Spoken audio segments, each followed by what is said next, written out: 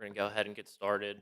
Um, Welcome to the West Virginia University College of Law for our 2024 annual symposium on the opioid litigation and the opioid epidemic. My name is Jimmy Mazzone. For those of you who don't know me, I'm one of the executive symposium editors.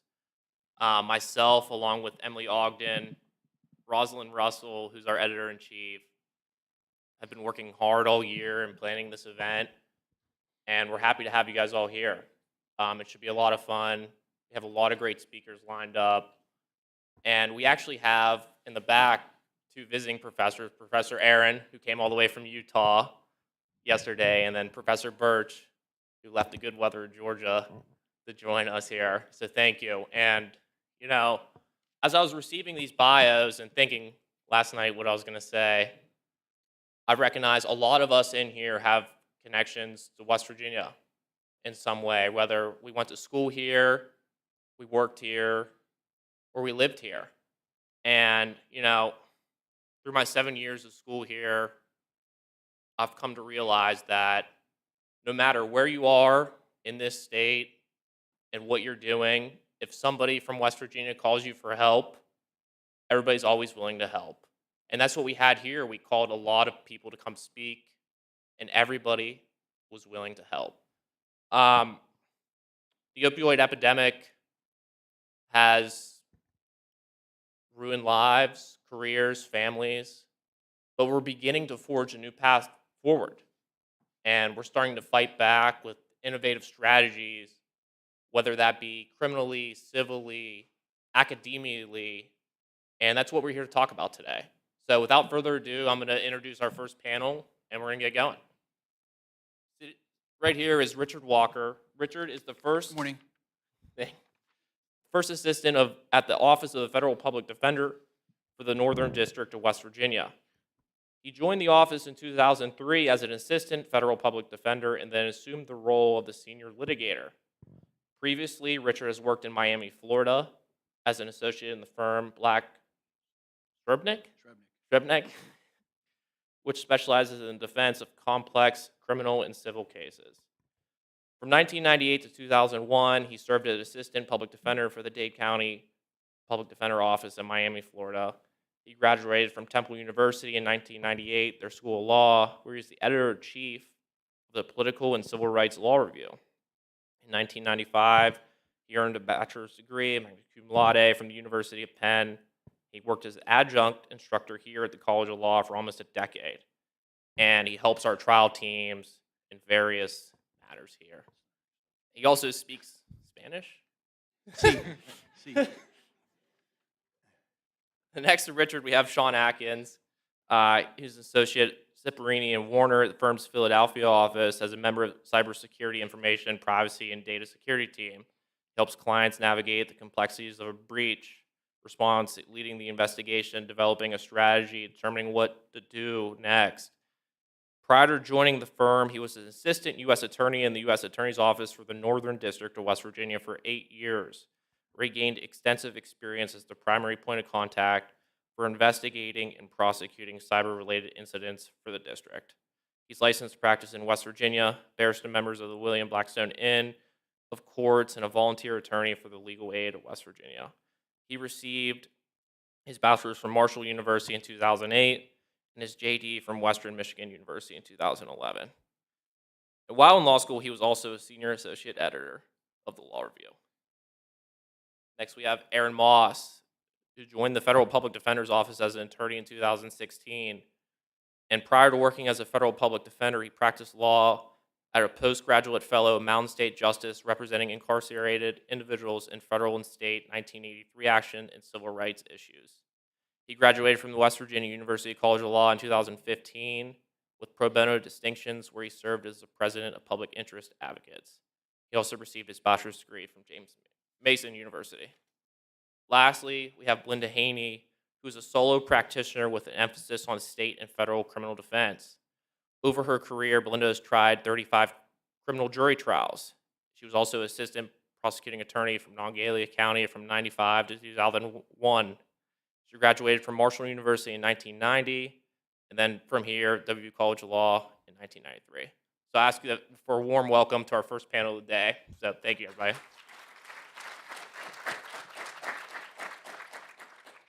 Good morning, everyone. We're very excited to be here.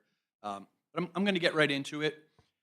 I'd like to ask everyone on our panel to just briefly describe their experience with federal drug laws, federal drug cases, and federal sentencings. And I'll start with Sean.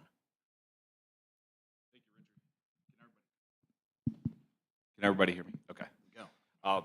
Yeah, as introduced, I was assistant U.S. attorney in our Martinsburg and Wheeling office for a little over 8 years. Prior to that, I was a special assistant U.S. attorney in our Clarksburg office.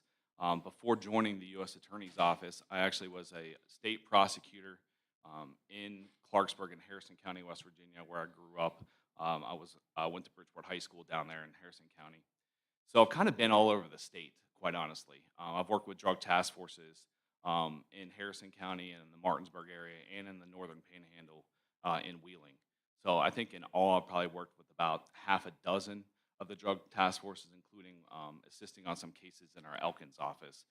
So I think there might be one or two drug task forces that I haven't worked with in the Northern District of West Virginia exclusively. Primarily, when I came to the U.S. Attorney's Office, there's there might be multiple duties like the cybersecurity specialist that I was for the district, an opioid coordinator, and other I guess hats that we wore.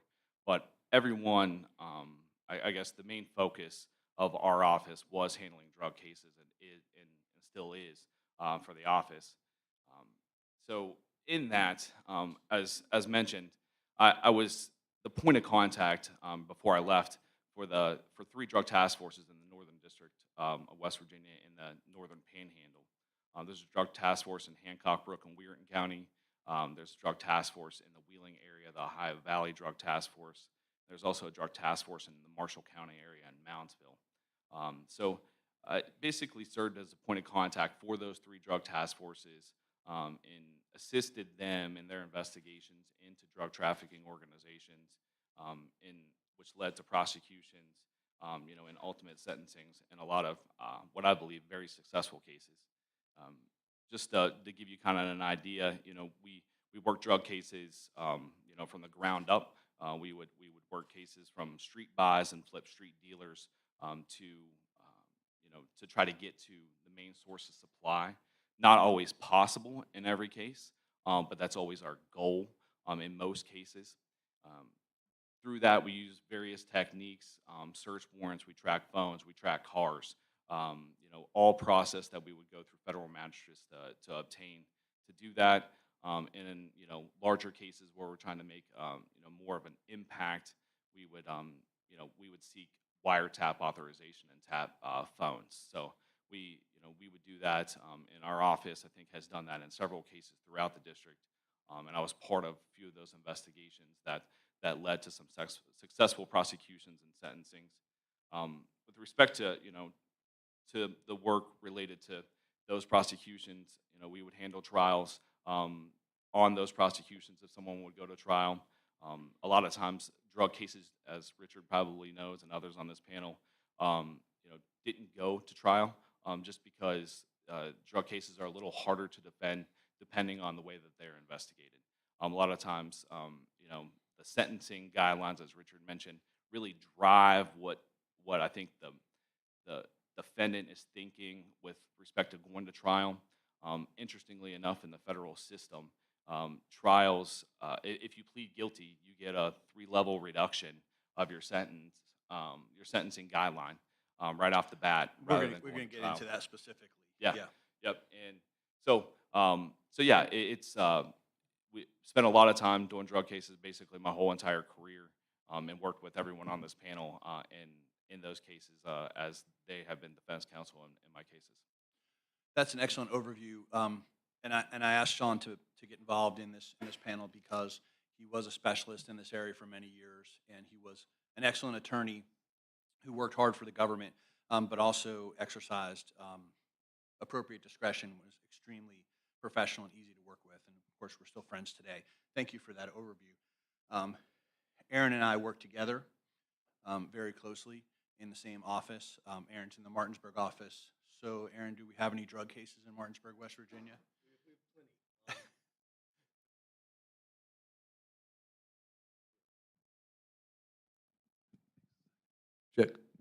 Yeah, so I'm Aaron Moss. Keep it as short as possible so we can get into the substance of the discussion. I'm basically the opposite of everything he just said. That's my experience. I've been working as an AFPD since 2016. Some things I'm excited to talk about today from my experience is I started as an AFPD at the very end of the Obama administration, and when the Holder memo was still active, and saw it through, well, the Trump administration where the Sessions memo came out, much different than the Holder memo with regard to, in particular, uh, sentencing in drug cases. And then, through the First Step Act and how that also impacted federal sentencing, again, with regard to drug cases. Um, I've done two drug cases that went through trial and then appeal in the Fourth Circuit, uh, which ended favorably for my clients. One would be United States v. Johnson. That was a distribution resulting in death case that maybe we can talk a little bit about today. And at the Fourth Circuit, we ended up getting his convictions vacated. The second case that might have some relevance with today's discussion that I worked on was United States v. Campbell. We went to trial in Campbell. We got a split verdict.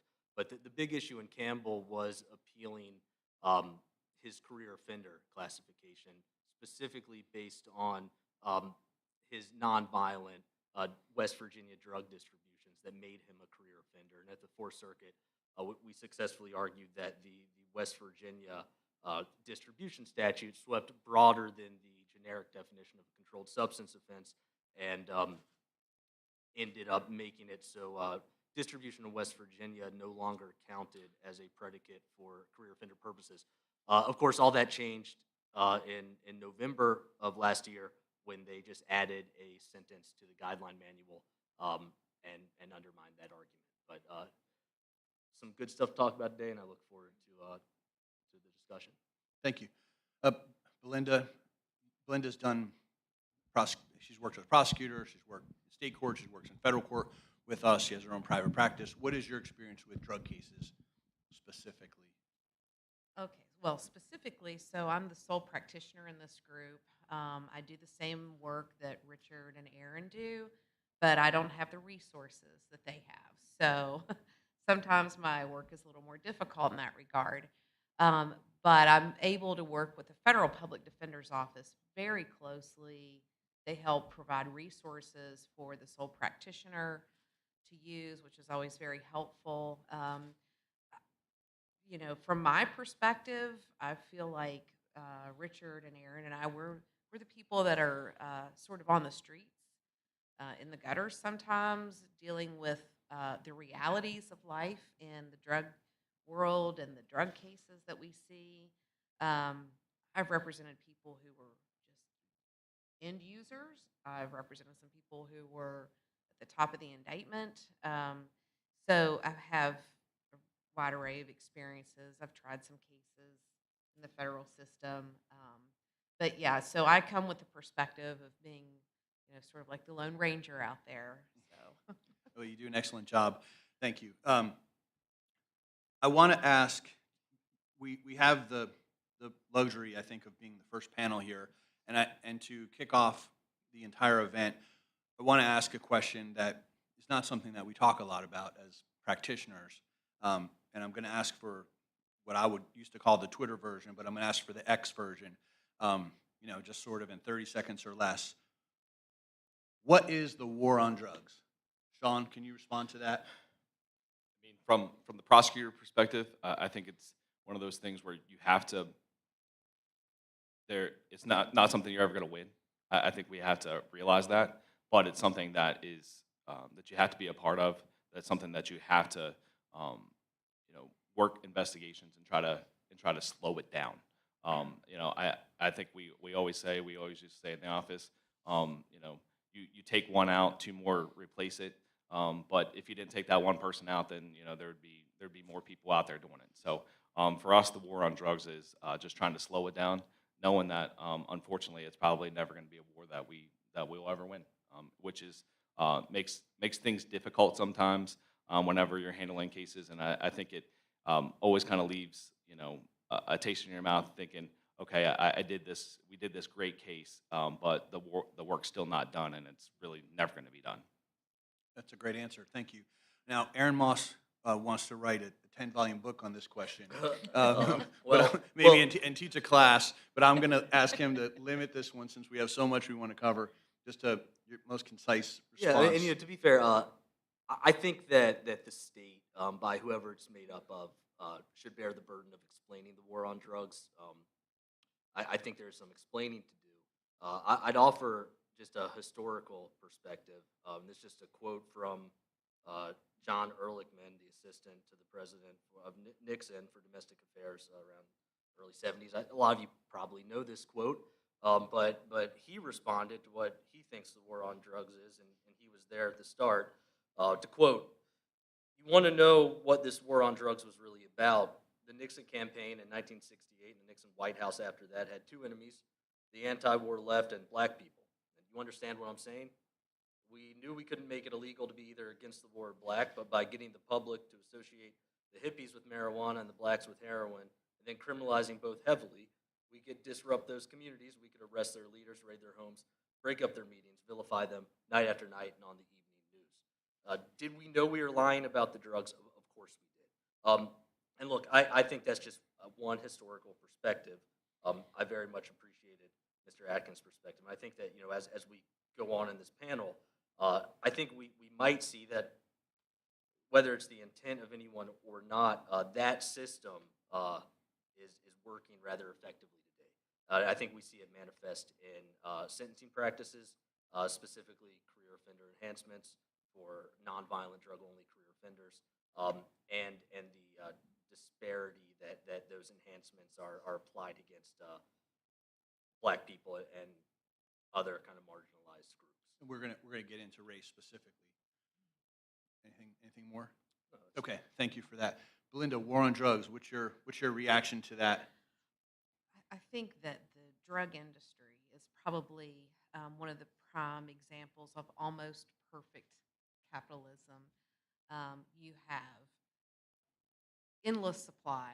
You have middlemen, dealers, middlemen, sources, and then you have your end user. And every part of that, there's money to be made for someone and incredible profits. It's an industry that we try to regulate, but we can't do it very well. So it's almost impossible unless you can get rid of the consumer. There's incredible demand. And so the war on the drugs for the Department of Justice has to be a multifaceted approach. You've got to get rid of, the head of the snake, and when you do that, 10 more pop up. You've got to help the ultimate consumer to not want that, and you're dealing with a consumer who's willing to give up their job, their families, their homes, their health, their freedom, and even their lives to have this product. So when you approach it from that perspective, the DOJ's got their hands full. So I just, I think it is something that we can win if you start maybe from the bottom and go up, and with education and prevention. And I think that's where this is all headed, really. And when you look at the sentencing guidelines, that's part of the goals that are in there. Thank you. And we want to win it.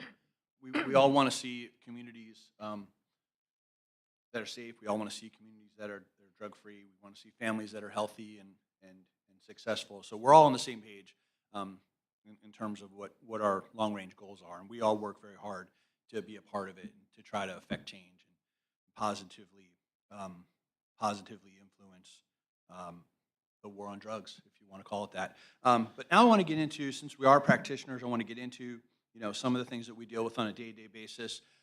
Sentencing specifically, federal sentencing is what we're all most familiar with. Sean, what are the goals? I'll just go down the row here. What are the goals of sentencing in federal or state drug cases? It's, the goals of sentencing, I guess, at least from our perspective, and maybe the perspective of the court in some respects, is you want to deter the person from doing the crime again, if it is a crime. But I think a little bit what Belinda said too. You got to identify the person that's in front of you, right, for sentencing. And I think there's factors that the court looks at to run through to get a good picture of who is this person standing in front of me, what was their role in this offense, and and what sentence would be reasonable given that. And there's sentencing guidelines that give the court a range to work with. It's no longer a mandatory range, one that they have to abide by. But I think it's important to, and it's always important, I think, from the prosecution side too, to understand who is the person. Are they an end user? Because that goal of sentencing might be a little bit different, by way of drug court, which we might get into here a little bit later. Or are they, the top of the indictment type person, where really this is a person that needs to go to prison, has prior convictions for drug offenses, and really needs to be made, sent to prison, for a period of years, just so it could kind of prove a point to others and deter people from committing that kind of those kind of offenses. But I really think there's a wide range in between there, obviously, because you have some middlemen type of people that that are facilitating the user. I think it's all about understanding what the person is, their role in the drug cases, and what type of sentences and the alternative sentences. I was never one that just thinks that everyone should go to prison. I don't think that's going to solve the problem. I think there are types of people that need some type of alternative type of sentence that can really assist them, so they're not back in this situation again. I mean, we don't want to see these people again, and a lot of times we do, unfortunately. But I think if we can help people with different types of options, whether it be alternative type of sentencing, whether it be drug court options for people that would qualify for that and benefit from that, or whether it be some of the top of the people indictment that really truly just need to be punished for what they've done and the damage that they've caused. I think you have to really understand the person's role in the case, and the impact that they had with their role in the case. Thanks. Aaron, Yeah, any other goals of sentencing that we regularly encounter and Well, I want to just have build to deal off with? Sean for a moment. Okay. I appreciate what Sean was saying there. I agree. You need to focus on the individual defendant, and that's well, the first statutory factor of sentencing under 18 United States Code 3553A is the nature and circumstances of the offense and the history and characteristics of the defendant. And there, I think that especially with regard to opioid cases, most of the defendants that we encounter are people with opioid use disorder. And well, how's the CDC define opioid use disorder? Chronic and relapsing brain disease. So I think that is at the center of sentencing considerations, and I think that brain disease, frankly, impacts the federal goals of sentencing.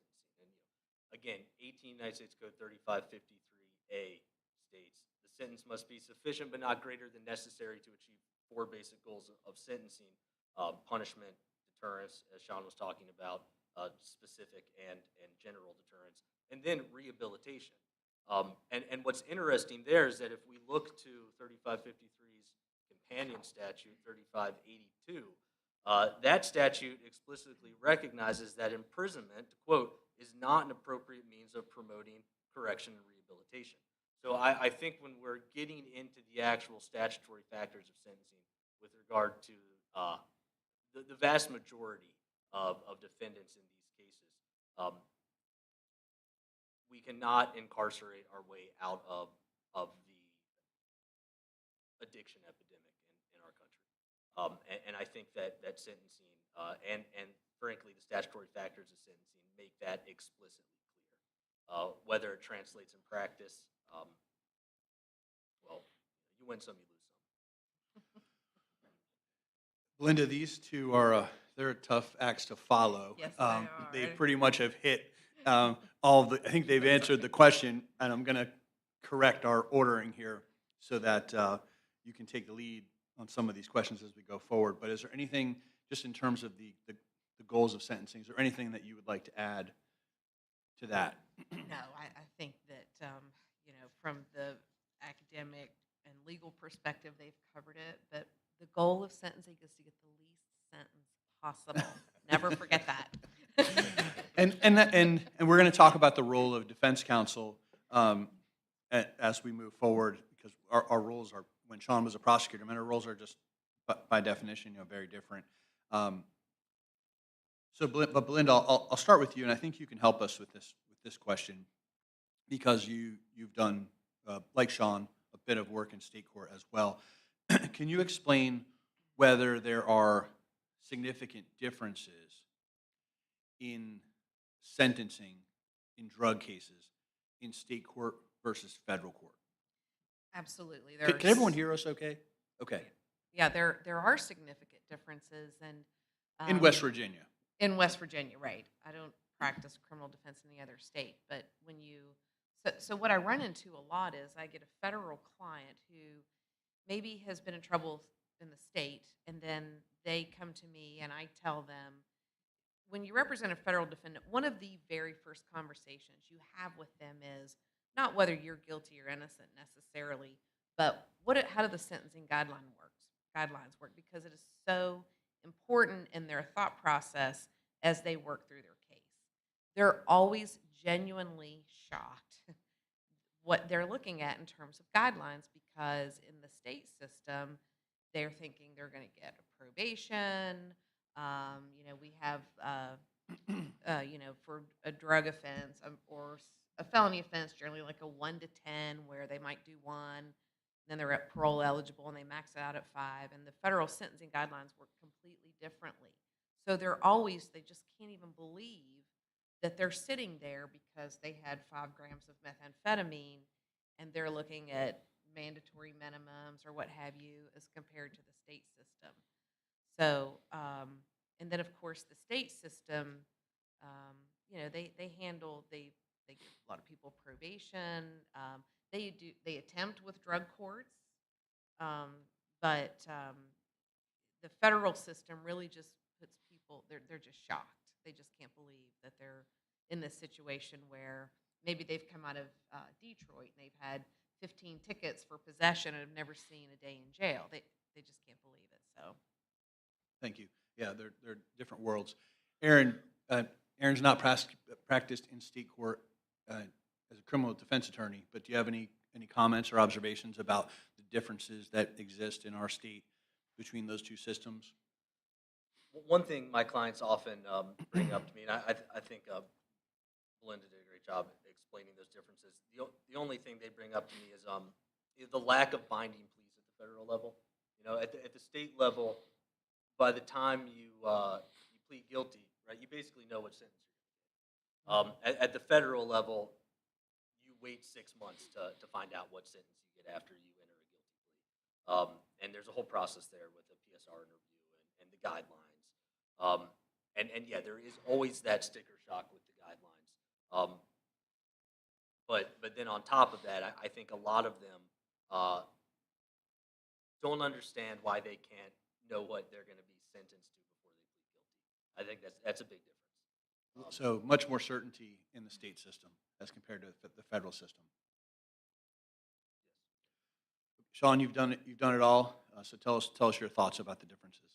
Yeah, I think from our perspective, you go deal drugs right outside the law school here, and the state crime might be a 1 to 5, depending on the weight. You might have a 5-year mandatory minimum for the same exact conduct in federal court. You might have a 10-year mandatory minimum, depending on the weight, in federal court. You might have sentencing enhancements for protected locations that bring in real, mandatory minimums in federal court that you wouldn't have in state court. And it's no different. The conduct's no different. Just the penalties are way different. With respect to those types of cases, and I think it was touched upon here by Aaron and Belinda. You have defendants that have come in from Cleveland or Columbus or Pittsburgh or Philadelphia or Baltimore or Detroit or Chicago or wherever it may be, and they've in Chicago dealing 10 grams of cocaine isn't a big deal, or dealing 10 grams of crystal meth might not be a big deal, and you might do a year in jail. You deal 10 grams of crystal meth in the Northern District of West Virginia, and you might be looking at 5-7 years in prison, depending on your criminal history, even more. And that's just where the guidelines might put you. The judges may look at that and say, wait, you kind of had a couple chances here. And maybe your convictions are older, and they don't qualify for career offender status. And I've had judges that look back and say, okay, these don't qualify for career offenders, but you by almost the definition are a career offender. You just keep offending in the same types of offenses, and we'll go way above those guidelines. And I've even been shocked in cases that I know others sitting up here have as well, when the judge goes way beyond that. So I think the uncertainty definitely is there, and I think the fact that the same conduct can be charged in state court and in federal court, but the mandatory minimums, the weights that are involved, will drastically change what type of sentence that they would be looking at, whether it be mandatory, by the minimums, 5, 10, 15 years even, for some offenses that may result in death or other things. I think that defendants, and I see it from counsel a lot, defendants have a tough time wrapping their heads around that. And a lot of times that takes some time, and I can see it from defense counsel, and I understand that that's hard work on their end to get their clients to really wrap their head around the fact that, hey, wait, I've been dealing drugs in Columbus my whole life. I've only done 2 years in prison my whole life, and you're telling me I'm going to do 10 now, because I came to West Virginia. It's like, yeah, that's what you're looking at. So I think it's a really, really big difference and big disparity between state and federal crimes, in my opinion.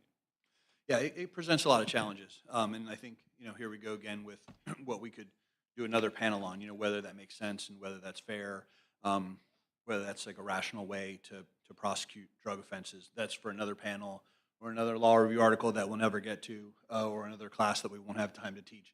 But certainly important considerations. There is one more difference between the federal and state system that I wanted to point out, which is very significant. Belinda mentioned parole in the state system in West Virginia. There is no parole in the federal system today. Once upon a time, before 1985, we did have parole in the federal system. So that's another major difference, and our clients often are confused about that, because they think, oh, this is not, even if I'm looking at 7 or 10 years in federal prison, it sounds like a lot, but surely I'll parole out in a year or two. No, you basically in the federal system, if you're sentenced to 10 years, you serve 10 years less any institutional good time, which is sort of a good conduct credit, and maybe some other reductions for other programming that you might get involved in. But if you are sentenced to 10 years in federal prison, you're going to serve around 10 years in federal prison. So it's not a slap on the wrist, kind of situation. There's not a revolving door. You do time, and it can be hard time, for sure. We're going to talk a little bit about what federal prison is like here in a minute, and I don't think I want to go like all the way down the panel on this, because this isn't really an opinion question, but I'm just going to ask Sean to kind of check this box off for us, because he's mentioned it a couple of times. Can you just briefly, the book is this thick, and it reads like an instruction manual because it is an instruction manual, but can you just briefly explain the operation of the federal sentencing guidelines again, sort of the X version of it, because it is a broad topic, just so everyone kind of understands how that works. I guess just broadly, because it's one of those things when I came from state court, a big difference in federal court sentencing. We have trainings on it, and it's tough to understand, and you have to really review it in every single case. So if I guess in a drug case, the first thing you look to is what is the drug type, right? That's being distributed or what's possessed to be distributed, and then that will give you a base offense level. I'm sorry, the drug type and the quantity of that drug. We'll just stick with easy drugs. If you just have one drug type, crystal meth, and you have 20 grams of crystal meth, that'll give you a base offense level under the guidelines. So that's the easy part of it. Under that base offense level, then you would look to the criminal history score for an individual, and that would be calculated based on their criminal history that qualifies under the guidelines, which will be calculated by probation. And there's a chart at the back of the sentencing guidelines book if you've ever seen it, or if you will see it at some point in time, and it'll give you a number for their criminal history category score. That's calculated again by probation. And then you go down that chart, and if you're a level 25 and a criminal history category score of 3, it'll give you a sentencing range that the person would be looking at.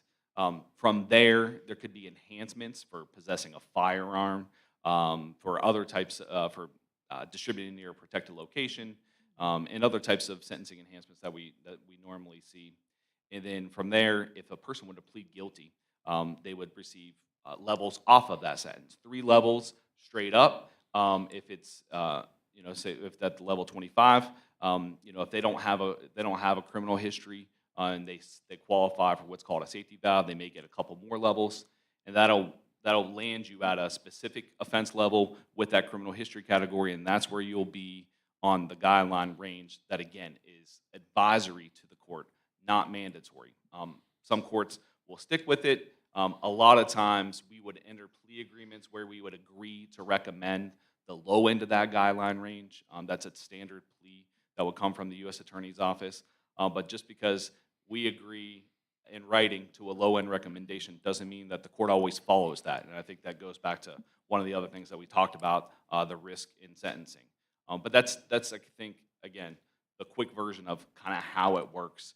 Drug cases are a little more, are a little easier with respect to the sentencing guidelines as compared to other sections of the sentencing guidelines manual, where you really have to get in the weeds. And that's where a lot of the arguments come from in our cases.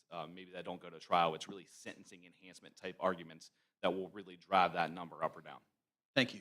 Could I add one? Yeah, Aaron, I want you to comment on the guidelines, and if you could explain how the non-binding nature of the guidelines, please. Just elaborate on what Sean said. Sure. So I mean, the guidelines are non-mandatory ever since Booker, United States v. Booker, 2005. They became non-mandatory. They are the 4th factor in 18 United States Code 3553A, the sentencing factors that we've touched upon. One interesting part of the drug guidelines is when you have a case with more than one drug type, and I think we see a lot of these kind of larger systemic issues in the way that they convert a drug substance to a converted drug weight, which is what they call it. They used to call it converted marijuana weight, marijuana spelled with an H, but they changed it to converted drug weight. And this is where we see the 18-to-1 crack to powder cocaine ratio at play. This is where we see it.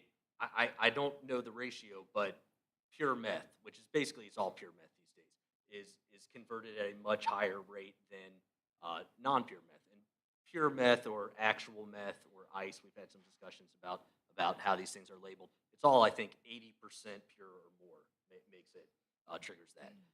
But I don't. I mean, maybe someone else has seen something different than I have. For the last 5 years, I don't think I've seen a case where the meth has been less than 97% pure. It's all basically pure meth these days. And so, I think that that converted drug weight and those ratios are really important, and it's an emerging part of litigation for sentencing is kind of bringing to light the injustice of those ratios and arguing for downward variance. Maybe we can get into that a little bit. Right. I want to ask before we talk about our sentencing strategies as defense counsel and as representatives of the DOJ. We have federal sentencing guidelines. You've explained how they operate. We also have minimum mandatory penalties in federal drug cases. I don't think they exist in state drug cases. In our state, the minimum mandatory penalties they're statutory minimums, and they're based on quantities of drugs involved in a particular case. And they create a floor for criminal defendants, a floor that's very difficult to pierce. So now that we've explained the operation of federal sentencing guidelines, the existence of minimum mandatory penalties, the goals of sentencing, I want to ask the panel, are these things effective? Are they fair? So, Belinda, I'll start with you. You've dealt with the federal sentencing guidelines. Your clients are facing 5 and 10, maybe 20-year minimum mandatory penalties in drug cases. She's represented some of the I guess we could say, allegedly more culpable defendants in drug cases in this district on many occasions. Are the minimum mandatory penalties fair? Are they working? Are the guidelines fair? Are they working? So sometimes they're fair, and sometimes they're absolutely not fair. And sometimes it's not just the guidelines that operate in fair or unfair manners. Sometimes it's, I'm just going to throw it on you, but sometimes it's the way the U.S. Attorney's Office decides to indict a case that makes it patently unfair. And of course, that's an issue for for the Department of Justice to figure out. But um, so it just depends. I mean, I've had individuals that were absolutely entitled to a reduced sentence, if not probation, and because they had been indicted for a 10-year mandatory minimum and the judge was stuck for whatever reason, someone who would have been rehabilitated, become a productive member of society, had maybe been out on supervised release for several years awaiting a sentence, ends up going back and doing a 10-year mandatory minimum, which is counterproductive to really what we're trying to accomplish here. We're trying to get people to be productive members of society, and when they do that, a 10-year mandatory minimum can set us back. So that's not fair. Sometimes they are very fair. Sometimes they reflect the seriousness of the offense and the individual. Generally, our judges, I think, are really good in trying to figure that out. But it's not always possible for the judicial system to be completely fair. But I think it makes its best effort. But it's not just the sentencing guidelines. It's also how does the U.S. Attorney's Office, and they have decisions that they can make that affect that. So Aaron, guidelines fair? Yeah, so I mean, the guidelines are a text. The application of them can be fair or unfair, and the people with power to apply them. I think that as far as in preparation for this, I was pulling some findings from the Sentencing Commission, the people who wrote the guidelines, and I think that ultimately the guidelines are torn between two worlds. One world where the commission has this overarching goal to apply the empirical approach to the guidelines to try to make them uniform and fair and avoid unwarranted sentencing disparities. And on the other end, they're beholden to the will of Congress, which often takes these guidelines outside any sort of empirical realm. And so when some chapters of the guidelines are based on the empirical approach and other chapters of the guidelines are based on the political whims of Congress, then I don't know if we really achieve the overarching goal of what these guidelines set out to do when they started in 1987. And I think we see it borne out in the statistics. And this is from the commission, but in the fiscal year 2014, black offenders accounted for more than half, about 60% of people sentenced under the career offender guidelines. So, the DOJ and the courts need to explain that. But also, the commission, and this is from, I believe, 2020, black males were 23.4% less likely, and Hispanic males were 26.6% less likely to receive probation than compared to their white counterparts. And black males received sentences that were 13.4% longer, and Hispanic males received sentences that were 11.2% longer than their white male counterparts. So I see that. I think if we zoom out and we look at the statistics, we see that it's not creating exactly a system that I would call fair or just or a system that would avoid unwarranted sentencing disparities. But I think at their heart, this goal to use the empirical approach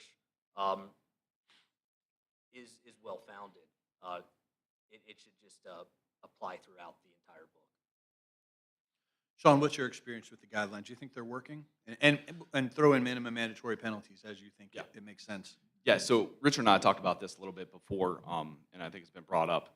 But I think when I was prosecuting these cases, I think the meth disparity is one thing to talk about. I don't know what my opinion is on that. I mean, the judges have, at least in the judges I practice in front of in the Northern District up in Wheeling have strong opinions that meth that's 80% or more pure, like they were saying, is what we see now, right? They call that ice. It's no longer the meth that's like made in pop bottles that Beth and I did cases down in Elkins, right, where people are shaking up meth and crushing up pseudoephedrine or whatever it is, Homegrown. and homegrown meth, right? So it's that did happen, right? But there's been a switch from that to this crystal meth, and the crystal meth now is what we see, but the penalties are significantly greater than that shake and bake meth, and that shake and bake meth just isn't there anymore, right? So I don't think the sentencing guidelines haven't went back to correct that. There was a crack cocaine disparity years ago, if I'm understanding it right, before my time. I think, and someone can correct me, Richard, I feel like at some point in time they're going to probably go back and look at this meth disparity and maybe change those sentences, because I'm talking about major sentences, 10-plus year sentences, 15-plus year sentences for individuals that maybe would have received 5 or less years if it was the shake and bake type of meth. So that's one thing I wanted to point out. The other thing, I think, as it relates kind of to this, the discussion today, is fentanyl. And the way that fentanyl is, I guess, categorized in the guidelines and the penalties that come from the distribution of that fentanyl, I don't think kind of meet the severity of that drug. And I think that's something else that needs to be addressed in the sentencing guidelines. I feel like the fentanyl, they haven't went back, and again, it's been about a little less than a year since I left. I don't think anything's changed with respect to that, but I think fentanyl needs to be looked at again. I think the penalties for fentanyl need to be increased, because fentanyl's killing people. There's no doubt about that, right? And individuals know, we now know, it's not a secret anymore that fentanyl is killing people. So when you're distributing fentanyl, I think those penalties should be greater. With respect to, I think there's some discussion about DOJ and policies and things like that. What Sean Atkins thinks should happen to a case sometimes isn't what happens in a case. I think I should just make that clear. And this is not a secret, a department secret or anything like that. There's memos that come out and change with administrations. We had a Holder memo that came out with AG Holder. We had the Sessions memo that came out when AG Sessions was in. And that just really drives what our office, from the top down, can do in cases. Whether it's you got to charge all mandatory minimums in cases, you got to charge the most serious, readily provable offense, or whether you need to justify why you're charging a mandatory minimum, or you need to justify, why you're not using this gun enhancement, or why you're not charging a 924C, which is a 5-year sentence on top of whatever a sentence would be for possessing a gun in a drug trafficking crime. So those memos that come out, that come with the change in the president, the change in the attorney general positions, really bind what our office can do and what the line prosecutors in the office can do. Where we may think a direction of a case should go one way, our policies say that no, you need to charge every mandatory minimum in every case, no matter the person's role, unless you can write us a memo that would justify otherwise. And again, these aren't DOJ secrets. These memos are out there. They're public. But those policies do drive the decisions and the way that we handle cases, even if the individual prosecutor may not want to handle it that way or think that another way is different. And I've been in a lot of discussions with management about some of those decisions and felt really strongly about why we should do something different than what the memo said or what the guidance said, because that memo, again, is not a blanket that works everywhere in the country, right?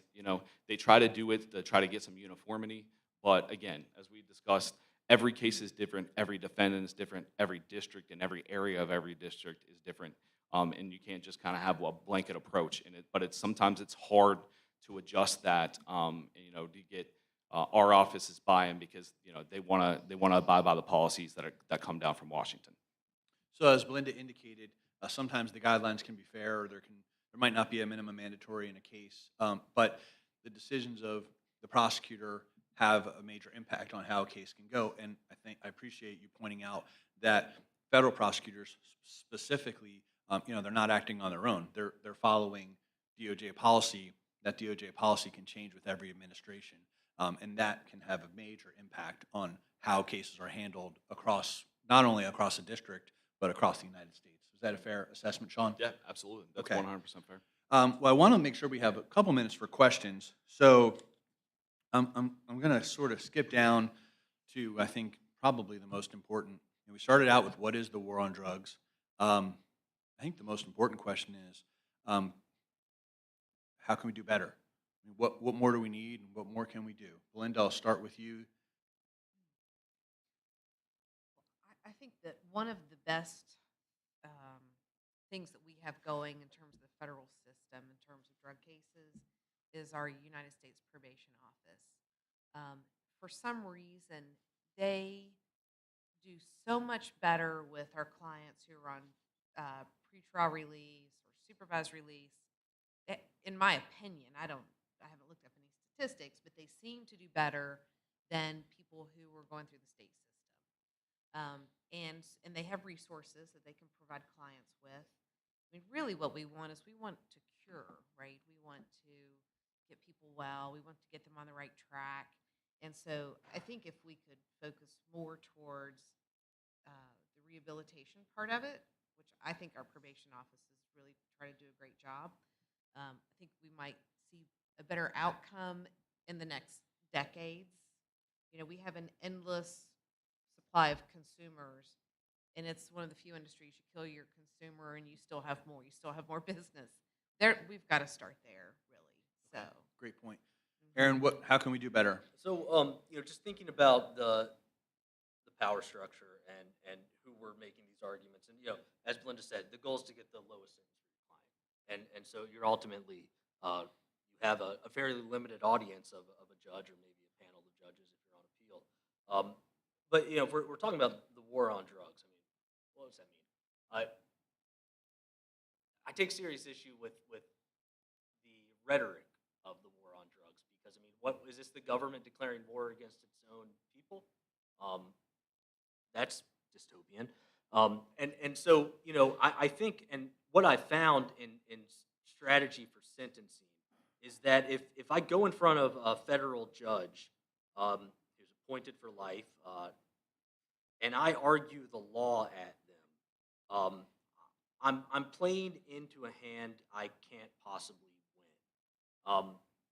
But if I go in front of a judge and I argue the human that's before them, and I tell a story, I have found that humanizing your clients deflates this rhetoric of the war on drugs. You show the judge, the audience, who the person really is, and just anecdotally, I've noticed that when I used to argue the law in front of judges in the Northern District at sentencing, at about 33% of my clients got a downward variance sentence.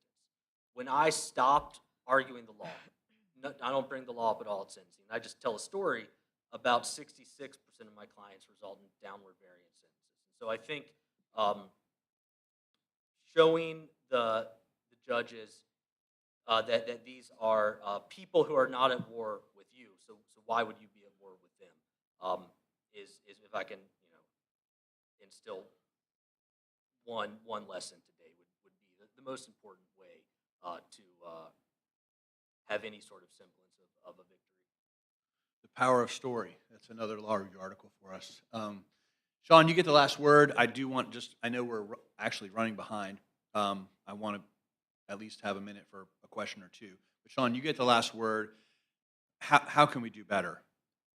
So I'll try to hurry through this, but I had the unique position of being the point of contact for three drug task forces in the Northern District of West Virginia and the Panhandle, and I also sat on the drug court committee. Okay, think about that for a second.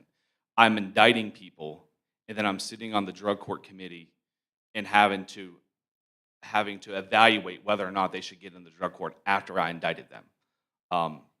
Not sure how I ended up with that position. I always thought maybe I made someone mad in the office, but it was an eye-opening experience for me, and I'm glad that I have just a second to talk about this, because I think what Aaron said. Once you understand, when I indict the person, I just see 5 videos and reports and things like that.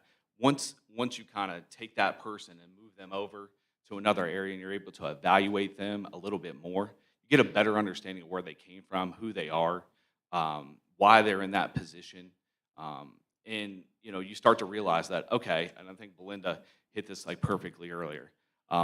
That's those are the people that are the users at the end of the road, right? So we need to help them too. So it wasn't always for me that, okay, I indicted them, throw 'em, let's just lock them up, throw away the key. Now, I sat on that committee. I sat in chambers with the judges. I watched people be very successful that were looking at severe sentences, and I was happy for them. Um, in addition, I think in order to cut out the people in the middle from the people at the top, I think the focus, and usually the focus of the government should be, and more emphasis on it, is you got to work your way up and take out the supply.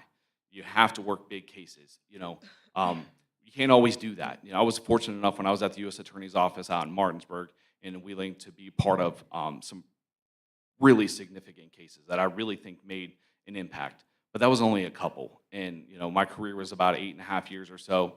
And not every case can get to that point because there's, even though we're the big bad government and resources, you have local task forces that are working these cases, local police officers with the assistance maybe of a federal officer.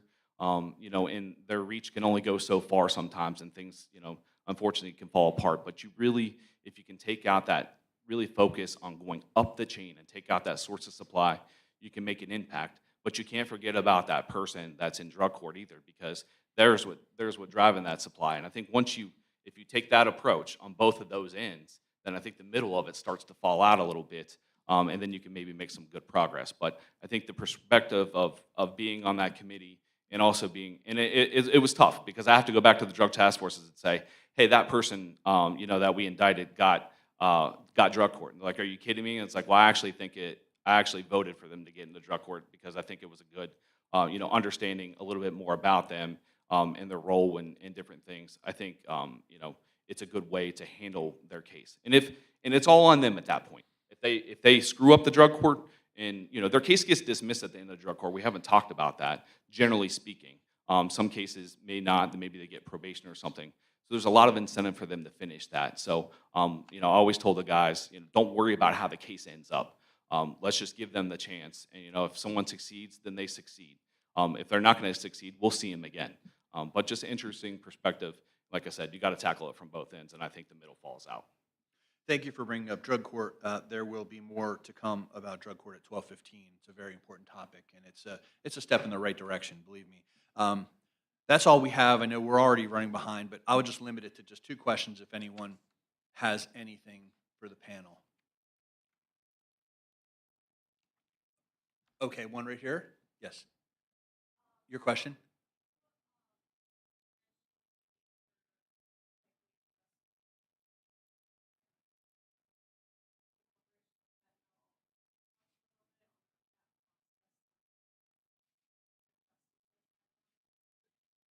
Richard, The question is how are the federal sentencing guidelines adjusted?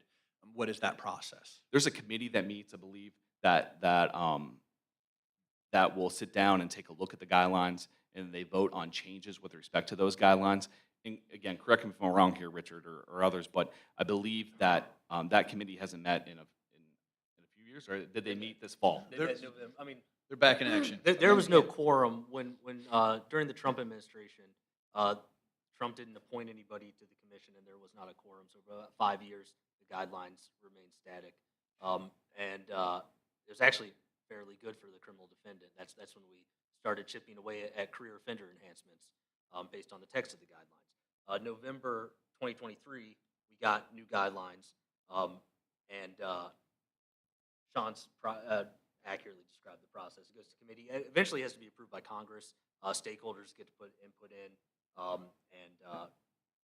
then it becomes the guidelines. And there's a statistical analysis that's involved there. Fortunately, all the information is collected and gathered and evaluated. So it's not supposed to be guesswork. I mean, there's supposed to be a evidence-based means of reevaluating drug guidelines, especially over time. But I think everything else, where I feel like we're always chasing it. That's kind of my opinion on it. By the time we get to the point where we need to make the change, we're behind already on it, in my opinion. Yep, that's one of our challenges. Any other questions? Professor, yes? Great panel. Thank you.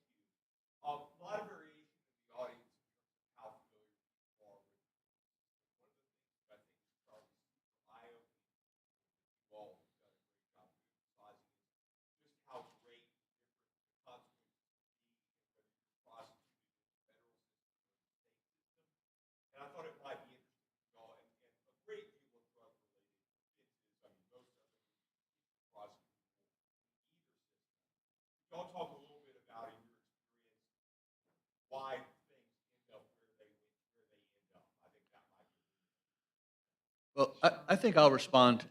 I think I'll respond to that just because I haven't really been able to contribute too much. Mostly it relates to the severity of the offense. So garden variety drug cases, first-time offenders, cases involving small amounts of drugs, cases that are not connected to drug trafficking organizations,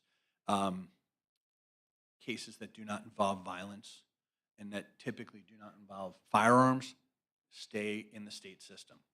Other cases that are more serious, recidivists, people who are involved in some kind of real trafficking business, people who are dangerous, associated with a gang, those will all be evaluated, usually recommended, referred, and evaluated to the U.S. Attorney's Office.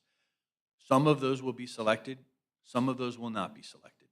I will say, and I think Sean will agree with me, that the United States Attorney's Office is in a very luxurious position because they can accept or decline cases.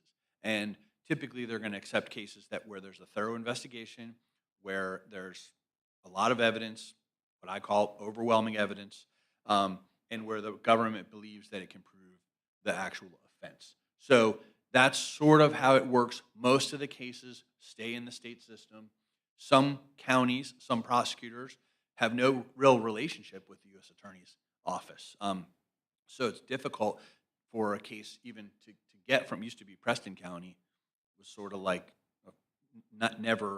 we never saw drug cases from Preston County for many, many years, for example. Calhoun County, I've seen 2 cases from Calhoun County in federal court in my entire 21-year career, and I think only one of them was a drug case. So it depends upon the relationship between local law enforcement as well, but mainly severity, seriousness, and whether there's like a federal interest in a case will be the game changer. Sean, is that about right?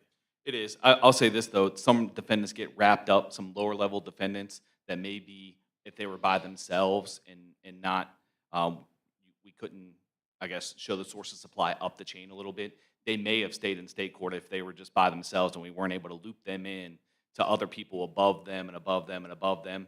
Those lower-level people end up in a larger indictment, because of the connection that we were able to make throughout a big drug conspiracy. So whereas if they just went out on their own, they may stay in state court given their role, but they get wrapped up in a drug conspiracy and make it their way into a federal indictment just because they're part of a larger case. Thank you for that question. Again, we're very honored to be here. This is something we've been excited to do for some time. It's a real pleasure to be a part of this. I think it's very valuable.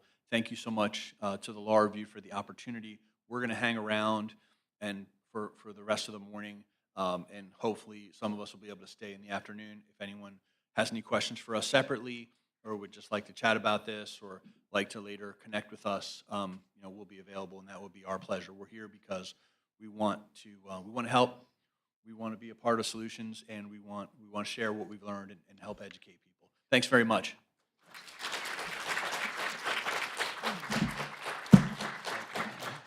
Well done. Thank you. Sorry we ran a little long.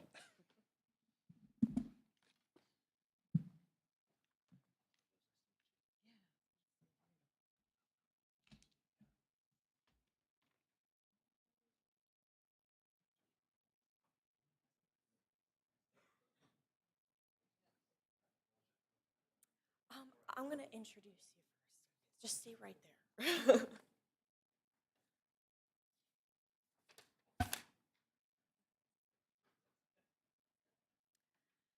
So our next speaker this morning is Professor Daniel Aaron.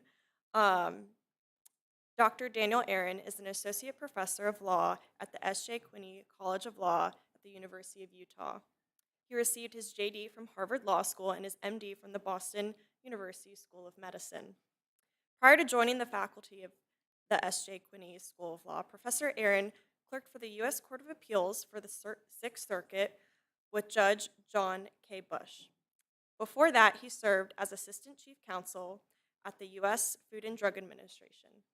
During that time, he was also a Heyman Fellow at Harvard Law School, and he's a member of the Justice Initiative, a collaboration between Harvard Law School and Howard University School of Law, aimed at providing law students a community space to discuss the intersection of race, justice, and the law. Professor Aaron's research examines how the law shapes life and death in the United States and the legal and social trends that explain the fall in American life expectancy.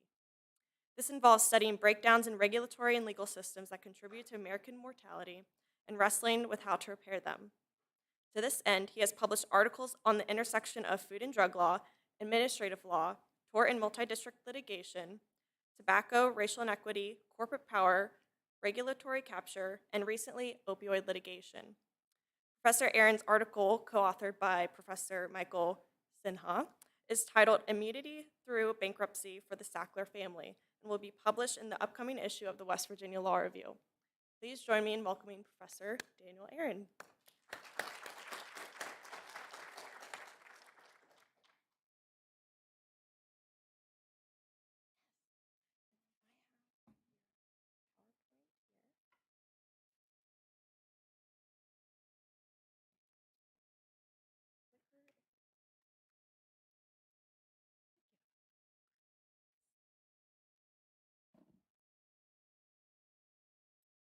Testing, testing. Okay, hi, I am so happy to be here. My name is Professor Daniel G. Aaron, and I'm at the University of Utah. And I'm really excited to be here in West Virginia, which is just a really important state for the opioid crisis. And I'm so glad that y'all are interested in tackling this really important social issue. So this paper that I co-authored with Michael Sinha is called Immunity Through Bankruptcy for the Sackler Family. First, I'm going to do a little bit of background on Purdue, on OxyContin, and on the opioid crisis. And I'm going to make 3 points after that. Number one, that we should consider public health in the opioid litigation and in specifically how we resolve the Purdue bankruptcy. Second, I'm going to talk about how immunity for the Sacklers will arguably be damaging to public health. And third, I'll go through some counter arguments. And if this bankruptcy stuff kind of isn't familiar, I'll be going through that, so have no fear. Okay, so a little bit of background on OxyContin. So in the late 1980s, there was this company called Purdue Pharma, and their patent on their big opioid, MS-Contin, was set to expire. And so there was a fear about generic products coming onto the market and disrupting the price of MS-Contin. So the company said, okay, we have this Contin system, which is an extended release system for drugs that makes them get released into the bloodstream at a slower rate. So why don't we just attach that to a different opioid like oxycodone? And thus was born OxyContin. So in 1995, Purdue executive Michael Friedman, who later became CEO, said, OxyContin can cure the vulnerability of the generic threat. Then in December 1995, FDA approved OxyContin, and shortly thereafter, Purdue launches a fairly legendary marketing campaign for OxyContin that is associated with a vast increase in the use of prescription opioids in the US, especially OxyContin, and there was an increasing trend in parallel of abuse, diversion, and overdose of OxyContin. Here's a chart from a journal article from the Annual Reviews of Public Health, and you can see that opioid sales climbed in parallel with opioid deaths and opioid treatment admissions. And so what I'm trying to get across here is the degree to which our opioid crisis originally stemmed from prescription opioids, even as the crisis has morphed over time. Here's another chart of new non-medical users of pain relievers by year. And you can see really in the mid-1990s is when you start to see this surge in non-medical use of prescription opioids. And this is thought to have ignited the opioid crisis, or the current opioid crisis, I should say. Now, there are 3, sometimes 4 waves described in the literature about the opioid crisis. And the first wave, again, to be super blunt. Oh, God, wrong button. Okay, there we go. So ignore this black line, which is all opioids. But see this teal line? This is prescription opioid deaths over time by year. And you can see the early opioid crisis was really driven by prescription opioids.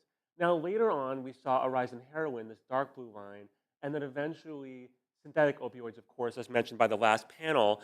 Fantastic panel, by the way. I learned so much. But we see fentanyl really surging as of late.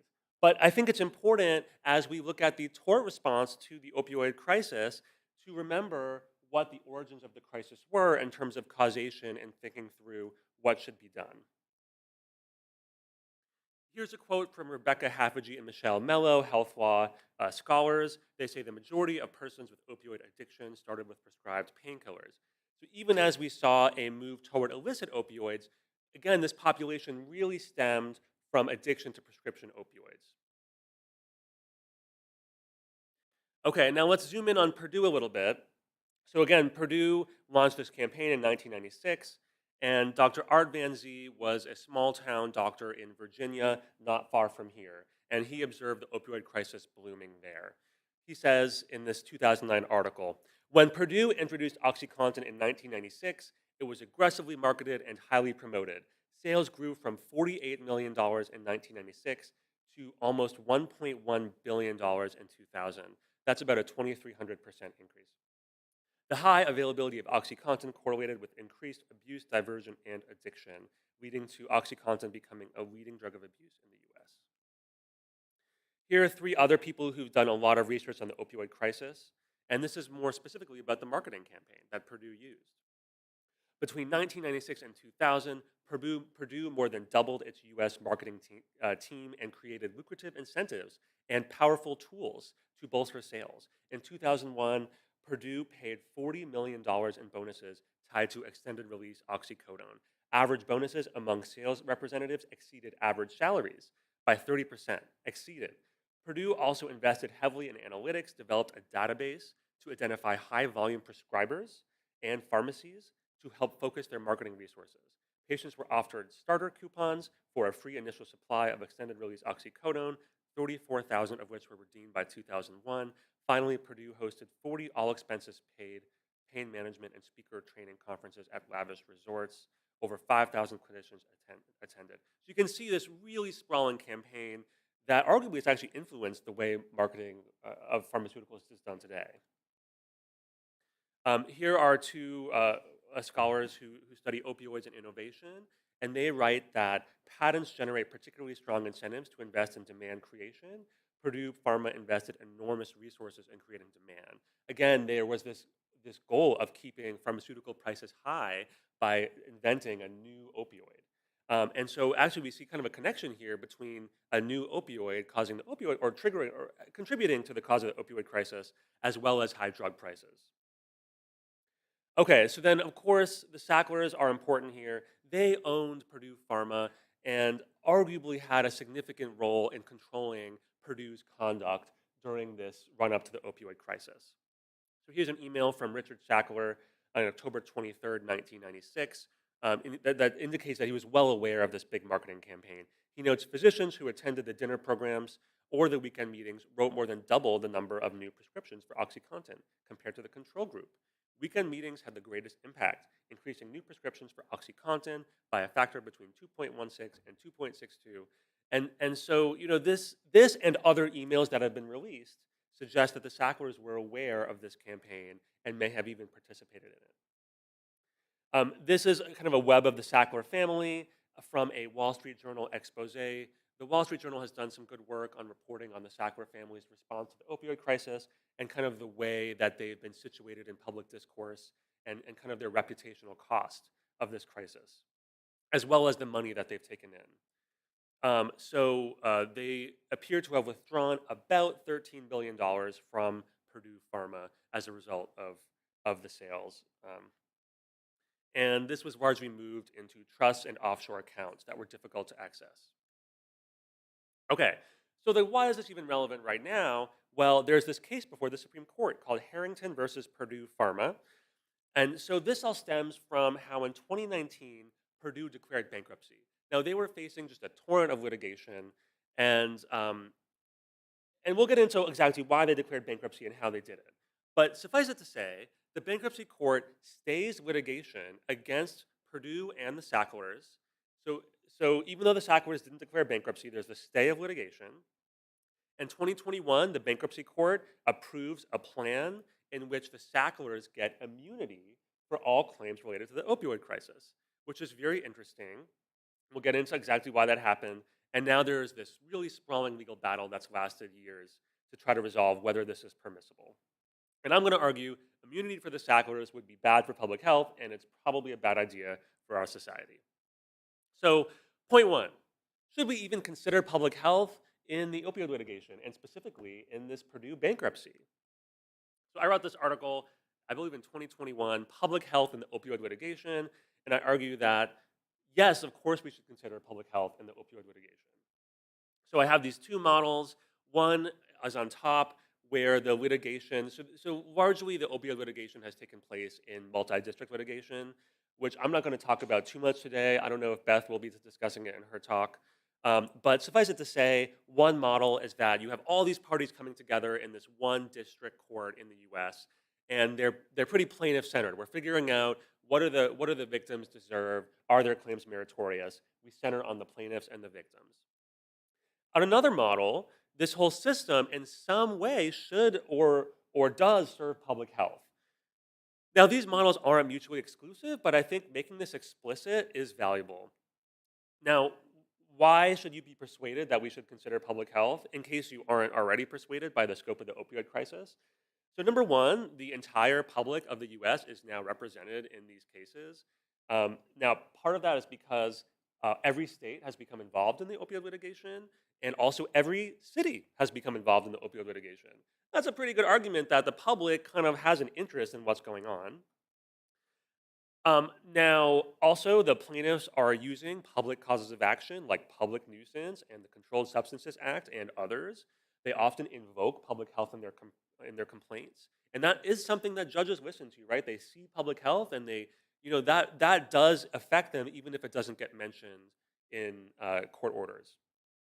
Also, we're simply all put at risk by defendants' conduct. So note that President Biden's son has struggled with addiction, right? So none of us are immune from the consequences of the opioid crisis. And so that, to me, suggests we really should consider the public interest here. And then just as a general matter, is judging ever policy-free? I would say that probably most people in the US now agree that there's a lot of policy that gets factored into judicial decisions. And I do want public health to be one of those values that is kind of in the background of these decisions. And if you want more, you can read the article that I wrote, Public Health in the Opioid Litigation. But that's all prior work, and so that's really not the focus of my talk, but I think it was important background. Okay, point two, I think immunity for the Sacklers will damage public health. Okay, so a couple assumptions. I think it is likely, or at least possible, that the Sacklers have some responsibility for the opioid crisis. Number two, tort law has a non-zero ex-ante impact on actors' behavior. I think these are pretty easy to justify assumptions, but I think they're worth spelling out. I hear some laughs. Good. I think that probably means you're on my side here. Okay. So, but this also doesn't help solve what is best for public health, right? Especially when, as we'll get into, the bankruptcy plan does offer some money for public health. In my view, public health is not just about the victims and the plaintiffs, as I kind of alluded to earlier. I think what's best for public health is avoiding future public health catastrophes. In 2022, I wrote this article, Opioid Accountability, in which I discuss why accountability for the opioid crisis is of paramount importance to avoid a repeat. I mean, it's kind of common sense. If a corporation or an entity does something that is really deeply harmful to the fabric of our society, then maybe they should be held accountable.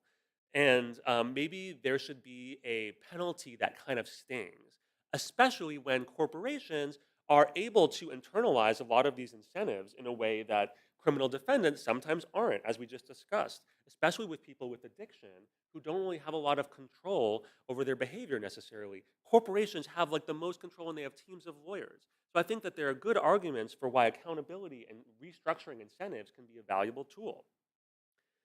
In this article, I define accountability based on some prior definitions. I say we monitor the market and then we sanction wrongdoers. And the sanctions really have to be significant, they have to sting. Okay, so how does this apply to this whole Purdue case? Right? So Purdue files for bankruptcy as a settlement tool when they are flooded with litigation.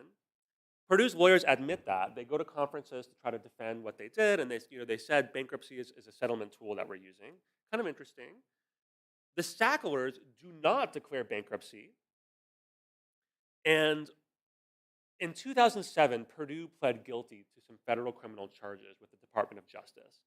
After that point, the Sacklers start withdrawing all this money from Purdue into these offshore trusts and accounts. And this is not really accessible to the bankruptcy court to all the creditors who want some money. So the idea is, okay, if we can't get at all this money that the Sacklers withdrew, let's have them come to the table voluntarily. So the deal is the Sacklers come into the deal in bankruptcy court, even though they didn't declare bankruptcy, they're not putting their assets on the line, but they'll say, we'll voluntarily contribute $6 billion. In exchange, there's a provision of the bankruptcy plan that says the Sacklers shall be conclusively, absolutely, unconditionally, irrevocably, fully, finally, forever, and permanently released from any and all causes of action, including any derivative claims. Okay, I'm not going to read the rest, but the point is, it's basically immunity for the opioid crisis. That is the deal, because the money that the Sacklers withdrew otherwise would be inaccessible. And another word for this, more formally, is called a third-party release. And these are among the most controversial issues in Chapter 11 bankruptcy. This is Adam Levitin. He wrote this really fantastic article called Purdue's Poison Pill about kind of how this stuff evolved. The authority that the bankruptcy court used here is worth just briefly mentioning. There are these two statutory provisions. Number one, a bankruptcy court may issue any order, process, or judgment that is necessary or appropriate to carry out the provisions of the code. Number two, a bankruptcy plan may also include any other appropriate provision not inconsistent with the applicable provisions of the code. As you can tell, these are very squishy authorities. Why couldn't the bankruptcy court put kind of anything in a plan, right? But important here, the bankruptcy court kind of saw it as necessary to provide this immunity because otherwise the money would be inaccessible. So there we get to necessary and appropriate, right? So that's kind of the logic here. But I'm not going to focus on the law here. There are other people who do that. I'm going to focus on public health. And I argue that this is kind of like a golden parachute, right? So think about it. The Sacklers withdrew about $13 billion according to the Wall Street Journal. They pay $6 billion to the plan. Okay, they pay some in taxes. Great, we all pay taxes, okay. Then they keep the rest, presumably, right? And indeed, they might even get a tax deduction because in the US, legal settlements by businesses are generally tax deductible. I don't know if we have any corporate law people. There are some caveats there, but generally tax deductible, and I presume that they'd be able to get that here. So, significantly, I feel like this is a bit of a golden parachute. And that's important because the whole idea of a golden parachute is there's this disaster, like a plane crash, and then you get in your parachute and it's golden and beautiful and you kind of escape. I'm not trying to say the Sacklers have had all beauty. Certainly there's been some reputational cost. But do we want them to have this deal that kind of cleanses this conduct? Especially when they set up the need for their cooperation by storing their money out of reach. This seems like a tactic that could be readily used by future executives that use their company to commit misconduct and then kind of escape with some money. What incentive does this create? Is this accountability? Now, I think it is worth looking at some historical examples. Now, tobacco is probably the biggest public health litigation that we've had, although the opioid crisis is pretty massive as well. Nevertheless, The tobacco litigation in the 1990s was not perfect. There were definitely some serious flaws that we can discuss in the Q&A. But I think that it did have some major success and really did affect the tobacco market. So here's Alan Brandt, who wrote this fantastic book called The Cigarette Century. He's a professor of the history of science at Harvard. He writes, "The liability assault, once considered the quixotic dream of Professor Daynard, substantially suppressed the value of tobacco stocks." Now, Professor Daynard is a law professor at Northeastern, and he was a big champion of suing tobacco companies. And it really wasn't clear whether his advocacy, his plan would work, but people kind of went, oh, okay, let's sue the tobacco companies. And it really did have some major success. Now, I will say there was this big battle during this litigation about whether to grant tobacco companies immunity. And so here's this debate that I really want to highlight. And it focuses on this person named Stanton Glantz. Now, if you're familiar with the tobacco saga, you've heard of Stanton Glantz. I'm guessing many of you aren't. But here's this quote. "Glantz was especially skeptical of the legal and moral appropriateness of removing a citizen's right to sue. It will undermine the vital role of tort liability in restraining corporate wrongdoing. If tobacco companies can get away with murder, then this will set a precedent for other companies that harm or pollute the environment to escape accountability. And it will violate basic tenets of justice to sacrifice a person's right to recover damages against the tobacco industry without fair compensation." Gantz noted presciently that the tobacco companies will simply pass these costs through to their victims, leaving management and investors untouched. The likelihood that industry officials and lawyers will face criminal prosecution drops. To critics like Glantz, it appeared that just as litigation had finally emerged as a critical threat to the industry, a group of come-lately attorneys general were willing to protect the industry from what it most feared in return for regulation. So the thing is, to get this immunity in the tobacco litigation, Congress would have been necessary because the idea was eliminating future liability. This deal was scuttled, never actually happened. So I guess Stanton Glantz essentially won. And today, tobacco judgments are rendered every year, all the time, often for millions of dollars. It's not easy by any means, but I would argue that there has been that there is evidence that tobacco litigation has kind of nerfed tobacco sales in the U.S. and has made the U.S. a less hospitable market for tobacco. In fact, today we see tobacco companies often going abroad, which also creates more global health problems, which is terrible. But also there is a U.S. public health win through having this accountability, often through our court system. And I think that shows kind of the public health battle that was at stake during the 1990s and kind of what came of that. And then another example is asbestos. So there were at least two big efforts for global peace and immunity for asbestos companies. And the Supreme Court threw out both.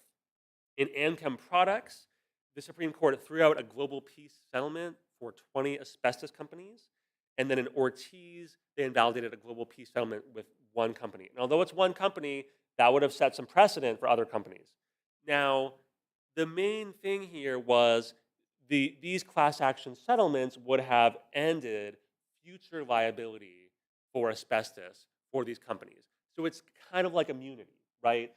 Now, of course, there would have to be a payout by these companies, right? It's not free, but the idea of future immunity for litigation, right?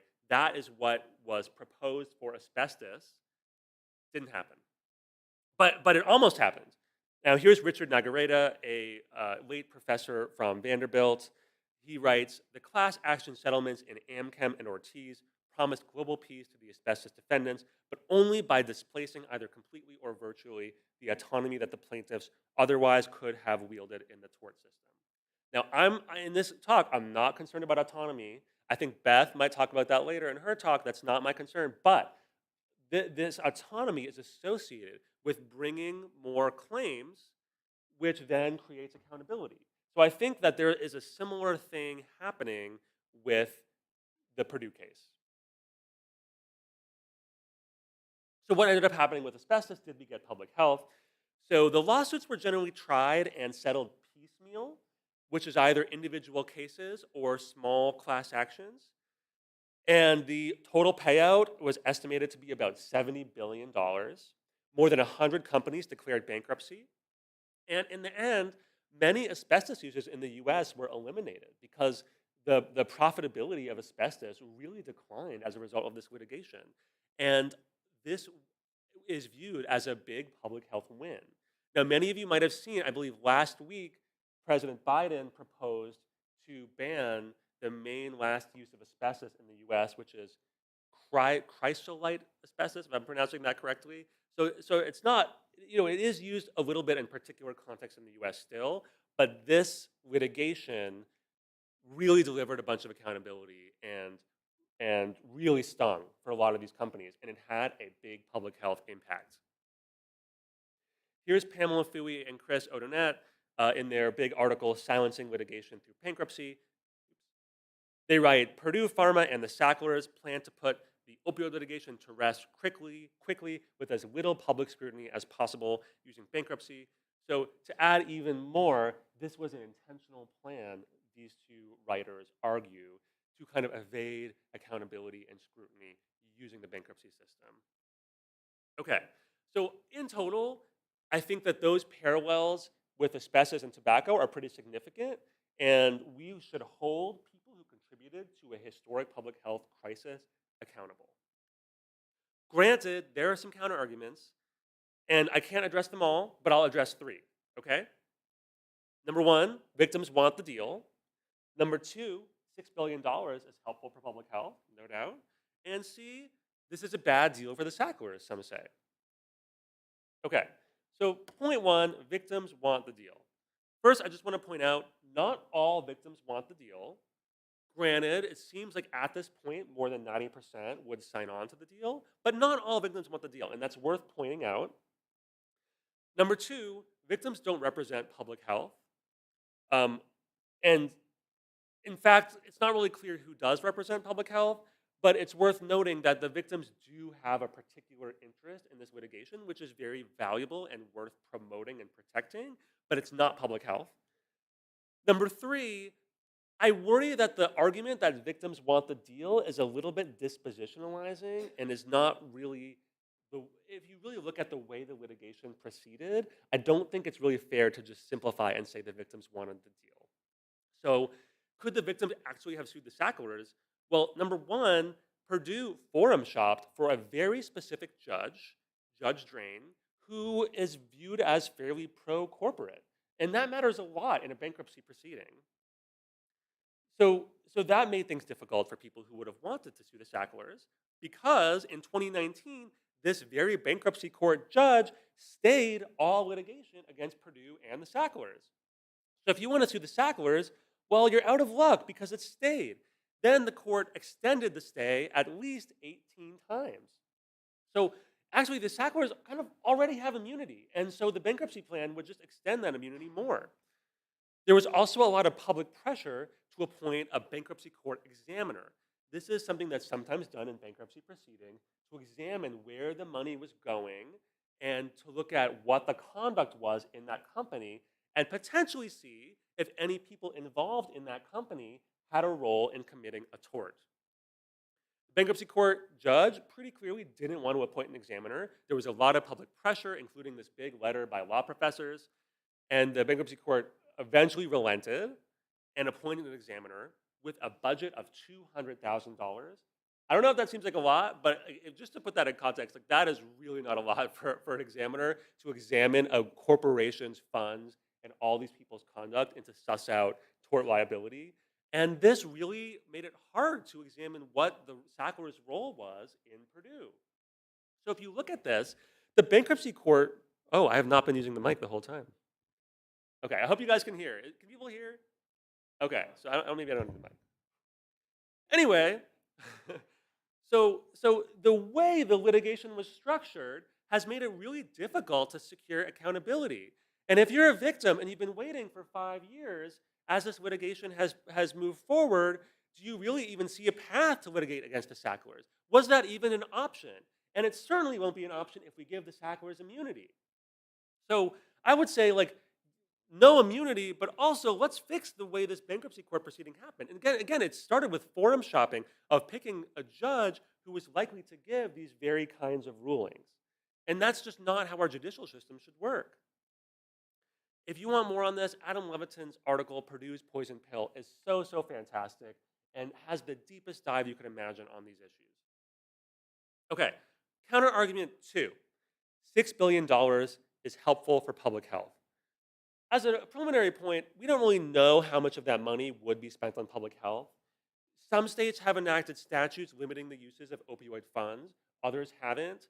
We also see some use of funds to support public health, but states sometimes define public health as including policing, sheriff's departments. And of course, we had this great discussion on the panel about to what extent our criminal law system is supporting public health. In my view, we really have not tackled the big players for illicit opioids. We really go after these low-level users. And I am very concerned about the current role of cartels for public health and the kind of the way our criminal system focuses on kind of suppressing drug use and drug users at the expense of kind of the people who are making the most profit from it, which is echoed also in the civil system where we see Purdue potentially getting immunity. So all that is to say, if money is going to be spent on a criminal law carceral approach, I am concerned, although I'm not going to opine on drug courts. I think those are potentially different. But in terms of incarceration, there's a significant amount of evidence that incarceration and policing approaches do not work for the opioid crisis. And in fact, the highest rate of opioid overdose is in people who are released from prison. Because while in prison, they lost their tolerance to opioids since they haven't been taking them. They get out, they take the same dose, often overdose. There is about a 300 to 400% increase in overdose rates in people released from prison. And so I am not confident about that as a use of money, nor about writ large the way this money will be spent. Although I do think some would be spent on public health, and that is worth considering. As another note, we already have more than $50 billion that will come out of these big settlements with other defendants. So, $6 billion is more, but we already have a bunch of money. I think that even if that money would be valuable for public health, we still have to weigh it with accountability, which I think most people aren't really thinking about as a public health matter. And then lastly, the annual cost of the opioid crisis is often estimated at about $600 billion. It does depend on what research you're looking at, but $6 billion paid out over time compared to an annual cost of $600 billion. To me, this shows that we can't just treat the opioid crisis. The costs are so vast that preventing a repeat is so, so crucial here because the costs are so high. And I think preventing a repeat is done in part by holding actors accountable that contributed to the crisis. Okay, last point. This is a bad deal for the Sacklers. I don't see this as much in academic writing. I see it more kind of informally. This idea that we're getting this total steal from the Sacklers, like, look, they're paying so much money here, and they're dumb to accept this deal, whatever. So I just want to point out, A, this is a voluntary settlement, so I think we should be skeptical that the Sacklers don't want this deal. I think it would be very good for the Sacklers to get this immunity. If you don't buy me, buy this argument. I have some direct evidence that the Sacklers really want this deal to go through, which is after my co-author and I posted this article on SSRN, we got some communications from the Sacklers PR firm. Okay, so this is just the first email, and if you want the whole conversation, you can read the article. It's right now on SSRN. Of course, it will come out in the West Virginia Law Review, but it's in the appendix. You go to the bottom. So, hi, Daniel and Michael. Saw your forthcoming paper about the Sackler family, and I need to ask that you please correct the following error. You said that they siphoned over $10 billion, but the truth is they paid more than 40% of the money in taxes. Well, okay, yes, we all pay taxes, granted, but there's a lot of evidence that they siphoned about $13 billion. That's repeated again and again in the press. Okay, point 2. Also, your paper inaccurately states 3 Purdue executives pled guilty to federal criminal charges in 2007. these executives pled guilty to misdemeanors, not federal criminal charges. And I literally went to my crim law colleague and I was like, hey, Matt, like, are misdemeanors crimes? And he was like, yeah, they are. And they were charges. So that was resolved pretty quickly, let's just say. And then like that kind of raised the question for me then, like, why would they raise these kind of like, not very persuasive arguments by email? And maybe that was intentional, but I think certainly what this shows to me, the Sacklers or their PR team may want to put pressure on people who are discrediting the deal, maybe because these folks are articulating a larger vision for public health and what is best for our society. And truthfully, the Sacklers want this deal to go through because it gives them, at last, this immunity, this peace. And from the reputational costs, from having to be hauled into court to testify, et cetera, et cetera. And so if you want, again, read this whole conversation. But I really do think this shows the Sacklers want this deal to move forward. So just some questions. Have we thought through what this bankruptcy deal could spell for our society? What is the larger impact? Again, pointing to Beth, who will talk about other impacts beyond public health, is my understanding. Can't wait for that talk. $6 billion isn't nothing. Like, that is significant. But what is the precedent that we're setting? And will future executives go to bankruptcy court after their company does harm and try to get out of liability? And as Beth will note, third-party releases have a lot of history in our court system and have unfortunately granted, in my view, too many people immunity. This is my kitten, just to wrap up. This is when I first got her, and this is now. She's 10 months old, but would love to answer questions. And that's my Twitter, so. Yes.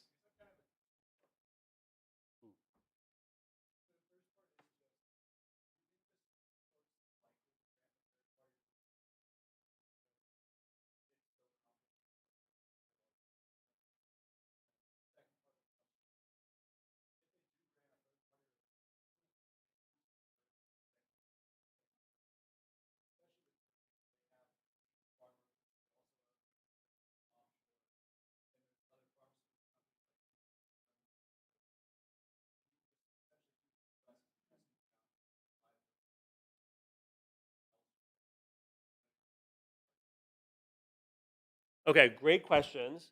I'm not the best Supreme Court prognosticator, but I have talked to people about their predictions. I think the consensus is that the Supreme Court may be leaning to invalidate the third-party releases. But it's kind of unclear. And when I listened to the oral argument, I kind of heard a lot of, like, it wasn't ideologically split. I saw a lot of kind of hemming and hawing and difficulty weighing these issues. And so I do think it's kind of a harder case to predict compared with some of the other cases. For example, the litigation against Chevron, I think is a little more predictable. And then point two, gosh, can you just say 2 words about it just to remind me? Oh, other companies will use it too. Got it. That was enough. So yes, I definitely think other companies and executives will use this. And the evidence of that is that they have used it. And interestingly, this issue is coming to the fore right now, perhaps because there is so much consternation about the idea that Purdue would have immunity. It's just, there's something wrongful about it, right? And so I'm kind of glad that these issues in bankruptcy court have come a little bit to the fore as a result of this litigation. Certainly, I think they could have been assessed earlier by the Supreme Court. Yeah.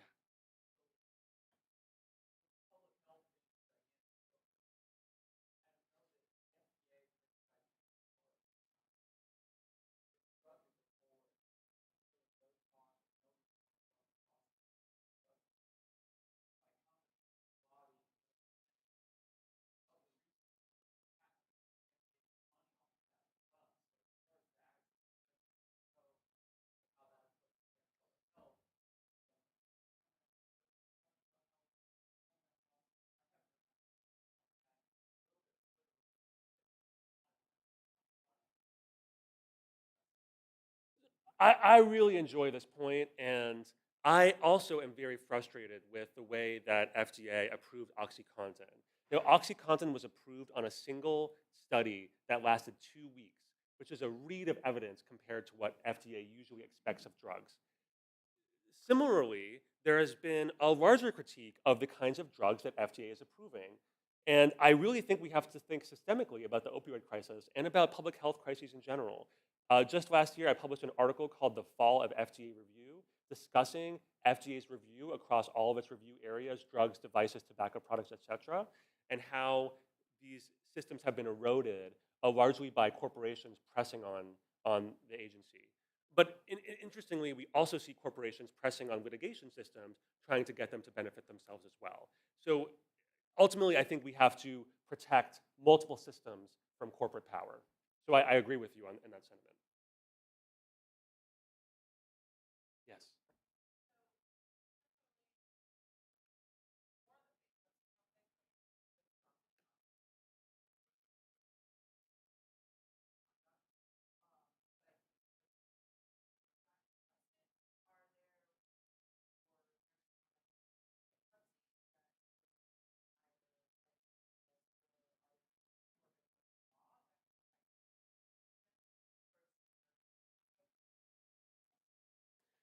Okay.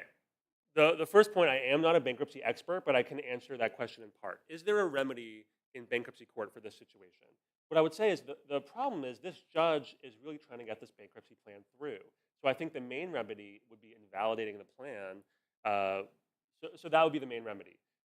In terms of bankruptcy court remedies for misconduct generally, number one, there can be an independent examiner who is well funded and can kind of examine misconduct, right? So that's point one. Point two, there are fraudulent transfer laws. So if one withdraws a bunch of money from a company in order to dodge liability, then that can be considered a fraudulent transfer, and the bankruptcy court in some circumstances can claw that back. Now, there is a statute of limitations on that, and my understanding is it's really the statute of limitations that is making it hard to access funds in a lot of cases. In addition, this doesn't get around the fact that the Sacklers sheltered their money in trust and offshore accounts out of the reach of bankruptcy courts. So there are some barriers, and perhaps there's a need for larger reform of the way bankruptcy courts can try to address some of these games. Now, again, I'm not a bankruptcy expert, so probably a much better answer could come out of somebody who really studies bankruptcy in depth.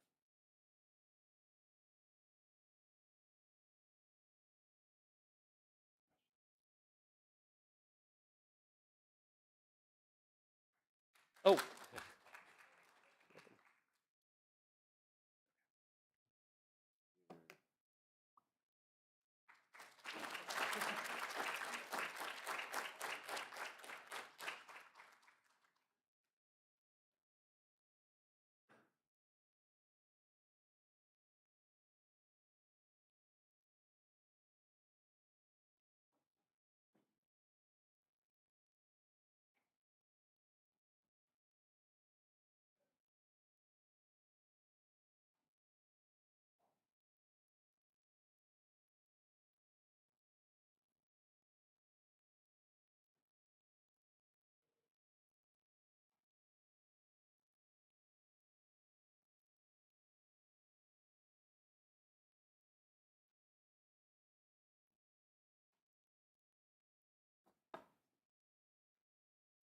Hi, everyone. Next, we are welcoming two attorneys from the Fitzsimmons law firm. First, we have Clayton Fitzsimmons. Attorney Clayton Fitzsimmons graduated from the University of Notre Dame Law School in 2008 and received his bachelor's degree from Cornell University in 2005. Clayton concentrates his practice on representing workers injured on the job and family members of workers who have been killed in a workplace injury. He's experienced in litigating deliberate intention claims against employers, as well as coal mining accidents, oil and gas accidents and explosions, construction accidents, industrial accidents, and workplace accidents. He also represents workers who have developed lung cancer and mesothelioma as a result of exposure to asbestos or other injuries as a result of toxic exposure. In addition to this, Clayton focuses his practices on representing consumers injured by defective prescription drugs and medical devices. Clayton also routinely represents clients in claims involving trucking and tractor-trailer accidents. In 2012, Clayton was selected for membership into the National Trial Lawyers Top 40 Under 40 for West Virginia after practicing for only 4 years. In 2013, Clayton was selected again as one of the top 40 trial lawyers in West Virginia under 40. This membership is invitation only and reserved exclusively for those who have exemplified superior qualifications as well as results and leadership. In 2013, Clayton was also selected by his peers as a Super Lawyers Rising Star for West Virginia for general personal injury litigation. Clayton currently resides in his hometown of Wheeling, West Virginia with his wife, 3 daughters, and 2 rescue dogs. And second, we have Mark Colantonio. Attorney Mark Colantonio received his Bachelor of Science degree in Mechanical Engineering from West Virginia University in 1983. He graduated with honors at the top of his engineering class. Mark obtained his JD in 1986 from WVU Law, where he graduated second in his class and earned the distinction Order of the Coif. While in law school, Mark was also a member of the West Virginia Law Review. Mark represents individuals injured and affected by workplace accidents, catastrophic injuries, product defects, construction and industrial accidents, coal mining and gas drilling accidents, explosions, electrical injuries, and defective prescription drugs and medical devices. Mark also devotes a large portion of his practice to representing individuals and businesses against insurance companies, class actions, complex civil litigation, and complex commercial litigation. Mark has tried verdict cases in various state and federal courts in West Virginia, Ohio, and Pennsylvania. Mark has successfully argued cases before the West Virginia Supreme Court of Appeals, the Fourth Circuit Court of Appeals, and the Superior Court of Pennsylvania. He's also been named as a West Virginia super lawyer by his peers every year since 2010. Mark resides in his hometown of Weirton, West Virginia, with his wife and 2 children.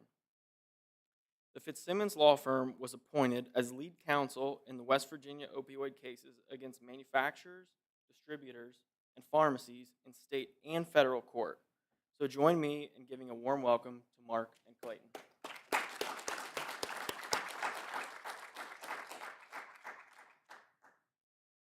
don't know who wrote those, but pretty funny. All right, so our law firm served as co-counsel in the CT2 opioid litigation, which was the case that went to trial in front of Judge Faber with the Huntington County. So we worked on that case, participated in that trial. Is my voice okay? Loud enough? Okay, up a little bit. All right. Is there a mic here? Yeah, I got a mic for you.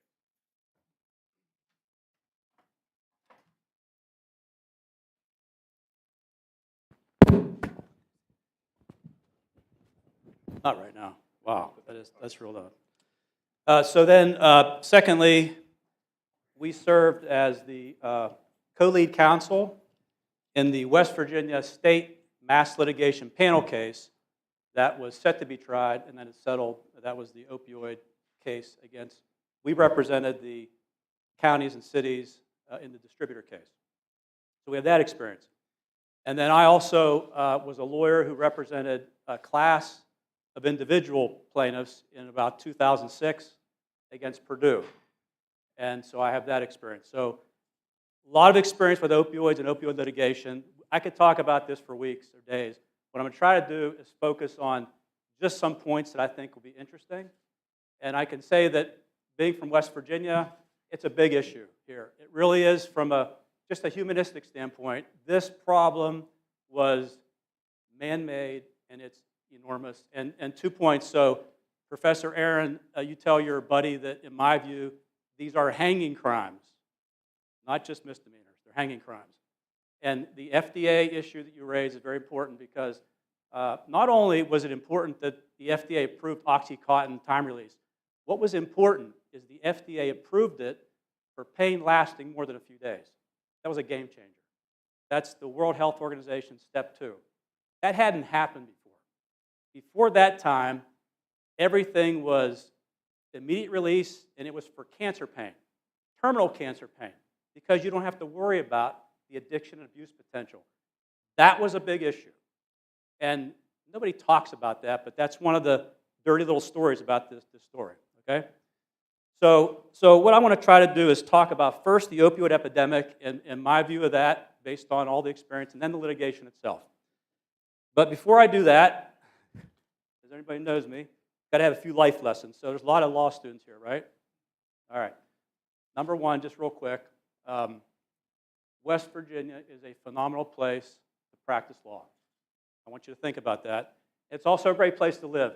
Contrary to popular mythology, it's a phenomenal place to live and raise a family. It really is. Every time I go away, I've been all over the world, and I want to come back home, always. It's a phenomenal place. Number two, this business is about hard work. Don't let anybody kid you. I don't care what you do. In fact, life is about hard work. There's lots of people out there really smart that don't work hard. Give me the person that works hard. Don't worry about how smart you are. Just work harder than everybody else, and you will be successful. Number three, in this business, contrary to popular belief, all you have is your integrity. That's important. So what you do is you practice aggressive, but don't be an asshole. A lot of people think that being an asshole gets you somewhere. It's not a long-term plan. It might short-term, but long-term it doesn't work. If you practice with integrity and you tell the truth your way, but you practice with integrity, you may lose once in a while, but people will respect you. And they'll always respect you. And most importantly, the judges who hear you will respect you. The next time you're in front of them, they'll say, you know what? That person tells me the way it is, and you'll get far with that. Okay? Another one, don't email. Okay? We're going to show you an email here in this case. When I got out of law school, we didn't have fax machines. Okay? We didn't have cell phones. We had nothing. It was all about verbal. It stuns me what people put in emails. Okay? Don't do it. Okay? There's no reason to do it. Pick up the phone. First thing I tell my experts in a case, I don't want emails. You call me. Because emails document everything. All right? So don't email. All right? And lastly, styles change. So if you're going to take your class picture with a goofy mustache on it like I did, remember, it's hanging up on that wall. All right? For everybody to see. All right. So now let's get with the opioid problem itself. So the first thing I want to put up here, if you can help me put this up here, Jim, is this particular. Just put it here. I'm technologically challenged. Is it up there? By the way, I got to give a shout out to Paul Farrell.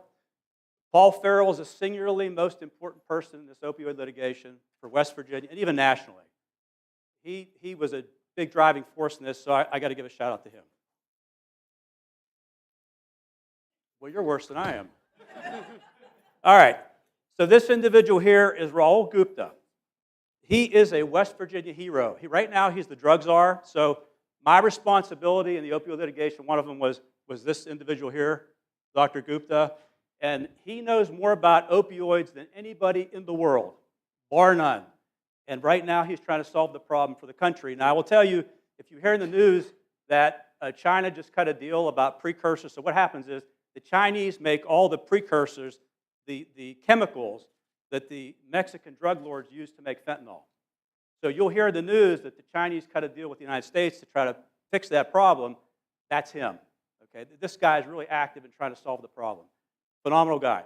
So the story I'm going to tell you about the opioid crisis, the opioid epidemic, everybody's got a name for it, in West Virginia, comes from him. I spent 8 to 10 months with him, and we thought we figured this out as to how this thing happened, how we get where we are. So it comes from him. All right? So first thing to know is about opioids. So there's natural opioids like oxycodone, hydrocodone. Then there's synthetic opioids like heroin and fentanyl. All right? Opioids, natural opioids, are a great pain reliever, but they have a very high abuse potential. It's similar to morphine. It's in all the package inserts. It's always been in the package inserts, okay?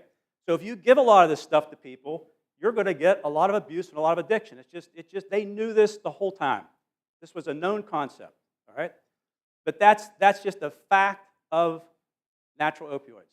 So to tell you a story, my father worked in a steel mill back in the 1970s, 60s, and one day he came home. He used to wrap these steel coils, big things, and a truck hit one, and it crushed his leg. He came home, and his leg was swelled up like this. I mean, it scared the hell out of me. Black and blue. He took aspirin. They took him, he was off work for a week or two. He went back to work. That was the 1970s, 1980s, all right? So now comes along 1990s, and we have this wonderful thing, the Oxycontin, and they go and try to get this thing approved by the FDA for pain lasting more than a few days. And the FDA buys it, and they approve it. So what happens is everybody gets on the bandwagon. Everybody starts touting pain. They get these pain societies. All these manufacturers get all these people starting to tout pain, pain, pain, pain, pain. Oxycontin, Oxycontin. Well, there's hydrocodone out there. There's Percocet. Everybody's getting on the bandwagon. So there's this big push by everybody. And when I say everybody, it's pushed by the industry, and they infiltrate with these pain societies the National Board of Medicines. And so the boards of medicines then send all this information to the local boards of medicines, and they feed it out to all their members, and everybody's writing opioids. And it never happened before, but now it's happening. So that starts to happen, and that starts this big flood of opioids, prescription opioids, in the population. So now we get to around 2000, 2004, 2006. I'll give you an example. So in 2006, I was involved in the case against Purdue. And at that time, nobody really cared. I mean, there's a lot of addiction going on, but nobody really was connecting the dots to this big problem. And I took the deposition of a woman who was one of the world-renowned experts in addictionology, addiction. And I said to her, being the engineer I am, I said, let me ask you this question. We take two individuals, identical twins, identical genetics, everything's identical, and they have back pain. One goes to the doctor, and the doctor writes a prescription for opioids. And the other one goes on the street and buys the opioids in the open street market. And after 45 days, they both stop. And they both have withdrawal. They throw up. They can't do this. They're addicted, right? She said, no, they're not addicted. I said, what are they? She said, well, the one that got a prescription has physical dependence. I said, get out of here. Really? I mean, that was the story. That if you got a piece of paper from a doctor, you weren't addicted. You either just didn't have enough drugs or you needed to be weaned off or whatever, but you weren't addicted. But the guy on the street who bought it was addicted. And the script made all the difference. It was total bullshit. But everybody bought it. And that's what happened. So that's 2006. So then what happens is that you fast forward. So the first phase, I call it the first phase, and Professor Ahrens did a good job of, I think, identifying some of this as a precursor to my talk here. The first phase I'll call is a change of standard of care. So you have Oxycontin approved, you have all these drugs. So the standard of care, physicians were told, write more scripts. It even got into the hospitals. So they had the Joint Commission on Accreditation. They have like pain as a fifth vital sign. They have it on the forms, 1 to 10. It's all over the place. Okay? There's even stories about some medical boards going out and telling their people, we got reports you're not writing enough scripts to treat pain. That's how bad it was. So you get the change in the standard of care. That's phase one. Phase two is greed. So what happens is now you got these doctors saying, you know what, I can make a ton of money being a pain doctor. So now you've got these doctors opening up what we refer to as pill mills or pill shops, whatever. And so there's this diversion. So diversion is basically anytime you write a script and it's not medically necessary, it's illegally considered, it's considered diversion. So now you've got what we call the bad docs. And you've got a bunch of bad docs writing a bunch of pill, they have a bunch of pill mills, bad docs. and they're flooding the market. So now you've got the change of standard of care. You've got some docs who think they're doing the right thing, and you've got a bunch of docs who are just doing it for greed. And so now you've got this pills on top of pills. And so the bad docs are writing all these prescriptions, and it's just continuing to flood the market. So the second phase of this is what I refer to as the diversion phase, the bad doc phase, all right? And in West Virginia, when we did the trials, what we did is we did an analysis. I did it with Dr. Gupta, where we looked at the top 20 prescribers in West Virginia, the top 50, the top 100, the top 150, top 300. And here's what we found. We found that the top 20 accounted for about, now this is statewide, accounted for about 50% of all opioid prescriptions in this state. And the top 300 accounted for about 65%. So you went from 50 to 65%, and that's only 3% of the physicians total. What that said to us is that the high amount of prescribing was concentrated in a relatively small amount of physicians. Big problem from a public health care standpoint, all right? So now people start to pay attention. So you got fast forward to 2010, 2012, and people start to say, we got a problem. We need to stop prescribing so much. So there are changes. There's changes statewide. There's a prescription, what do they call that, Clayton, the data bank, the prescription drug. When you prescribe, you got to access the data bank to make sure your patient wasn't going somewhere else. So you could see his history of he couldn't doctor shop, that kind of stuff. So there's these things that happen, okay? So the prescriptions start to fade off a little bit, all right? And so then what happens? You've got an addicted population. So now we have this phase 1 and phase 2 where all these pills are going out, and here's what you end up with. Where's Jim? Oh, just put it right here? All right, thank you. So this is what we call Pill Mountain, West Virginia. Now this problem is primarily oxycodone, hydrocodone. This is Pill Mountain from, I got it from 1997 to 2019. And you'll see the peak is around 2013. A lot of pills. And a lot of abuse and a lot of addiction. Now, you'll notice something interesting, though. In around 2013, it starts to tail off. And that's because of these changes in the medicine boards, and everybody started saying, let's pull back on prescribing. The legislature gets involved, and they start having some effect on prescribing. Well, you've got an addicted population now. The estimate is 3 to 5%. And I'll tell you another thing that this woman told me in 2006 in this deposition that I agree with. She said that take 100 of you in this room, and we'll give you all opioids, Oxycontin, hydrocodone, whatever, for 100 days. 95, 97 of you can stop, but 3 can't. And so the addiction abuse rate is around 3%, some say 5%, but the point is they don't know why. Some think it's genetic. I'm addicted to French fries and gravy, okay? But the point is that everybody's addicted to something, but this is dangerous. And that 3 to 5%, they just can't stop. But when you multiply that by all the pills, it's a huge number. So now you've got this addicted population, and now you're decreasing the prescription. So what happens? Well, the people that are addicted, their brains have changed.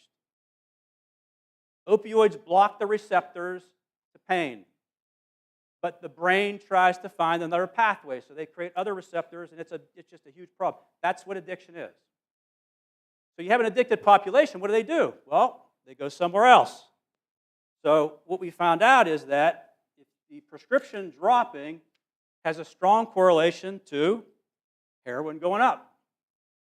So in around 2014, 15, now that's my black line. It's roughly in that range, but Dr. Gupta will tell you that the correlation's phenomenally consistent from a statistical standpoint. As the prescriptions go down, heroin just shoots right up because they're looking for the substitute fix. So then what happens? Well, heroin is often laced with fentanyl because it's cheap and it's a substitute. So now you've got people dying from opioid prescriptions, you've got them dying from heroin, and now they're dying from fentanyl.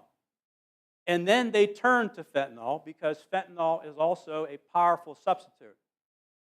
One of the things that I realized in this whole mess, because I never saw this stuff until we see this whole mess. When I grew up, the image of heroin was somebody in a back room, like shaking and sweating and everything, and they're putting a needle in. It was disgusting. And everybody was so repulsed by it, nobody even thought about that. There was pot around and some other things, but nobody thought about it. But today, that stuff, fentanyl, it's so refined and everything that it's, and even the police have to watch, because if they get fentanyl on them, they could get a reaction right away. This stuff is dangerous, like to no extent. It's unbelievable. It's the devil. I mean, this thing is just, it's horrible. So people go from opioids to heroin and heroin to fentanyl, and then when they get that addicted, they'll go to meth because they need something. Even though meth acts differently on the brain, they need something. So what Dr. Gupta will tell you is, you know what, if they see meth, they'll do meth. So now we got this problem, all right? And so that really is, in terms of the opioid problem, in terms of the phases of it, that's it. That's how this thing happens. Now, where are we today? And, this opioid, we've got some money for people, and everybody's happy about that. But I got to tell you, from everything I know about this is generational. You can't fix this with money. You throw trillions at it. You're not going to fix it. It is a generational problem that is a hard fix. Addiction is lifelong. It doesn't go away tomorrow. You can't take an antibiotic. It's with you forever. And I have a video that capsulizes the real horrible nature of this. We sit in the room, we talk about this like it's some legal problem, which is good, but the reality of it on the ground is horrible. The video you hold in your hand is a baby. There's something called NAS. It's neonatal abstinence syndrome. And my good friend Stefan Maxwell, who is a neonatologist at CMC, will tell you that he has seen lots of it. And what happens is, in a baby, they are born addicted because the mother has it in the blood. And so Medicaid and Medicare won't pay for the mother to come in early to help wean her off, so there's all this problem. They have to come in, and they just have to deliver the baby. It's a huge problem. The baby, because of the signals being blocked and the brain trying to find other pathways, is so sensitized to everything. Touch, feel. If you hold the baby, it cries uncontrollably.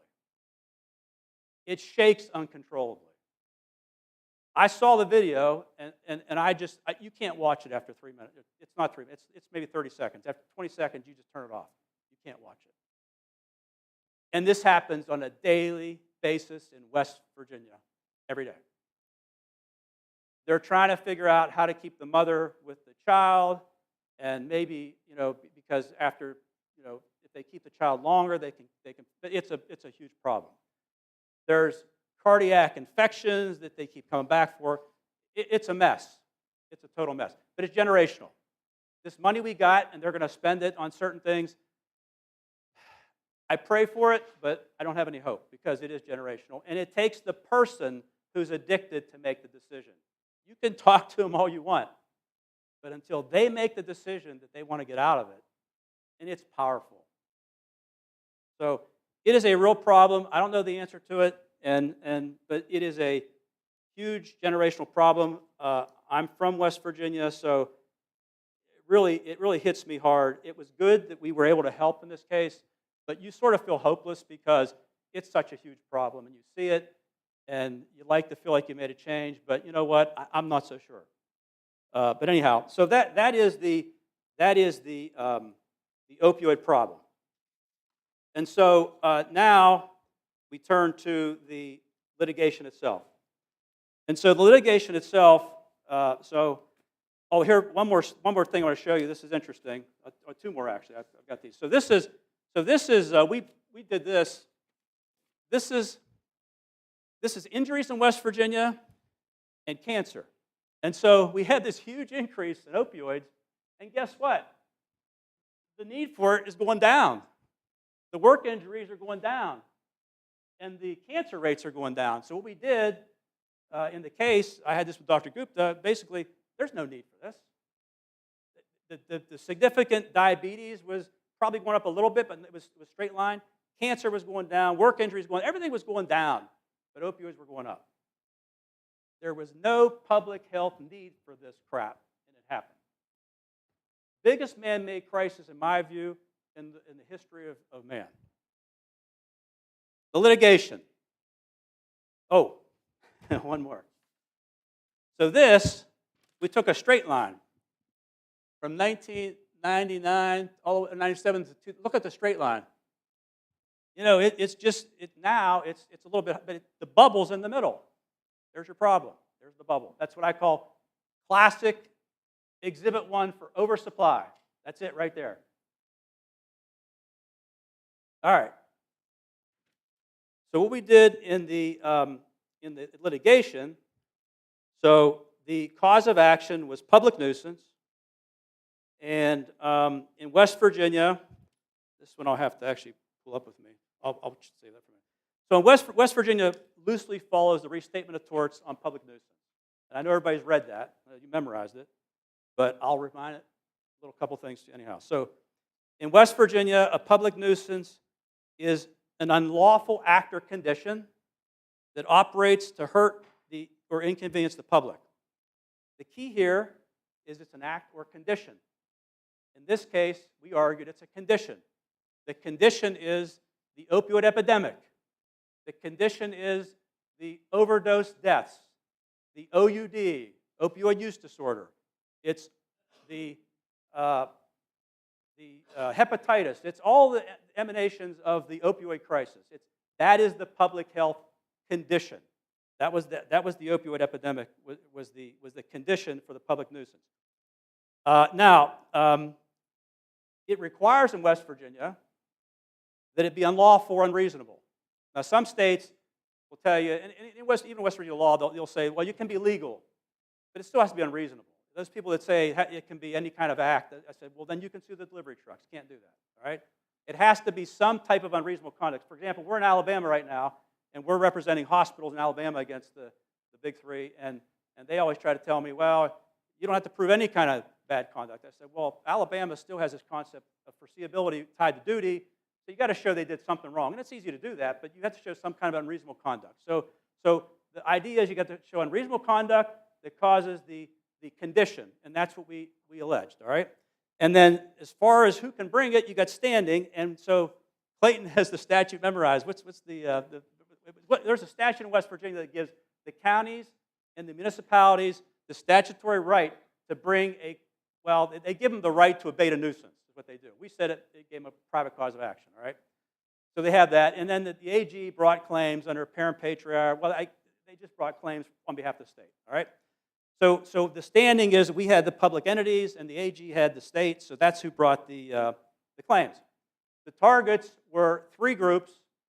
The manufacturers, well, the manufacturers was that basically you people said this stuff was okay to use. It was a silver bullet for pain. It wasn't addictive, and you ruined the whole society. Okay, that was the theory against them. They just misrepresented the whole concept. And the pharmacies were chain pharmacies, not mom and pop stuff, but chain pharmacies. And we alleged that they actually, you know what? I represented a pharmacy, and I didn't know this till recently, but pharmacies have a technical obligation to make sure every prescription that they put out is medically necessary. A lot of them don't know that, but they do. And the feds, when they get their back up to it, they'll come after you for that. That's something about the DEA. So, funny story about the DEA. So, when Sessions was the AG, the DEA was all over these pharmacies for Suboxone, right? And they were saying, well, I represented one. They said, well, they faxed over prescriptions, so we're going to come after you and all this. They were all needed. Suboxone is a great drug for helping people get off of opioids. Pharmacists will tell you it's remarkable. So then, when the administration changed and Gupta got in, well, now they're actually asking pharmacists, we need you to give Suboxone. So you talk about politics and this stuff. It's one administration says addicts are no good, and the other administration says addicts, we need to help them. That's just part of the political football, this stuff, all right? So anyhow, with the pharmacies, we went after them and said, well, you should have known this stuff was bad. You know, you're giving out to people that are doctor shopping and all that, so you fill all these prescriptions, so you were unreasonable in your conduct. So that was the pharmacist. We focused primarily on the distributors. The distributor's claim is more interesting to me. So here's the distributor's claim. The Controlled Substance Act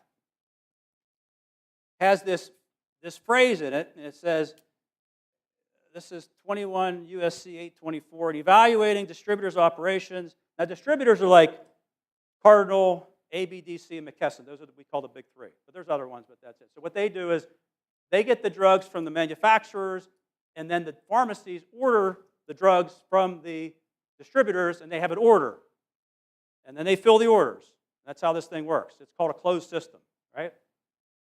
But it says here that the distributors, they have to maintain effective controls against diversion. Remember, diversion is anything that's an improper prescription. It could be somebody taking pills out of somebody's medicine cabinet too, but at the pharmacy level and distributor level and the physician level, it's a bad doc writing scripts, it's somebody not doing something that's medically necessary, those kind of things. That's diversion, all right?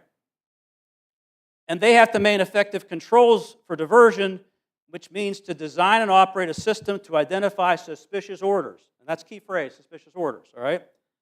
And suspicious orders are suspicious in size, in type, frequency, or quality. There's different words, but it's something that's suspicious, all right? And it's suspicious for diversion. So what does that mean and how do you do that? Well, every distributor has something called a we call it SOMS, Suspicious Order Monitoring System. And what that means is when an order comes in, if you order 10,000 pills tomorrow and the next month you order 50,000, well, wait a minute. That's called a threshold. It violates the threshold, the limit. That's suspicious. What do? Well, for a long time, they're supposed to report this to DA. They report to DA, but for a long time, they would report it, and they'd still ship it. So they would ship and report. Well, in about 2006 and 2007, this guy named Joe Ranazizi, this guy's phenomenal. I mean, he actually saved a lot of people's lives, in my view. He worked for the DEA, and he wrote letters to the distributors and says, wait a minute, guys. When you do this suspicious order monitoring, you have to know your customer, and if it's suspicious, you have to do one of two things. You have to either not ship, or you have to do due diligence and determine that it's not likely to be diverted. And unless and until you do your due diligence and show that it's not likely to be diverted, you can't ship it. They did. And so that was our case essentially against the distributors, is that they didn't do their due diligence. They shipped suspicious orders all over the place. And so that was the claim against them. And it gets into all these different details about, we went through the due diligence files and what they did and what they didn't do. Now, the distributors fought this. When Ranazizi sent these letters out, they fought it.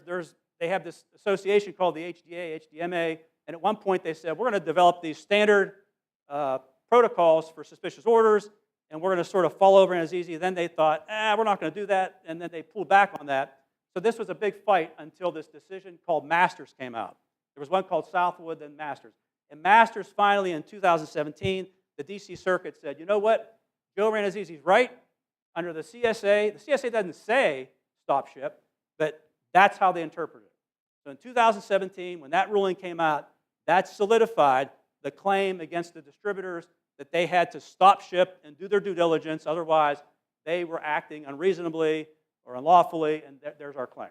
All right? So that Masters decision was a big deal in terms of solidifying the claim against the manufacturers. All right? So we get in the case, and this goes back to don't send emails. And we find this email. I'm not going to say which distributor. And it says, This is called Beverly Pillbillies. I'm sure everybody kind of heard something about this. And this really pissed me off. I'm not kidding you. It really did. Anybody from West Virginia who reads this has to get at you. Because basically what they're saying is, the pillbillies are coming down to Florida, and Governor Scott's got to lax things, so come down here, get some pills, go back, and all that. I mean, and I'll tell you, this was written and circulated by high-ups in these companies. This isn't some low level. This is high up, all right? This really pissed me off. And the stuff that was around it, about how it was circulated and all that, the story I wanted to take that person's deposition. I never got the chance, but I wanted to. Anyhow, this goes back to don't email, right? If you're going to say something this stupid, at least call them on the phone and say it, because this was bad. All right, so now we get to the cases. So here are the cases, and so we've got the MDL. So some cases were filed straight in the federal court, and then they were removed, and then some cases were filed in state court. So Paul filed his cases right in federal court. Some people filed in Southern District, and they got removed. Well, some people before Judge Faber first, and then there was an MDL created. So there was a case in the Southern District that was set up for a motion to dismiss on these claims, and it was set before Judge Faber. And there was a hearing actually happened, and then before he ruled, the MDL panel created MDL, and it went to Judge Polster. And within a month or so, Polster basically says, this is something that everybody's watching, and we need to get together and get this thing resolved somehow, all right? Now, that was years ago, but the point is that Polster was a very good judge for the plaintiffs. Polster made some really good rulings on the Controlled Substance Act, on nuisance, and all these kind of things that got that going. And so all the cases then went to Polster in the MDL, in the federal system. We, on the other hand, thought we want to try to keep our case in state court because we thought we'd like to be in front of a West Virginia jury or judge as opposed to federal. So there's this little thing, and this gets back to lawyering, everybody. So what we did is we figured out that, because what happens in these cases when there's MDL created, as soon as you file, they do a tag-along thing, and it goes right to the MDL. And you have to then go to the MDL panel and go to a hearing and object. And they always take it in, right? So our key was to get a remand motion filed and heard and ruled upon before that happened. So what we did is we looked at when the next hearing was at the panel, and we waited till the day after the one hearing happened, and we filed it right then, so we had the biggest gap of time. And it turns out we had enough time to get a motion filed and get the judge ruled on it actually and remanded it back to state court, and we got it back in Marshall County, West Virginia. Phenomenal place to be, right? So that started the first. Then everybody started copying what we did and filed in Marshall County because they saw the state court happen. So then we ended up with a bunch of cases in front of the judge there, and then we didn't want that to happen because we knew that would create an MLP. But anyhow, it happened. And so then they filed a motion to move that case to the mass litigation panel, and Judge Motes and Swope had that, and that's where the MLP, that's how the MLP got created. Now, here's where this becomes important. So in the MDL, they worked for a long time to get what we call the national settlement, and they had talks, and so they did have a national framework for a settlement. But because we had this case in state court, they had to come to us. Say, okay, guys. So Clayton and I went to a meeting, and we were like, what's that candy bar in the swimming pool? Whatever it is. We were bad. We were looked at like we were.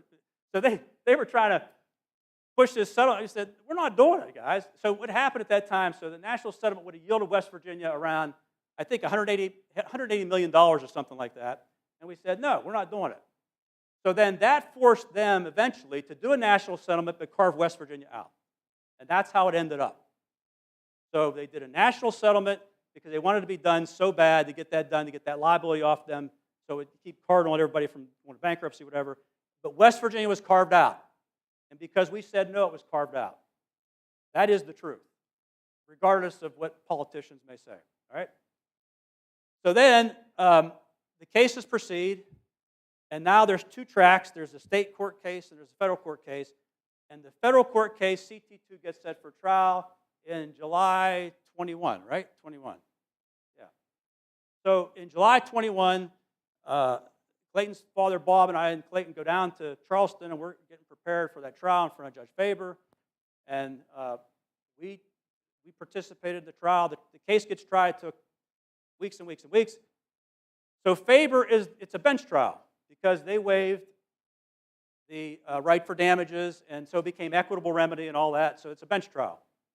And they waived punitive damages. So Faber is the judge and jury. Really nice guy. He's a phenomenal guy. I'm not found a plaintiff's case in front of him, but he's a wonderful guy. So anyhow, he is going to rule. So this case is pending now for months and months and months, and we get a trial set up for July of 2022. So we're negotiating, and Joanna Tabbitt was my classmate, and she passed away this year. Phenomenal human being. She's just a wonderful judge in Charleston. I miss her dearly. So anyhow, we are getting ready to go down in July 2022 now to do the MLP trial, and Faber still hasn't ruled. Everybody's waiting for the ruling because that's going to set up maybe what happens in our case. So we go down. This is the 4th of July weekend, and we're carrying around our due diligence files. We're carrying them around. I mean, Bob had 12, and I had 12, and we're going through them, and we're getting the opening statement ready. Bob's going to do his opening statement, and it's the Sunday.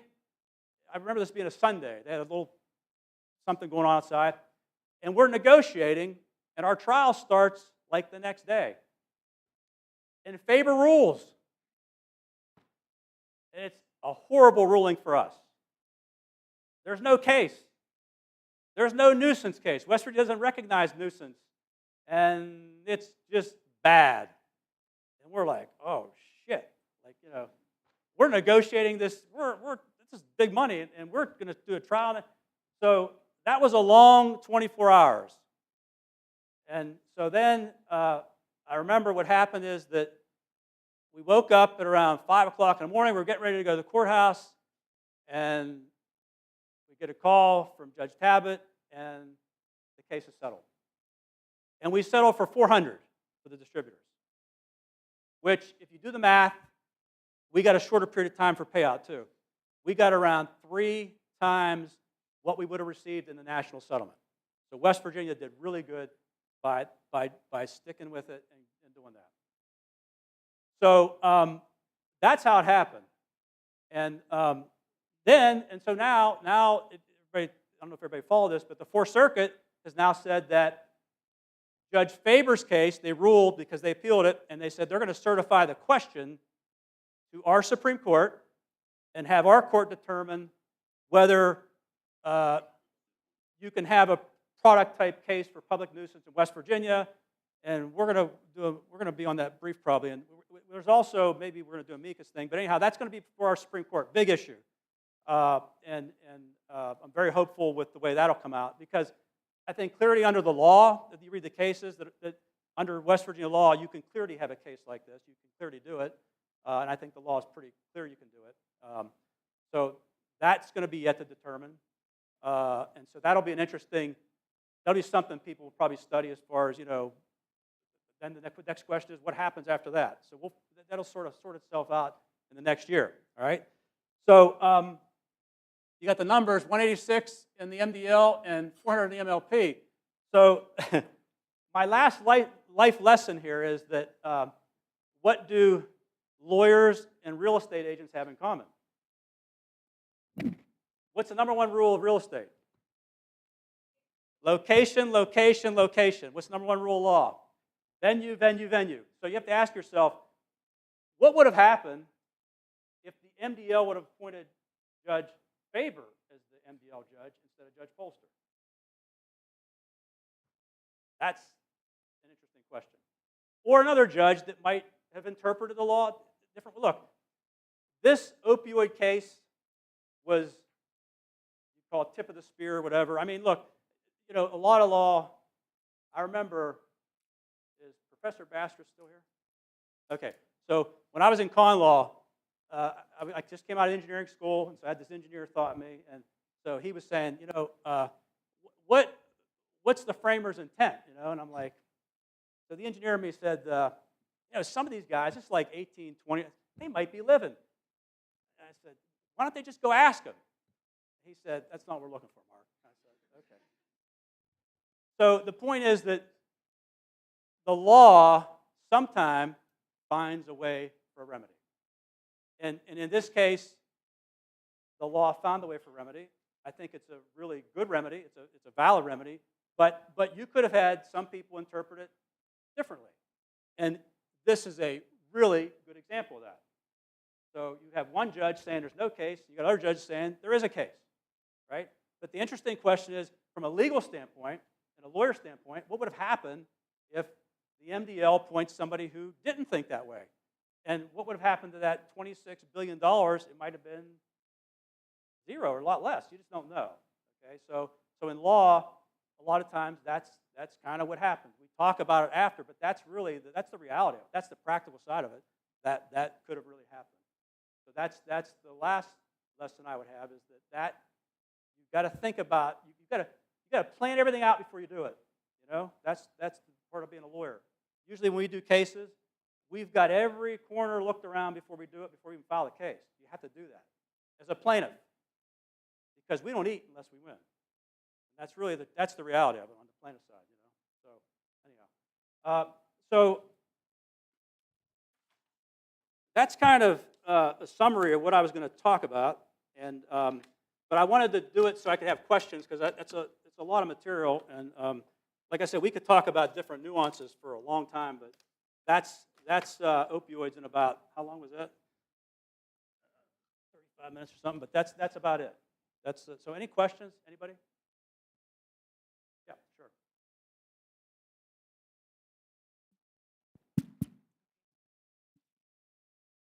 Talked a lot about growing up in West Virginia some, and I just wanted to ask, looking back on your career, do you think these cases were the pinnacle of it, and did it mean more to you guys?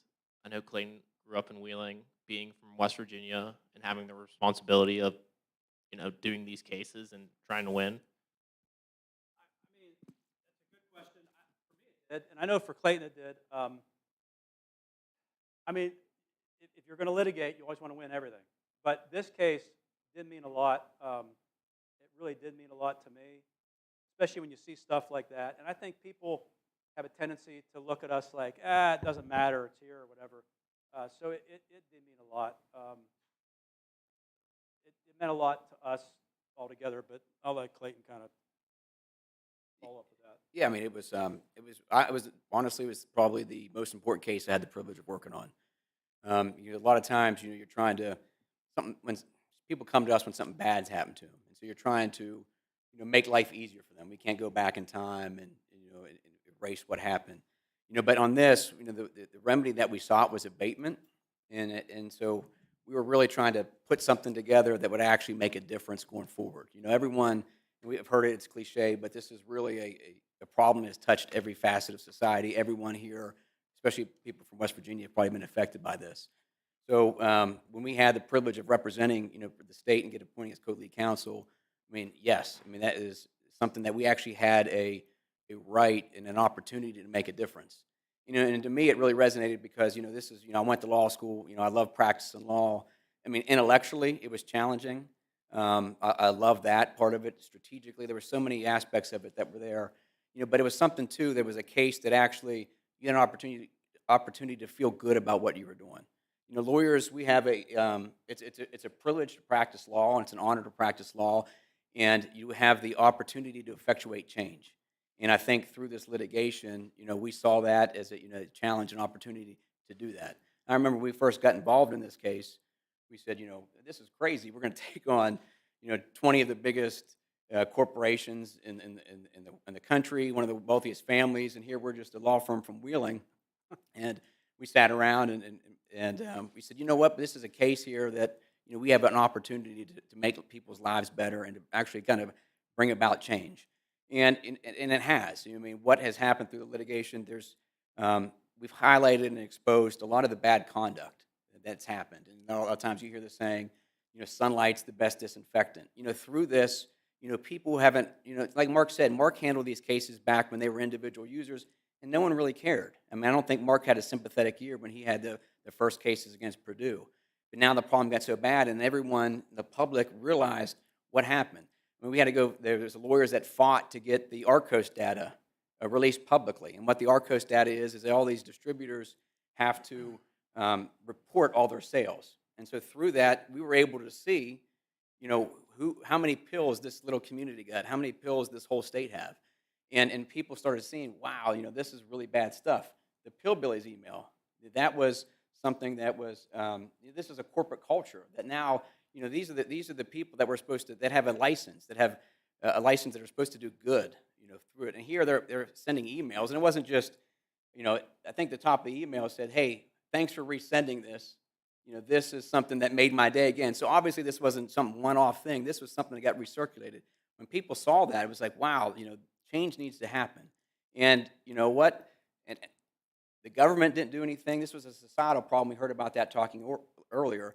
And I'm really proud to be a lawyer because it's private lawyers that brought private lawsuits that actually started this whole thing and are going to hopefully bring about some change to kind of start abating this problem. Well, I was saying, I thought one more thing, too, that's interesting.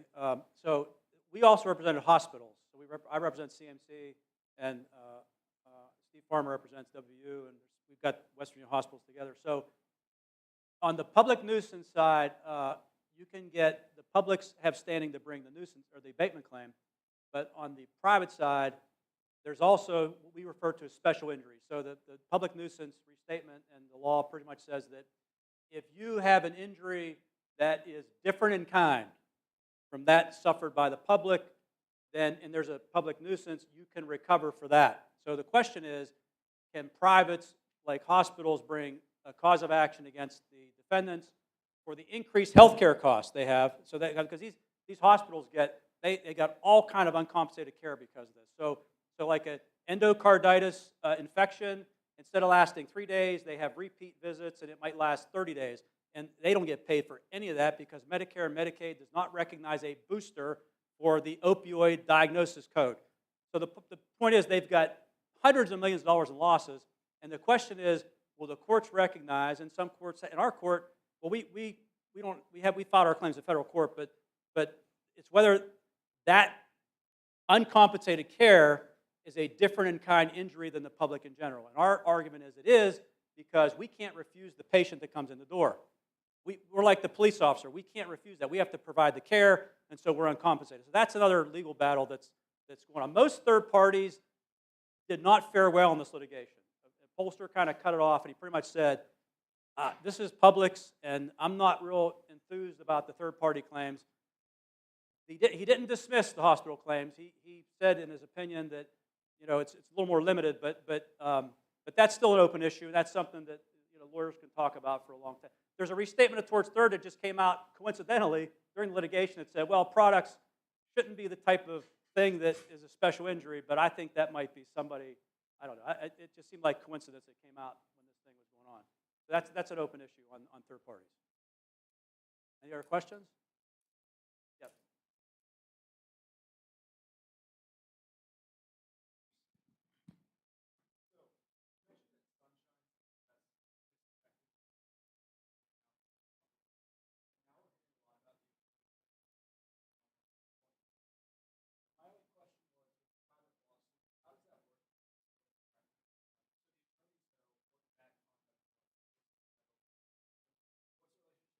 Yeah. Okay, so a really good point. This is broader than just this. I can tell you from doing this for about 40 years that most horrible lawsuits, a lot of the stuff is sealed. Right? I mean, the more horrible it is, the more often they'll come to you and say, "Let's get it settled now before it gets out in the public. That happens a lot. And the problem is, as a lawyer, you represent the client. And so you have to look at your client. You can't look at the public good. You have to look at your client. That happens a lot. In this case, most of the records were confidential, but when it went to trial, then they become public. I think in the opioid litigation, most of this is like well known. Listen, when you look back at this, when people look back at it, and it's surprising to me how well known all this was. Let me give you one example.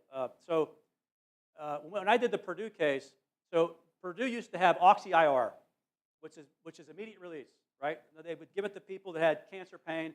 You didn't have to worry about addiction because these people were terminally ill and all that. So when they get the drug approved, you have to cite all the literature to the FDA. Well, in the applications, they can say things like, because it's just for terminally ill cancer patients, don't worry about this article over here that says the more opioids you prescribe, the more abuse you're going to have because it's got this high abuse potential because it's limited to a population that's small, right?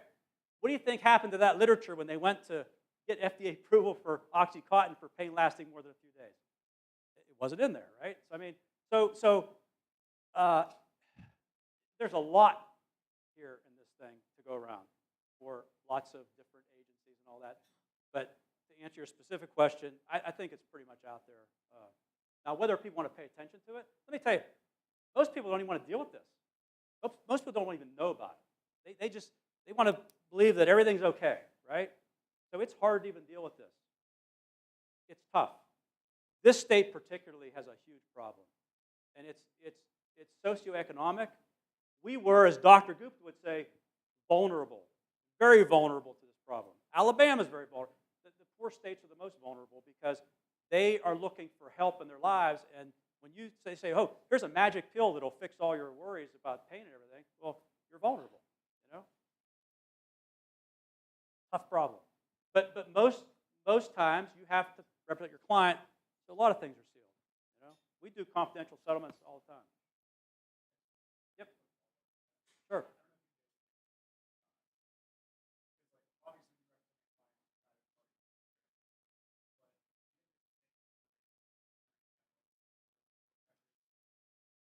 Well, the Attorney General's got the state. So he's got it's still the same thing. Think about it this way. So if you're Attorney General, you've got to think about your constituency as the state. Now, if California's got a different problem and you can get a better deal for West Virginia, you're going to do West Virginia, right? So it's a little bigger than scope than what I'm talking about, but it's still the same. You're always going to have that issue, always, always. Any other questions? Okay. Oh.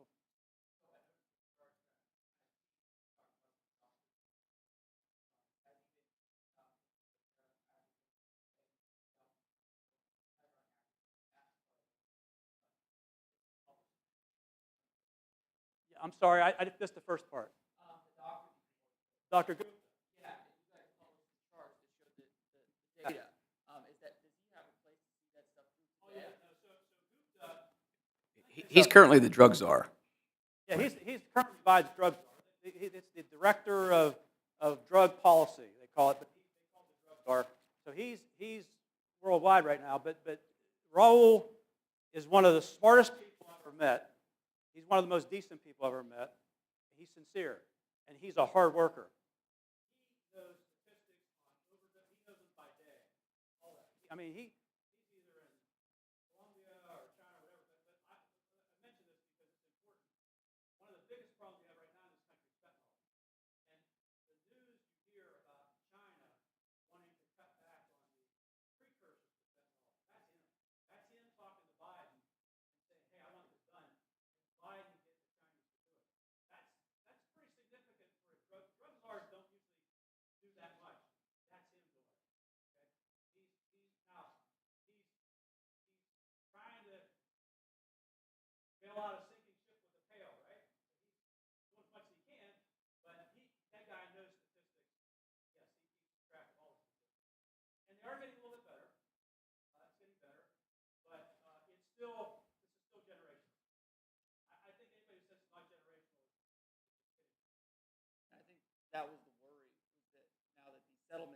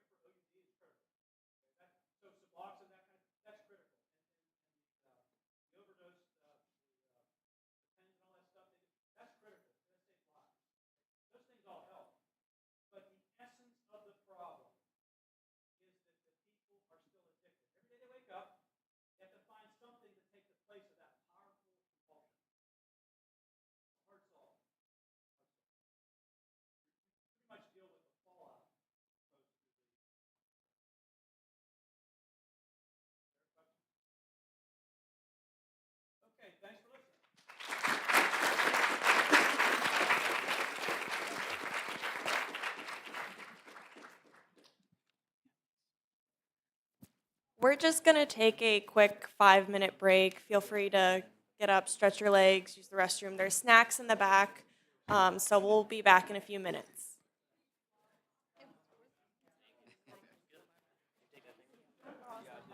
Roslyn? Oh, Roslyn, it's nice to meet you. Thank you for having us.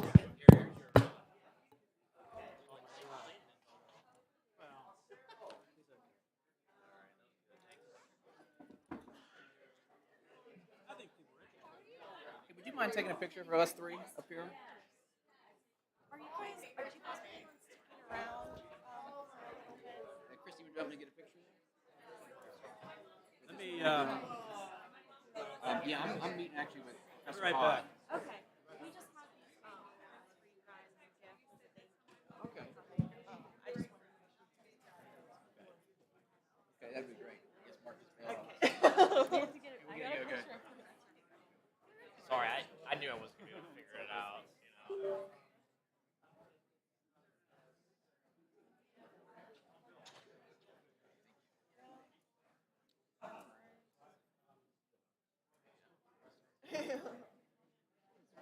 when he gets back, I'll come back. Okay. Thanks for coming, Clayton. Yeah, no problem. You want to speak first. So that way, Mark, with Mark, you don't have to. Did you need me? Yeah. I think we got it. Okay, and, Hey, I didn't do anything. I worked the whole time. Judge, how you doing? Yeah, your dad, everyone up Yeah, in, everyone's up in doing good. Ward. I Yeah. said Yeah. hello. How you doing? It's an awesome place. Thank Doing you. great. Thank you. Okay.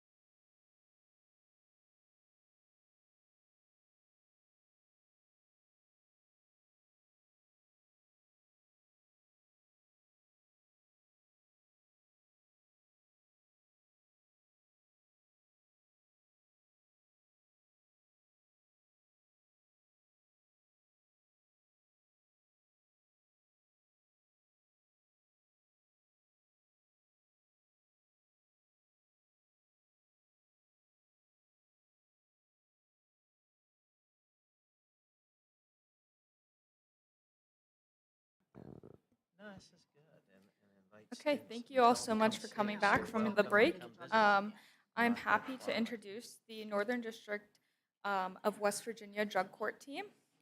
First, we have Sarah Wagner. Sarah E. Wagner has been an assistant U.S. attorney in the Northern District of West Virginia since 2014, focusing on prosecuting white-collar, civil rights, and child exploitation cases. She has served as the drug court liaison for the Clarksburg Drug Court since its inception in 2017. Sarah is a graduate of the WVU College of Law, where she graduated Order of the Coif and was a member of the West Virginia Law Review. Immediately after graduating law school, she served as a law clerk to Robert B. King, Circuit Judge on the Fourth Circuit of Appeals. Next, we have the Honorable Michael J. Alloy. Michael John Alloy was born in the small coal mining town of Farmington, West Virginia, the grandson of Italian immigrants. He graduated from the WVU College of Law as the only member of his class to receive Order of the Coif, Order of the Barristers, and the Patrick Duffy Kuntz Award for Leadership, Scholarship, and Character. Thereafter, he established the partnership of Manchin and Alloy with his cousin Tim Manchin, where he practiced for the next 28 years. He was one of the founders of the mediation movement in West Virginia and mediated over 2,500 cases, and is the only West Virginia lawyer to be a member of the American College of Civil Trial Mediators. He was AV rated by Martindale Hubbell, the highest possible peer review rating in legal ability and ethics standards. He served as the president of the West Virginia State Bar and chair of the West Virginia State Bar ADR Committee. He was selected as pro bono lawyer of the year by the WVU College of Law. In 2011, he was appointed by Governor Earl Ray Tomlin to serve as a circuit judge for Marion County, and thereafter was elected in 2012. During this time, he served as chief judge and also established the first drug court in Marion County. Thereafter, he was appointed as a U.S. Magistrate Judge for the Northern District of West Virginia in 2015 and was reappointed to a second term in 2023. As a U.S. Magistrate Judge at the Clarksburg Point of Holding Court, the first drug court was established in 2017, and he continues to serve as the drug court judge. He is vice chair of the West Virginia JLAP program and a member of the board of All Rise. He is also certified by SAMHSA as a trainer for trauma-informed responses in the criminal justice system. He also serves on the advisory board for the West Virginia Restorative Justice Group. He served as a lawyer supervisor for the WVU Law Clinical Program and thereafter continues to teach at the WVU College of Law. He received the Justitia Officium Award from the WVU College of Law, which recognizes outstanding contributions and service to the legal profession, and it is the highest honor bestowed by the faculty. Next in line, we have Beth Gross. Beth has been an assistant public defender for the Federal Public Defender for the Northern District of West Virginia for the past 7 years.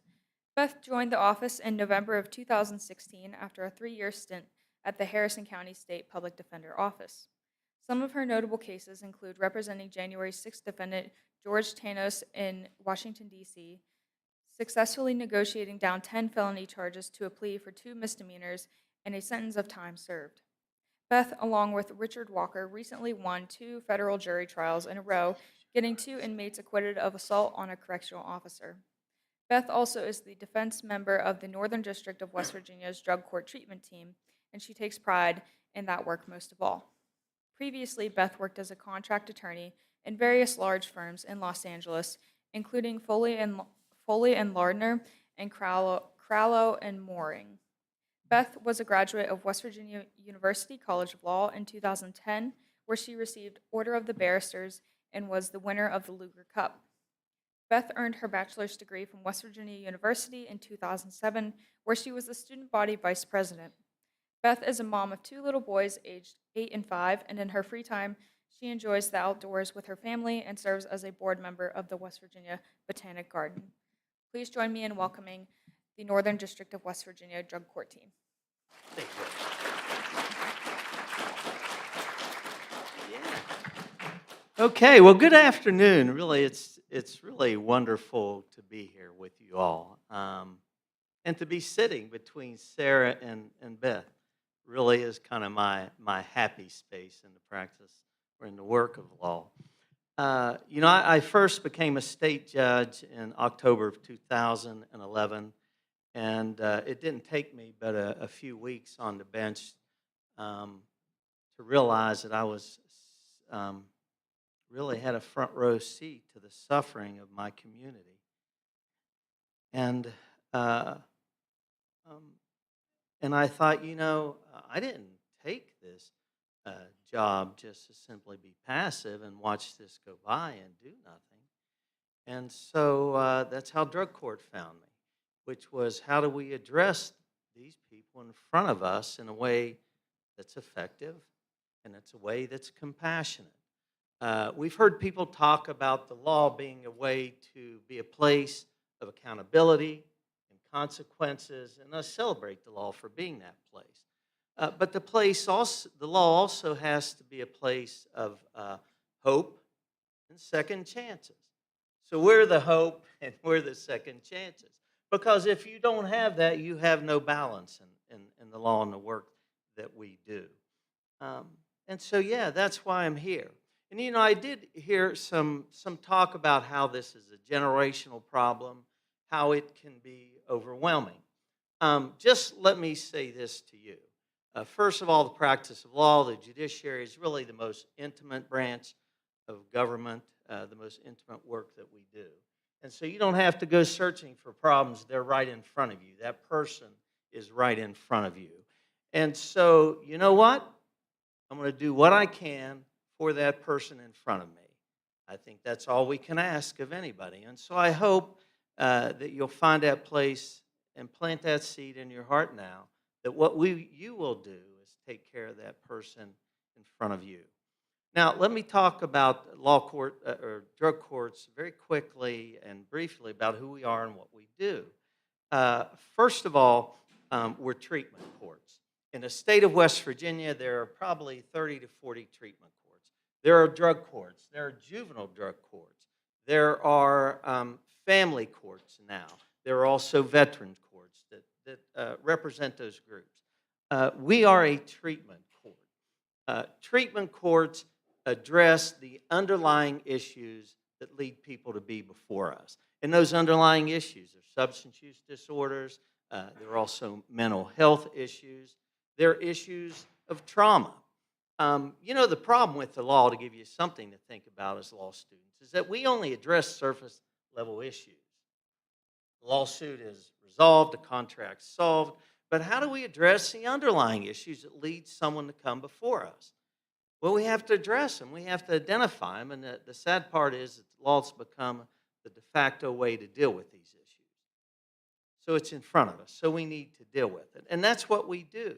And we do that with a team approach. You have a judge, you have a public defender, you have the prosecutor, you have treatment people on your team. We have law enforcement on our team. We have people who've been in recovery coaches. Because, you know, justice, you know, as lawyers, we don't have the monopoly on justice. There's social justice, there's justice in our communities. And so that's why we bring a team together to work on that. And why it's so essential to look at it in a collaborative way and how we join forces with our neighbors to try to address a problem that's part of our community. Everyone we know, everyone we care, everyone we love. And so that's in general how we go about it. There are 150 treatment courts in the federal court system. We are only one of a handful in the country that do this. Little Clarksburg, West Virginia, one of 15 that have a diversion program. And so, yeah, we can do things here in West Virginia better than anyone else because we're small. We can adjust quickly because we care so much about the people around us because it's so personal. So with that, I want to first ask Beth, then I'll ask Sarah, then we'll go back and forth. But Beth, I mean, why do you do this? You can be doing a lot of other things with your time. Why do you do this? Good question. I started It's a doing. great question. It's a great You question. judge. Yes, all of his questions are good questions if you're me.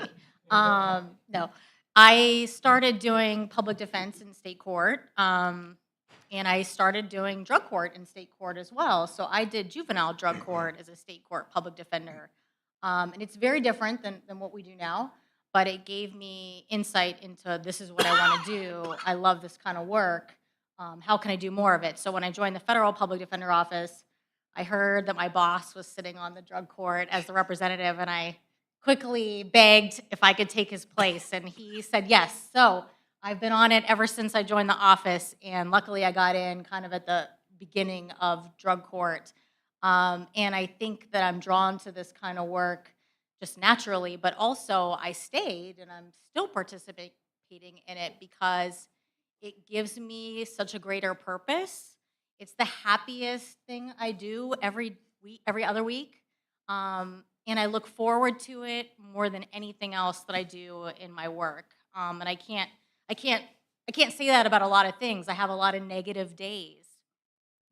Every day is kind of a negative day. Sometimes when you see really heavy things going on, and you feel helpless in what I do sometimes. But when I'm in drug court and I get to be with people and really get to know them like my friend or like my child or like my sister or my brother, I experience it in such a different way. I know everything about these folks. And I want to do that with all of my clients. I wish I had as much time with all of my clients as I do with the people in drug court. But I don't represent every single person in drug court. They're not all my clients. In fact, most of them have never been my client because typically as a federal public defender, I get the highest person on the indictment. And typically, this is something I'd like to change, much to everyone's chagrin. Drug court people are usually the lowest people on the indictment. Those are the people that are eligible for drug court typically, people that aren't multi-time offenders or that have a ton of drug weight. Those are the types of people that get into drug court typically. So I'm not typically assigned to be their representation. So I don't know them right away. But I get to know every one of them very well, and some of them, I might as well be representing them. I go to their state court cases if they have coinciding state court cases, and I really follow them throughout the process. And I'm just as invested in them as if they were my client. I do represent them on a basis of, I represent all of them in drug court by promoting them, by talking to them through some problems, but they aren't my actual criminal client. Sarah. Well, I would like to answer that question sort of in two parts. One, why I'm personally happy to be involved in drug court, but also why my office, the U.S. Attorney's Office, participates and supports the drug court program. We all at this table have a different role to serve in the criminal justice system. Judge Alloy's role is to adjudicate the matters that come before him, consistent with the law, and consistent with the overall administration of justice.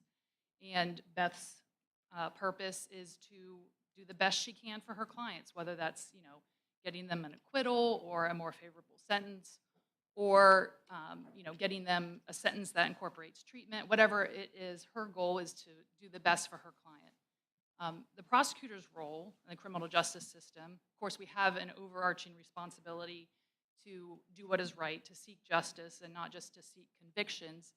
But part of that is we have to enforce the law for the protection of the community. And it's easy when you're talking about drug court to look at Judge Alloy's role and to look at the federal defender's role and say, oh yeah, that makes sense. Drug court in the context of their overarching responsibilities, that's compatible. But people look at my role, the prosecutor's role, prosecutors look at it this way, and law enforcement officers look at it and think, like, how can you do both things? How can you promote the protection of the community, but also let people off easy by letting them go to drug court? Drug court is not easy, and I don't know how much we'll get into the rigorousness of the drug court program. It's not easy, but that's the view that people have. You understand what I'm saying? But if you really drill down to the purpose of drug court, then you understand that those two things, protecting the community and enforcing the law, and drug court are very compatible. What we could do as prosecutors is we charge people. They violated the law. Now they must do their time. They must face their sentence. And then they're going to come out, and they're going to come out of their sentence probably no better off. They might have learned that they don't want to be in jail, but they still don't have a job. They still don't have a driver's license. They're still estranged from their families, oftentimes including their children. And so what our program does is it helps really pave a path for them to change literally every aspect of their life that is, that these impediments exist in. Our program gets people, helps people get their GEDs, helps people pay off fines so that they can get their driver's license. Like, these are things that we take for granted, like being able to just drive to a job. Our program helps people get jobs. It connects people with employers who are willing to take a chance on people who have felony convictions. There's a lot of people in the community that just aren't. But our program helps them change those things, reconnects them with their families. I don't know how many times Beth has intervened one way or another in a family law situation where someone's lost custody of their children are in foster care or with another parent who may not even be that great for the kid. All of these are things that our program can help people fix, so that when they are through this process, they're not coming back out where they started. They're coming back out where, sort of basically at baseline, like you don't have all of these burdens on you. And so looking at it at that sort of level, it is very compatible with what our responsibility as prosecutors and law enforcement officers are. But, oh, sorry. No. I was saying like amen. But go ahead. The only other thing I just wanted to add is that, and this is just sort of a, as a now a, I won't say veteran, but old timer, I guess. Just talking to law students, drug court. I don't get the same one-on-one level that Beth does and Judge Alloy does with the participants, but it really not just allows me to see the humanity of the person on the other side of the case. As law students, you're used to the anonymous plaintiff and the anonymous defendant because that's, a constructive way of learning how to practice law. You have, a pretend set of facts.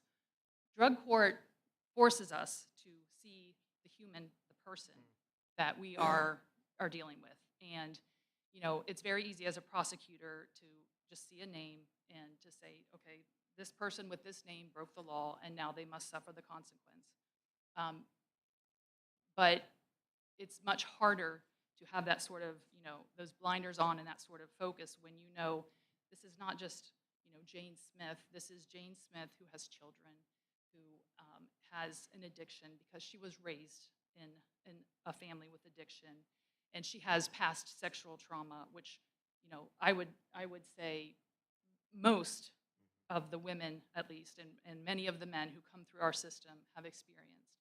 It's very hard to, just look at those people as a name if you know these things about them. And I think it makes us better, certainly better prosecutors if we're sort of forced to know these people who they are. I just wanted to follow up on a couple things that Sarah said. Before, first of all, we only exist as a treatment court because everyone in our court system said yes. And, I have a friend from Montana who indicated these programs don't work unless people in the program sincerely want to do it and say yes. So my motive is very clear. Before you all leave, I want a whole room full of young lawyers who will say yes. And I hope that we can get you to that point. We're going to be here after, and if we don't do it now, Beth will continue to hold your arm behind your back until you do. But please talk to us about it. This is so important. What she indicated is so true. I asked our group of drug court participants once on Save a Life Day, and I said, how many of you thought that you would be alive now in your addiction? All of them said none of them thought they would be alive. None of them. scariest thing was none of them really wanted to be alive. The addiction and the suffering was so painful, they just wanted it to be over. So anyone out there, please get rid of this notion that this is a lifestyle fun choice. It is not. Never seen it. Not seen it. It is a choice where some people make because it's the only way they can keep their lights on, to buy 2 drugs to sell 1, or to maybe get some food for the week. It's probably a reality. But otherwise, no. There are those at the top of the chain that are living for other reasons, but not the ones that we see on our level. The other thing that she said, and this is so true, there are underlying issues, and we cannot be successful unless we address it. 90% of the people in the criminal justice system have suffered trauma. Almost all the women in our program have been sexually abused as a child or as an adult. They did nothing to deserve that. And for anyone to think that punishment eliminates trauma, and that's the effective response, uninformed. It's just not true. It makes it worse. And that's not what we're here for. And then the other thing that Sarah mentioned that I just think is so important, this is not easy. Anyone's notion out there that, oh, you're letting them off. No, this is going from the unproductive, simply sitting away, paying a lot of our money for people to do nothing but get angry at the system and be separated from their communities, to the productive way of life. Get a job, get a license, reconnect with your family, all those things that make this hope possible and your recovery possible. You have to replace one way of life with another, and that's what we work at in a holistic way. And by the way, the government is the chief element making it so hard for them. But no, that's what we do. So Beth, tell me what you think about why is this collaborative process and the team approach, why do you think it's so essential to the work that we do, and what do you enjoy about it? I'm going to start. I'm going to answer. And I'm you going to can say answer the whatever you question. want. I'm going There to you answer the go. question, but I'm going to start at the beginning. We didn't really do our original spiel, like what is drug court? Okay. Well, you get me straight then. Yeah, I'm going to start at the beginning. So drug court, federal drug court specifically, is a post-plea court. So that means I and my client or a defense attorney and their client must go to court and say, I'm guilty to whatever it is that they're guilty of, and then we apply to the drug court program. And how we do that is it's changed a little bit over the years, but now we have a process where we apply right after we get a plea agreement, and typically the plea agreement comes from the government that already contemplates drug court, meaning the plea agreement says in it, if you get accepted into drug court, something will happen on the back end, and that something is something good for my client. Typically, it used to be a dismissal. Sean mentioned that this morning if you were here for the first chat. That is no longer always the case or the norm. So getting off isn't happening. Just let's erase that thought. There is no getting off for drug court. Rare, but sometimes cases still get dismissed. But really, it's a probationary period at the end, and it's still 3 to 5 years. That's still a very significant time to lose your liberty. Okay, so there is no getting off if you're a part of drug court. And so we plead guilty. You have a guilty plea hanging over your head of a federal felony if you apply to drug court. So you've already accepted responsibility for something. You've told the court that you're guilty.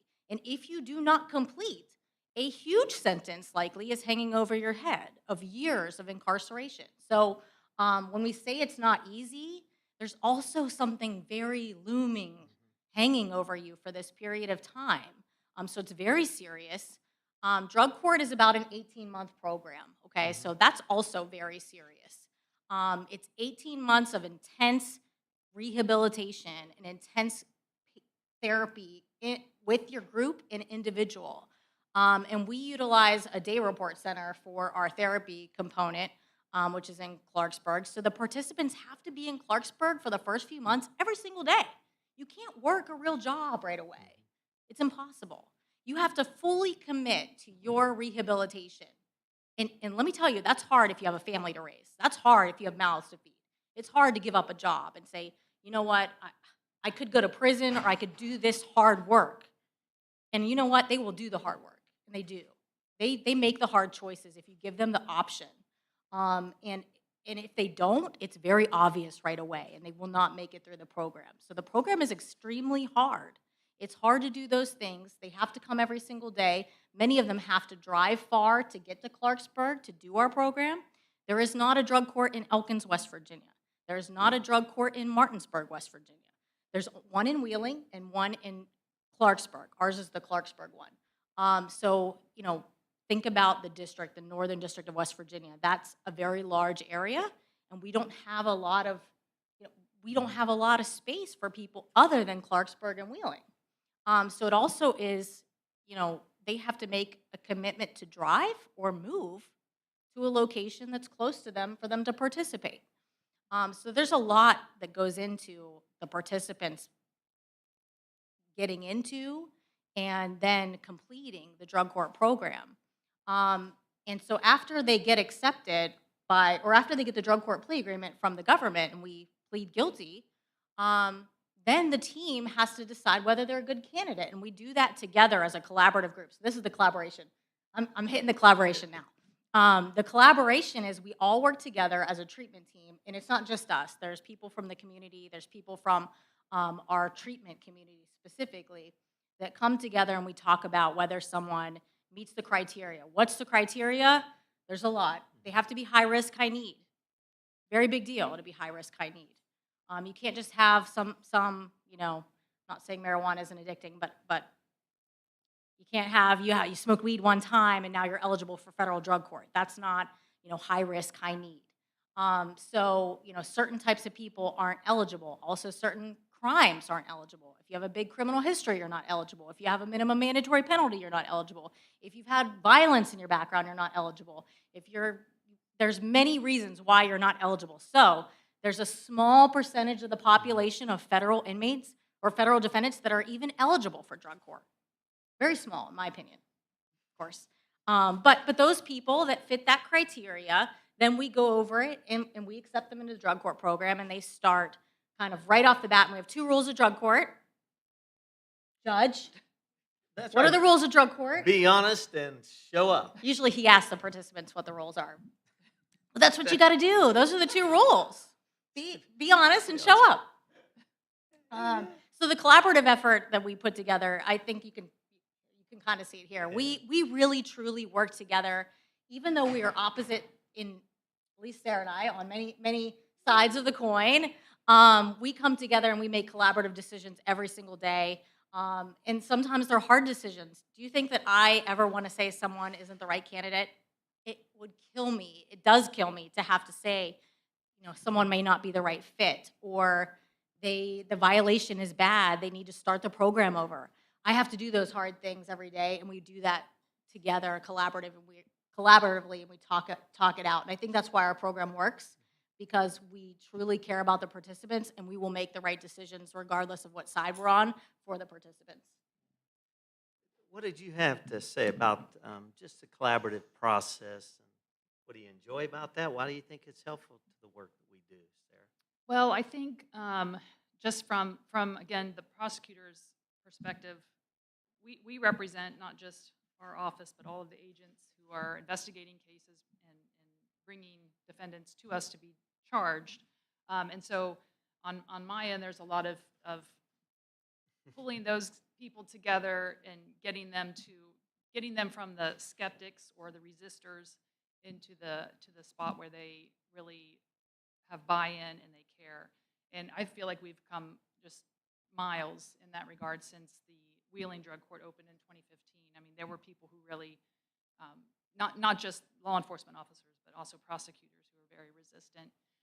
And so, just getting those people's input and getting them to buy into the program has helped. So much so that now we have agents who will, come to their prosecutors and say, hey, we just arrested 5 people in this conspiracy. We think this person would be a really good drug court candidate, they need treatment, and so let's give them that. So just miles from where we started from, and I think in addition just to we're all very reasonable people in my view, but we also all have the same I think heart about it. We believe in the program, and it's just it's easy to make decisions for the good of the program, because we also have to consider people like the district judges who really have sort of the final say so in this, and sometimes they can be skeptical. So we collaborate not just for individual participants but for our program as a whole, because we want it to be here for a long time and not go away. So And one of the things that was just real important to all of us, for you all to hear as law students, is that, we ultimately think as lawyers that we effectuate change in the adversarial process. And to a certain extent, that's true. But boy, what change we can effectuate by collaboration, right? We're not the enemies. What are we trying to do? We're trying to do a public good. And what I'm just so proud of and so amazed of, first of all, in the collaborative process, it makes all of us better. I sit around that circle and I listen to treatment team. People have a whole different view.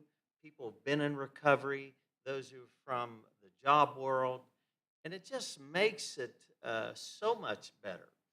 And the truth is, there's a fullness to collaboration, right? It makes us all better. It lifts us all up. Someone doesn't have to lose for someone else to win, right? We can all lift each other up. And what I am so impressed with the whole group is, if you're in that room, you can somewhat tell what roles we have, but the focus is always on the program, the individual in front of us, and what do we need to do as a team that will address their needs to help them be successful. It's a beautiful, powerful thing. So let me ask you, we'll start with you, Sarah. We'll go back and forth then. Sarah, so, how do you think just this experience, working with the people that we do in the way that we do, how do you think it's made you, first of all, a better person and a better lawyer? Or you can reverse it. well, I think that goes back to just seeing people for who they are as people, and not just as a name, a person filling a spot on a pleading. But I also think, it's given me so many opportunities to connect with them, to feed them. We have a Thanksgiving celebration every year where the team cooks. Well, it used to be kind of small, but every year it grows by about 25 invitees or more. We cook turkeys. We do a big sort of home style everything, and it's just the best time. The participants bring their families. We have children running around. The judge is up there on the podium talking, and he's got someone pulling on his a toddler pulling on his pants. Like, it's the most beautiful thing. So for me, that's what I really love about the opportunities, and I think that's made me a better person, definitely a better attorney, because you're seeing more than just what you see on a piece of paper. Beth? Oh, yeah. You I'm saw sorry, her I got looking at really the emotional at the photos. Go ahead. They're the people that are in drug court are they're one of my friends. They're our neighbors. They're our family. They're people just like us. I feel that way about every client, but I think it's a way for me to.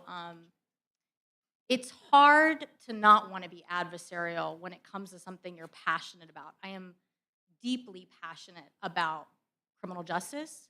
I'm deeply passionate about every client I've ever had. But this gives me a way to put all that energy into a positive way to zone it in. I can be mad all I want, stomp my feet and say this is unfair and this is unjust and this is BS, and I use all kind of other bad foul language about it. But this is where we can make change. This is where generations can be changed.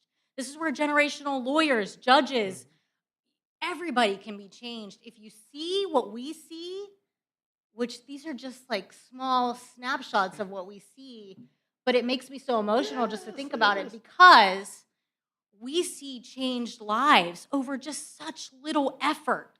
The government, the judge, everybody has to put such little effort into this, and they're worth it. They are worth it. They are worth every dollar, cent, amount of time that we put into them. Just give them your time. Give them your hope. Give them your energy. We all have it. We are so lucky. We're all lawyers. You're going to be lawyers. You ever think about that? Like, you're going to be a lawyer. I'm a lawyer. I'm shocked every damn day that I'm a lawyer, and I'm so grateful. But you know what? I want to give my hope and my energy to these people. They need it, and we have it. Give it to them. Give this type of stuff your time, even if you're going to be, what I call a fancy lawyer, even if you're going to be one of those, do pro bono work. Give these people your time. Tell a judge one day, drug court's worth it. You know why? Some girl told me one day that there are beautiful people out there, and if I put my time and energy into them, they could be successful, and they could be just like you and me. And I want to tell you a story about my friend Will real quick. I don't know. He's up there. I'm going to tell you a story Here he of is. hope. Here he is, right up There there, he top is right with hand two corner. little boys. I'm going to tell you a story of hope and redemption and everything else, and this will hopefully change your life like it did mine. Will Boyce, who's up there, he was a client of mine. He had a 10-year minimum mandatory penalty. That's something I can't get out from under typically, right? 10-year mandatory minimum costs about $500,000, guys. Well, that's just the money. That's But just that's the not the soul that economic, was but go lost. ahead. But Will was a first-time drug offender, okay? He's young, probably like 20 at the time. I don't know. He had two little boys. One was an infant at the time. I met him in a jail cell. He was hopeless, ready to just quit everything. I don't blame him. I would have been too. And I was feeling hopeless too. How am I going to get around this 10-year minimum mandatory penalty? I did not know. All I knew is that I would. And I put all my energy every single day into getting around that 10-year minimum mandatory penalty, even when everybody said no and it was impossible. I found a way. And even though he was denied from drug court originally, I told our district court judge, I'm asking you at sentencing to take another consideration for him. And he did. Something made him say yes, even though he had every reason to say no. And he had the law to tell him to say no, too, to be honest with you. I got around, there was a statutory way I got around that, but that's for another day. Whenever there's a no, and you know as a lawyer, as someone in power, and I'm not really a powerful person, but I know people that are. And so when you're someone of power and you know you're right, do not give up. Do not give up that instinct. Keep saying yes to you, yourself, and your ideas because William Boyce graduated drug court. William Boyce got two little boys back from the custody of the state of West Virginia, and he's a single father of two little boys. He works hard every single day at Hardee's. He graduated drug court. He was on probation. He got off of probation early, and he is a success. He could have been rotting away in prison for 10 years. Two little boys that could have been just given to anyone under the sun are now back with their dad and love their dad very much. During his time in drug court, his children's mother overdosed and died. And his own mother, his biological mother, overdosed and died during his recovery. And guess what? He did not. You know why? We put every ounce of hope and energy and faith in him, and he had it. He knew he had it, and I knew he had it too. And he's been a success. He's my greatest success story, probably the greatest person I've met in my career, and I'm grateful. That's what gives me the drive to do my job every single day, knowing someone like Will is out there that I can help, even when the cards say no. So that's my hopeful story of the day. If you believe in something and you believe in something hard enough, it'll happen. And these people are worth it. That's the end of the story, I guess, for me, is that every single one is worthy of all of our attention and love and effort. And what's sad is that they don't believe that they are. Give you your story, Sarah, if you'd like. I can't follow that. Well, no. I told my Thanksgiving story. Okay, well, you'll see photos up here, Thanksgiving story. This is beautiful. I told him, I said, I want everyone to be together, and I want us to mix, and I want children, and prosecutors are going to be with people that they prosecute, and probation officers are going to sit beside them, and we're going to have mothers and fathers and children, because everyone that's in front of us are someone's child. They're the parent of someone. You know, it's so easy in the world that we're living into to be mean to the other, to be hateful to the other, right? I mean, we're living in that world right now. Everyone's the other, so it gives us some license to be cruel, and it is so wrong, and it will be our downfall. And so what we create so quickly is they are not the other. They're our neighbors, right? They're members of our community. They are worthy of our love. I remember my story. I had someone in front of us who had been in front of me 2 or 3 times, and she appeared, and she had a black eye, and I knew she was beaten. And she relapsed.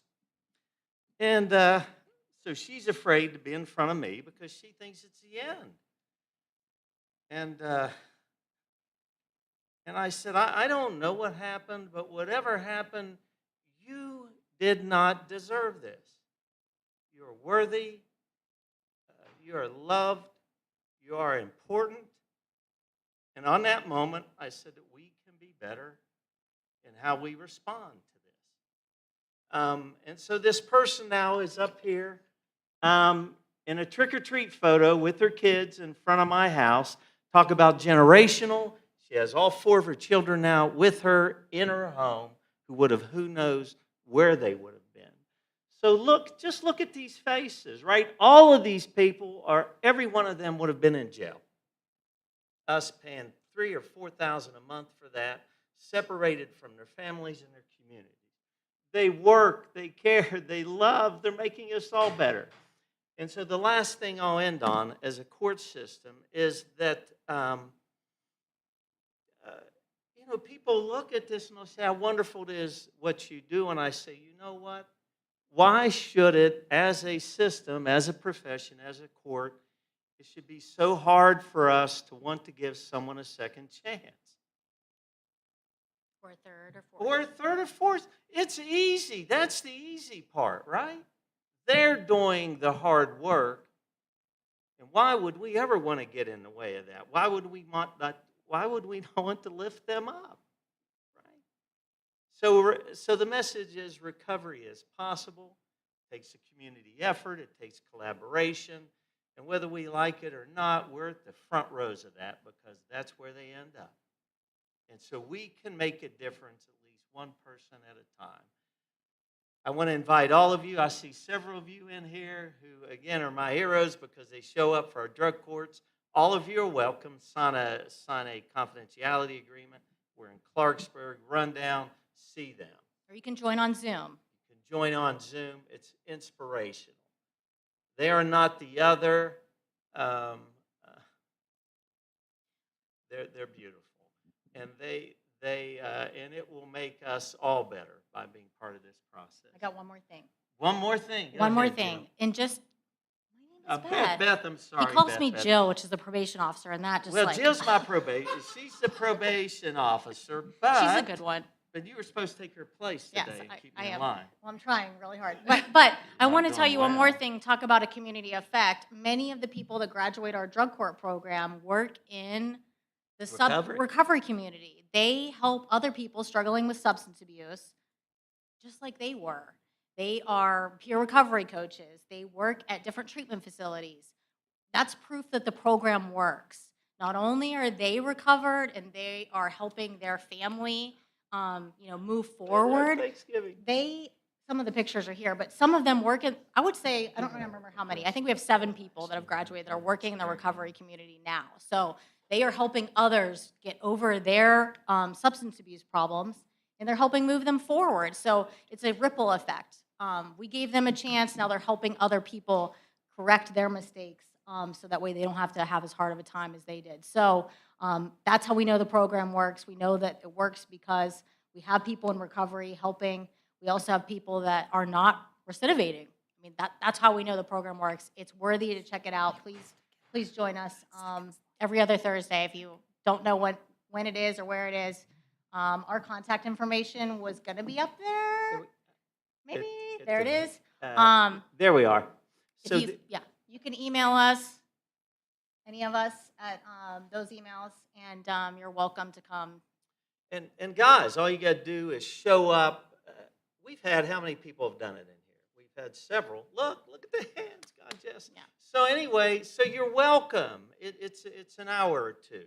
This is important for you to see.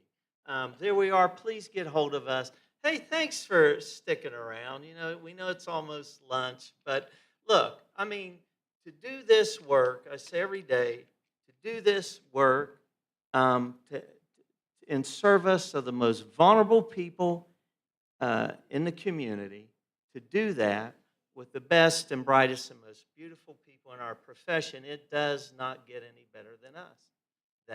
It just doesn't get any better. So, hey, great to see you all. Great to be with you. Enjoy Thank your you. lunch. For us.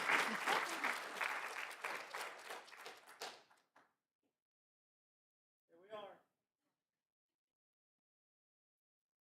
This is Judge Bailey in the middle, who is the drug court judge for Wheeling. Far right, and then there's Jill, is the one who's not us. You'll see her right, you figured that out. It's not us. And then far right, James Machida. He is the Fourth Circuit executive, the highest ranking person, non-judge. We're eating. We're going. That's it. He's wonderful. Anyway, supporting us. Let's eat, guys. Thank you, Judge Alloy, Sarah, Beth. You guys are wonderful as always. We're gonna start lunch here. Everyone, please allow our speakers to go first, and then everyone can follow thereafter. So yeah, thank you again.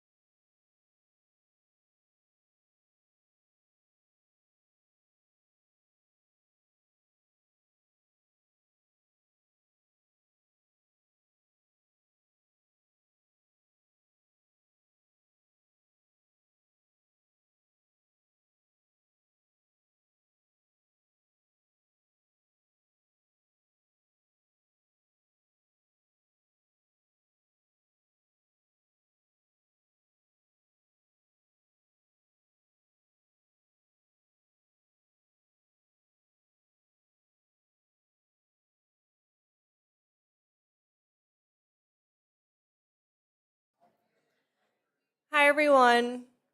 We're going to go ahead and get started again. Olivia Sokos, who is next year's editor-in-chief of the West Virginia Law Review, is going to introduce Professor Birch, who is our next speaker.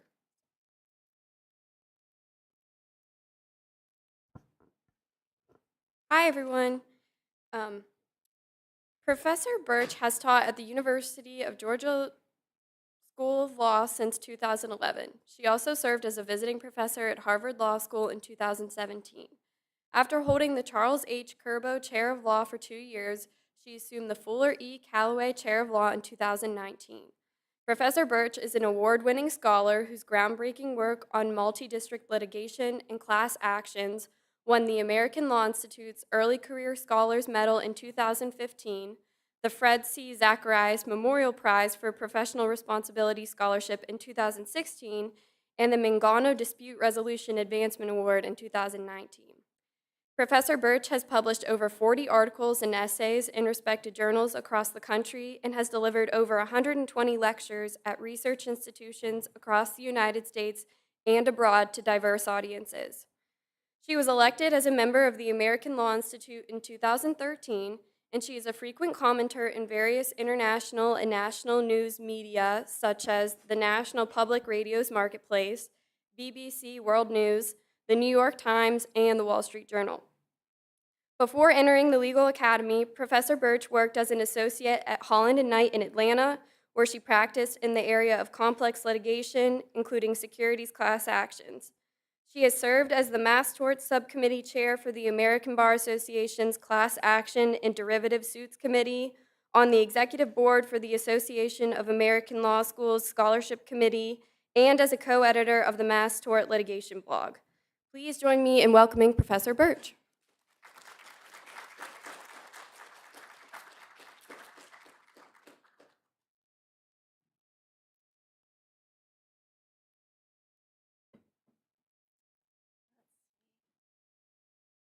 All right, so I click? Yes, okay. All right, well, thank you. Can everybody hear me okay? Am I close enough to the mic? Move it better? Better, awesome. Okay. All right, well, thank you all so much for having me. Special thanks to Emily Ogden, who was tasked with organizing all of us and getting us here, and to the West Virginia Law Review for hosting us and bringing together this great group of speakers to talk about a really important topic. So today, I'm talking about a small little topic, which is a question about what does justice require in litigation that is both as big and as personal as the opioid lawsuits. I think many of us in this room have been touched by opioids litigation personally, but professionally, it's of interest to me because it has an impact not just on people in the opioid lawsuits, but it has ripple effects on other lawsuits that I'll talk about today, like the Boy Scouts litigation, the Catholic Diocese litigation, all these other big cases that wind up in the bankruptcy context. So at the heart of that question of how do we deal with litigation that's as big and as personal as opioids is another question, which is what are courts for? Right? What are we supposed to use the federal courts and the state court systems to accomplish?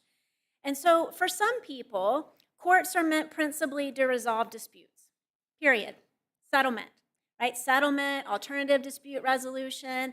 The end game is simply to resolve disputes, and so long as a dispute has been resolved peacefully, then it is successful, right? End of story. That's all we care about. So this happens to be the case oftentimes when we think about multi-district litigation. How many of you had heard of multi-district litigation before the opioid lawsuits? A few folks. So multi-district litigation is one of my first loves. Essentially what MDL is it's a way to bring people together who have cases that are somewhat similar in nature factually from all across the country. When I describe it to my law school students, I talk about a big vacuum cleaner that exists all over the United States and sucks up these cases and plops them down in front of a single judge for quote-unquote pretrial handling, right? And then the idea is that we're going to send them all back and we're going to have trials. Now, of course, that rarely happens. Like 99% of all litigation that is MDL'd ends up resolving within the MDL. So when we're talking about MDL, the focus is principally on efficiency. And anytime the focus is principally on efficiency, then the focus becomes principally about settlement. Opioids is, of course, a prime example of this. So as many of you will recall, the very first hearing that Judge Polster had in the opioid litigation, he said he wanted a quick settlement, right? There's no need for trials, right? Trials were just going to be a waste of time. We just want a settlement, and we want it to happen quickly. Well, it turns out that some of the state attorney generals did not want to settle quickly. As we heard just a few minutes ago, a lot of people opted to file locally, including in West Virginia. The idea being that the people of West Virginia could have a better idea about what these cases are worth and how they are affected by them than Judge Polster might up in the Northern District of Ohio. So one of the examples that I have in mind is Maura Healey, who is the state attorney general in Massachusetts. And back in June of 2018, you might recall that she filed her own opioid case in Massachusetts.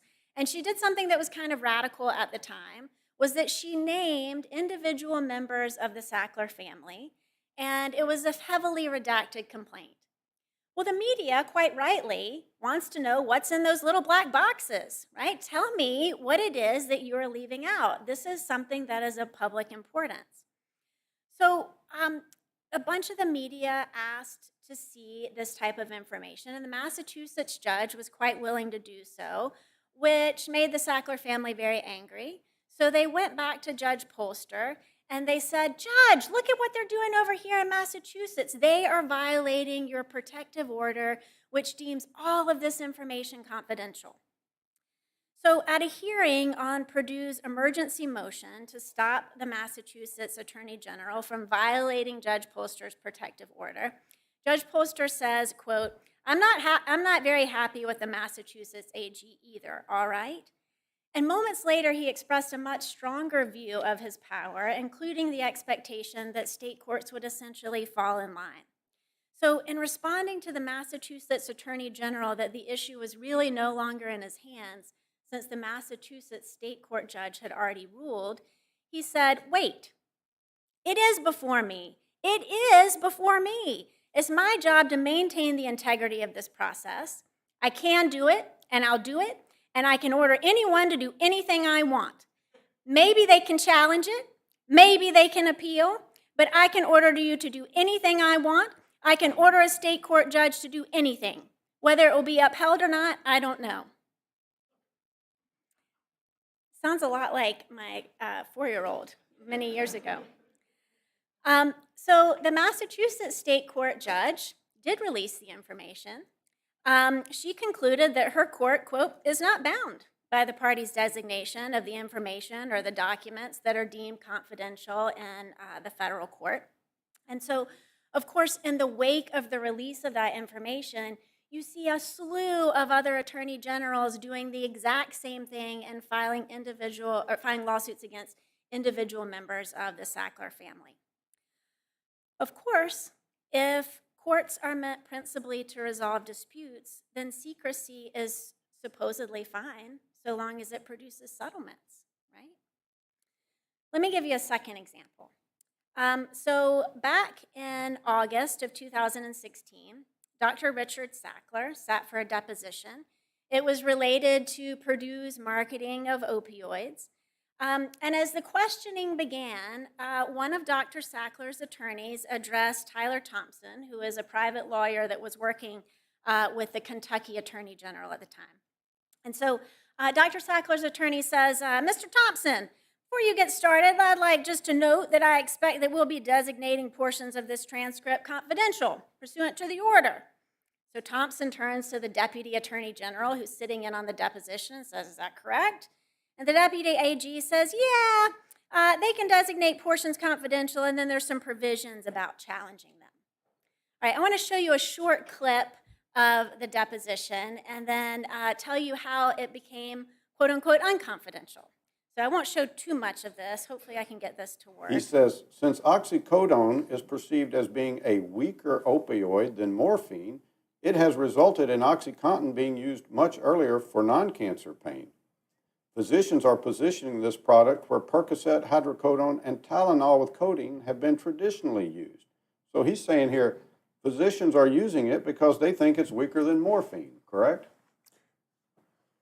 He's using the word weaker, but not meaning less potent than morphine. At this time, it appears that people had fallen into a habit of signifying less frightening, less threatening, more patient acceptable as under the rubric of weaker, or more frightening, less acceptable, and less desirable under the rubric or word stronger. But we knew that the word weaker did not mean less potent. Okay, I'm going to pause it there, right? In short, it's a very long deposition, but I just wanted to give you a little flavor of Dr. Sackler. He's essentially trying to diminish Purdue's role in the crisis. He's trying to deny that it played any role in manipulating doctors. And as we see here, he's very much trying to engage in wordplay, right? Weaker doesn't mean weaker. Well, what does weaker mean? And so he's essentially trying to do what everybody knows that the Sacklers and Purdue Pharma did, which is to put put profits over patient safety. You get the sense, I'm curious, many of you are lawyers or are about to become lawyers. Would you want Dr. Sackler to be your witness on the stand? I sure wouldn't. Right? He comes off as provocating. He comes off as maybe a bit callous, maybe a bit pompous. Right? He's very clearly not going to make a great witness. But a few months later, Purdue and the Commonwealth of Kentucky, they settled their civil lawsuit for $24 million. And under the protective order, this deposition stays confidential. So it took the Boston Globe Life Sciences Media, some of you might know it as STAT, more colloquially. They had to intervene in the suit. It took them 4 years of litigation in order to uncover these depositions. And of course, once they become uncovered, ProPublica puts them online and everybody can watch them on YouTube, right? Fun late night of television. It's just watching Dr. Sackler testify. And so we see this, we saw the same sort of thing with the ARCOS data. The ARCOS data was exchanged within the federal MDL, but it was kept private until the Charleston Gazette-Mail and the Washington Post intervened. They take the litigation all the way up to the Sixth Circuit to try to make this publicly available. And then years later, what we have are all of these great news reports that really show the impact on places like West Virginia and how many pills are going into small towns per person. In other words, it has a revelatory value for public health and public safety that we would have had no idea about had that information stayed confidential. So let me suggest that perhaps courts are meant to do more than simply resolve disputes, right? Maybe it's not just about settling cases. So at their heart, big cases like opioids, tobacco, asbestos, they're torts, right? They're what all of you studied in your first year torts class. And so when I think about what we hope adjudication might accomplish in some of these really big cases, it brings me back to my 1L torts class, right? I teach this, I teach torts, right? And we talk about these things. Well, what do you want the litigation to accomplish? So you all know this, right? What are some of these fundamental tort goals that we deal with? Go ahead, shout them out. What do we want torts to do? Deter, right? We want them to deter wrongdoing. We want to compensate victims, right? So we've got those are the classic goals. I'm going to add a few more up here because of the way that I tend to teach torts might be a little different. But I also think it's really important to generate public goods, right? To bring information to light that's not just about what's between these private parties, but that could be of value to regulators, that could be of value, like the tobacco information is to future researchers. I think it's really important to allow litigants to participate in trials if that's what they want, because there is a value in empowering some of these victims. There also can be a lot of value in ensuring that there's a forum in which all citizens are viewed equally before the law, regardless of their position in life. So, how these different litigation goods and values relate to one another, and obviously how they sometimes conflict with one another, bears significantly on how we pursue them and how we ultimately prioritize them. So, let me give you one way to think about this. On my drive to West Virginia yesterday, my first leg of the flight was to the Atlanta airport. And we have a Peach Pass lane. When I was coming from Pittsburgh here, I noticed that, and I forget what the Pittsburgh version of this is. But the bottom line is, if you drive in the Pittsburgh Pass lane or the Peach Pass lane and you don't have a pass, no one's going to pull you over. Instead, you're going to get a ticket in the mail later on. I don't know this personally, I promise. But so it got me thinking, what if, would anything be lost if litigation became wholly automated in much the same way as, say, a Peach Pass lane or a Pittsburgh Pass lane? On the one hand, it would be efficient, right? If we just care about dispute resolution, this is going to be efficient. It might even deter and compensate, right, depending on how well we do it. But the discovery process would disappear, right? So would all the information that process generates. Citizens wouldn't have an opportunity to participate in democratic trials where both the weak and the powerful are viewed equally before the law. And those values can matter in some cases more than others. So whether our litigation system is functioning well or whether it's functioning poorly isn't just an empirical question. It's also a question about how we weigh these competing values. And so these different values are going to be cast differently depending on what the case is about. Now, if you have a car accident case, right, classic torts case, it's a negligence problem, we're not worried so much about deterrence. I don't think most people want to be in car accidents. It's all about compensation, right, trying to make the victim whole in some respect. On the other hand, back in the 1940s, when Thurgood Marshall was the chief lawyer for the NAACP, he went to Oklahoma to defend a criminal trial. And at the time, the black schools let the children out for the day so that they could attend. And one of the most important things that happened that day, according to the letters afterwards, is that the children were able to see a black lawyer arguing on equal terms as a white lawyer. Right? So that day, equality before the law really mattered. In the late 1990s, several private lawyers in the tobacco litigation who represented the state of Minnesota had an opportunity to settle the case on terms that would have given them an enormous amount of attorney's fees. The catch was they had to keep all the documents that had been produced in discovery confidential. And so they said no. Right? They felt like they had some sort of duty towards transparency, towards future regulatory goals, and that they had some special responsibility to others. So even if our system is first and foremost about empowering victims, right, giving victims whatever it is that they want or they need, then we still have to ask more questions. Right? There are a lot of people who settle cheaply, maybe too cheaply. There are a lot of people who bring unwinnable lawsuits. And when that happens, we have to ask more questions. It might be that the system is performing badly, but it might be that that's what the victims want, right? Maybe settling cheaply is what they ultimately want to do. But we've got to figure out whether there's something bigger going on. Are they settling cheaply because the attorney is twisting their arm and encouraging them that if you don't settle, we're going to drop your case, which I have seen that threat made in a lot of these mass tort lawsuits? Is it because they are settling cheaply because of Owen Fiss's analysis? Right? If we think back to Owen Fiss's against settlement paper, one of the things that he worries about is that people just don't have the resources to be able to continue to litigate. So there's all these questions that we have to ask about why the litigation is occurring the way it is. My point is not to resolve these disputes today.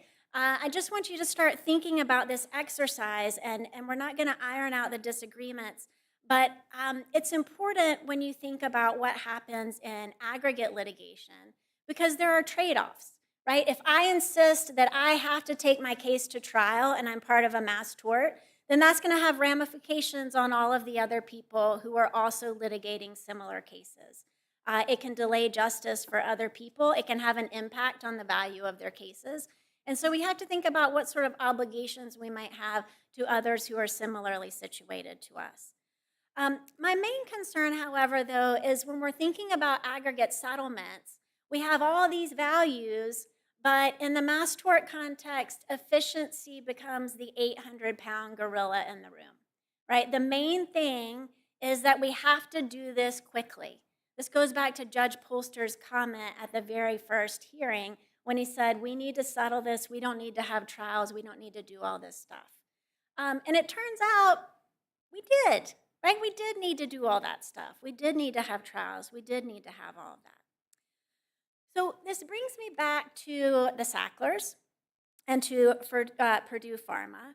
As we all know from Eric Ayer's work, there are many, many villains in this litigation, and I don't mean to diminish the role of so many of the distributors and the marketers and the wholesalers and the pharmacies, et cetera.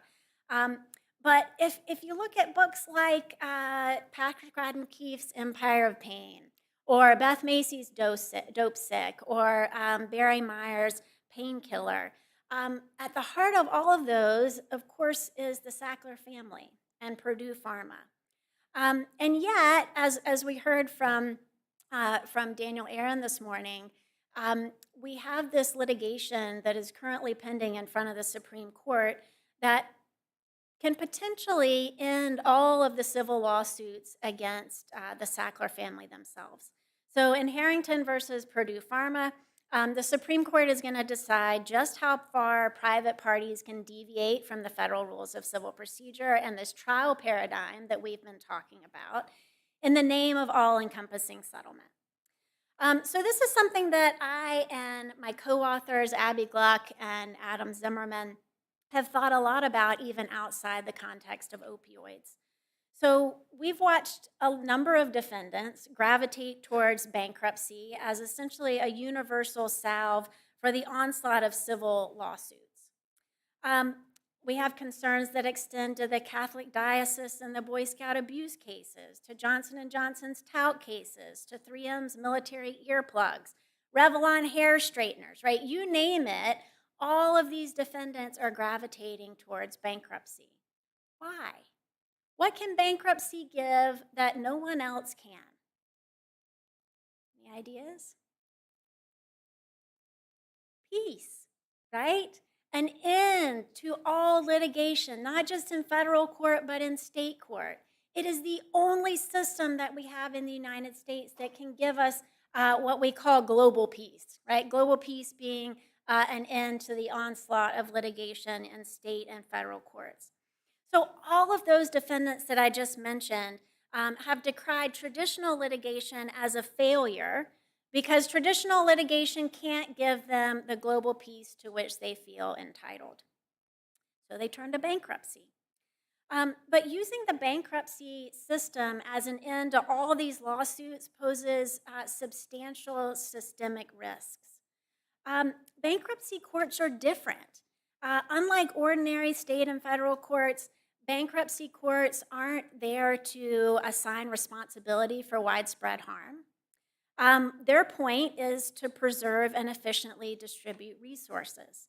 So to that end, we don't call petitioners victims, we don't call them plaintiffs, we call them creditors, right? What do the creditors want?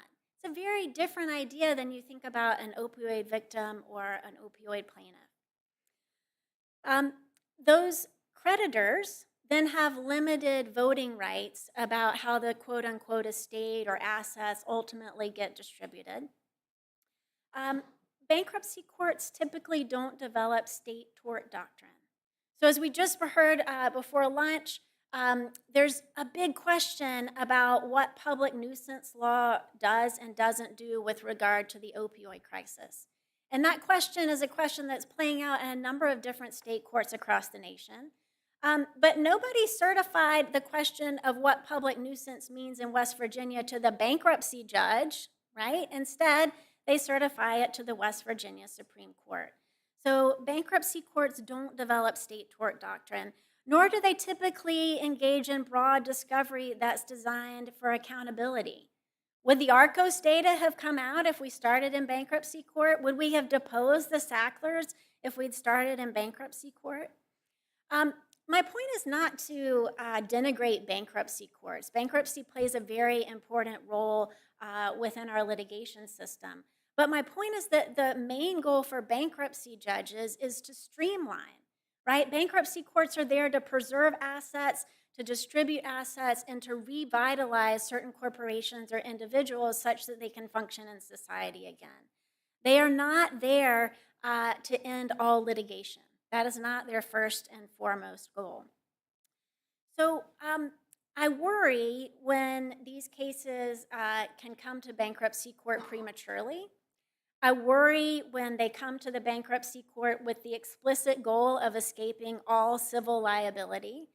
The Sacklers are especially provocative in this regard. So it seems like bankruptcy is providing an off-ramp to the tort system, and it prevents thousands of opioid plaintiffs from ever litigating their cases against the individual Sackler family. So let me just end by saying that our system wasn't designed for global peace. We have a federalist system. We have national federalism. We have two sets of robust litigating courts, the state court system and the federal court system. And the very existence of these dual systems, despite the many virtues of jurisdictional overlap, impedes global resolution, right? It impedes the one thing that the Sacklers want. It impedes the one thing that Johnson & Johnson wants, right? You could go on and on. But that can be a very good thing. That can have some very good results. So I worry what the Supreme Court's going to do with the Sacklers. I don't purport to have any sort of crystal litigation ball. If I did, I'd probably be very, very wealthy, and I wouldn't be here before you. But I do worry that they're not going to impose clear guardrails that would prevent the abuse of the bankruptcy system. I worry that we need to preserve some sort of traditional tort process to make sure that our system is functioning well. And if we allow defendants to completely turn towards the bankruptcy courts, it's going to result in less information production, less law development, less judicial review, less federalist percolation, less due process, and fewer opportunities for our plaintiffs to make their stories heard. So I'll close simply by reminding you of some of these big open questions that I began with. Which is, what does it mean to do justice in these mega cases that are dumped in the court's laps? I think that surely it means something more than just resolving the dispute. I go back to thinking about Owen Fiss's work, where he says that civil lawsuits should be understood in light of the public good that they serve, not just the private ends of dispute resolution. So I wanted to keep us on track. I'm happy to take questions. But I just wanted you to start thinking about really big implications and how this question of how we treat the Sacklers fits into that. Your questions? Yeah.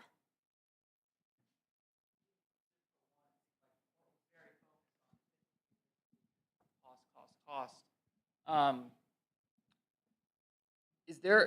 Is there a solution or a pathway beyond like the authorship of your work or the books, the publication that you just referenced, to get around the fact that it seems like the entire goal of that, even on the justice system side, is it's not just resolution, it's efficiency, cost, efficiency, cost, efficiency, cost. I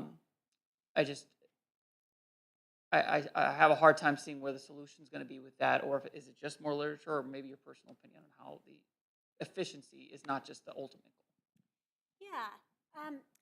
So, I think one of the really interesting things about the opioid lawsuits is that you have what I think of as two centers of power. So, oftentimes when you have a multi-district litigation, you just have one center of power and it becomes this gravitational vortex. And so, whatever the MDL judge wants, the MDL judge is going to get. But in the opioid litigation, you had some pushback, right? You had the state attorney generals who said, we don't have to play by your rules, we can do something different. And that's one of the main ways that we began to get some of this law development and this percolation between the dueling state and federal system. I think there's more risk when it comes to pure mass tort litigation cases, when you don't have those dueling power centers, because the state court plaintiffs often get sucked into the federal MDL. Even if they don't want to be there, they get charged common benefit fees, which is another crazy thing that we can talk about. There are these federalism questions about what a federal court judge can do when there's not a litigant that's actually before them. And there's, I think, a lot of judicial overreach that happens. So, I've written about how we might reform the MDL process to recognize some of those values and goods. But one of the good things that I see coming out of opiates is that you do have some of these dueling power centers. Any other questions? Yeah.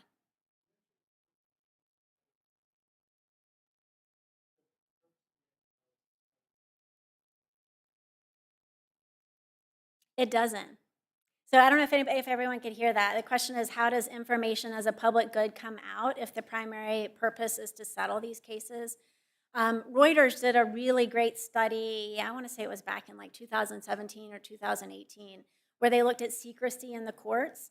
And I see it in particular in these big mass tort cases, because as you all know from first year civil procedure, when these cases get litigated and tried, and if the defendant loses over and over again, then issue preclusion can potentially kick in.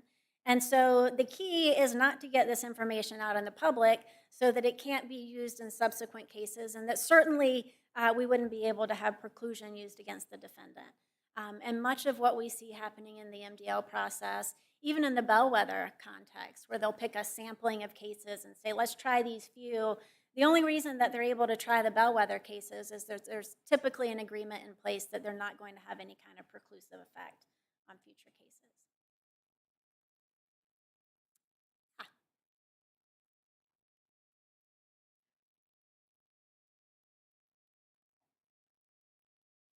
Shout. How has past MDLs informed the opioid MDLs? I know that I think when we think about MDLs, sometimes we think about the ones that were in southern West Virginia with the mesh cases. So how have they informed how people are approaching MDLs with opioids? Yeah, so, it's funny, when you talk to MDL judges, they like to tell you how different their MDL is from all the other MDLs, and every MDL is unique. I can't tell you how many times I've heard that refrain over and over again. And yet, what we see happening is that they use the exact same procedures in one MDL to the next. So I will say that the opioid MDL is a little bit unique because we do have the bellwether cases that have been remanded to different state courts. It's one of the aspects that I like most about the federal MDL. It's something that I talked with Francis McGovern about a long time before he died, about how to get these types of remands into the system.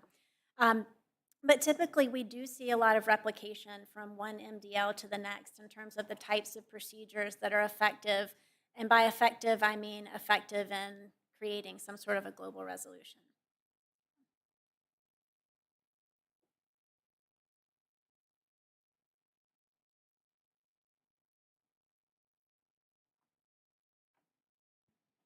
Thank you. So my question is, you talked about the turn to bankruptcy courts that these companies are doing. Is there a way that we could make these bankruptcy courts more, I guess, equitable for the victims and more representative of their needs? Yeah, so I don't pretend to be a bankruptcy expert by any stretch of the imagination. We got into a little bit of arguments, maybe putting it too strongly.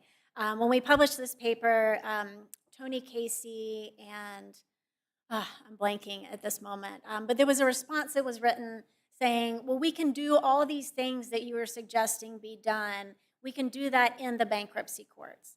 And so maybe, right? So maybe bankruptcy courts have the procedures to be able to do a lot of the stuff that we're talking about, but that's not the culture of bankruptcy. The culture of bankruptcy just isn't there. You don't see a lot of cases. They have the procedures to be able to remand these cases and to try them in other federal courts. When I say remand, I mean remand to the district court from whence they came, such that you might have trial development. The difficulty is that that further depletes the assets of the debtor. And so if the main goal is to try to preserve assets for distribution to creditors, then that doesn't help further that. So are there reforms? Sure, right? Sure, we could do a lot of things to try to help produce these types of litigation values within the bankruptcy context. And there have been some folks who have written about that, I think quite persuasively. But that's just not what the bankruptcy culture is at the moment.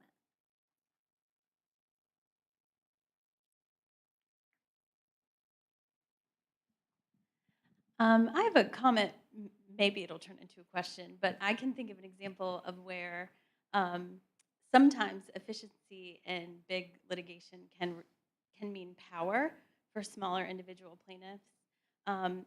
There's litigation right now against Google for digital antitrust violations in their advertising, and our firm represented and brought one of the first cases on behalf of HD Media against Google. And since then, we've had 25 individual newspapers, small newspapers throughout the country. And our hope was to get larger newspapers involved as well.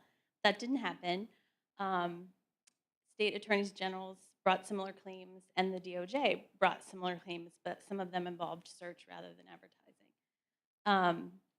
And Judge Castile in the Southern District of New York, who was handling both the advertiser class, the individual newspaper plaintiffs, did not streamline discovery.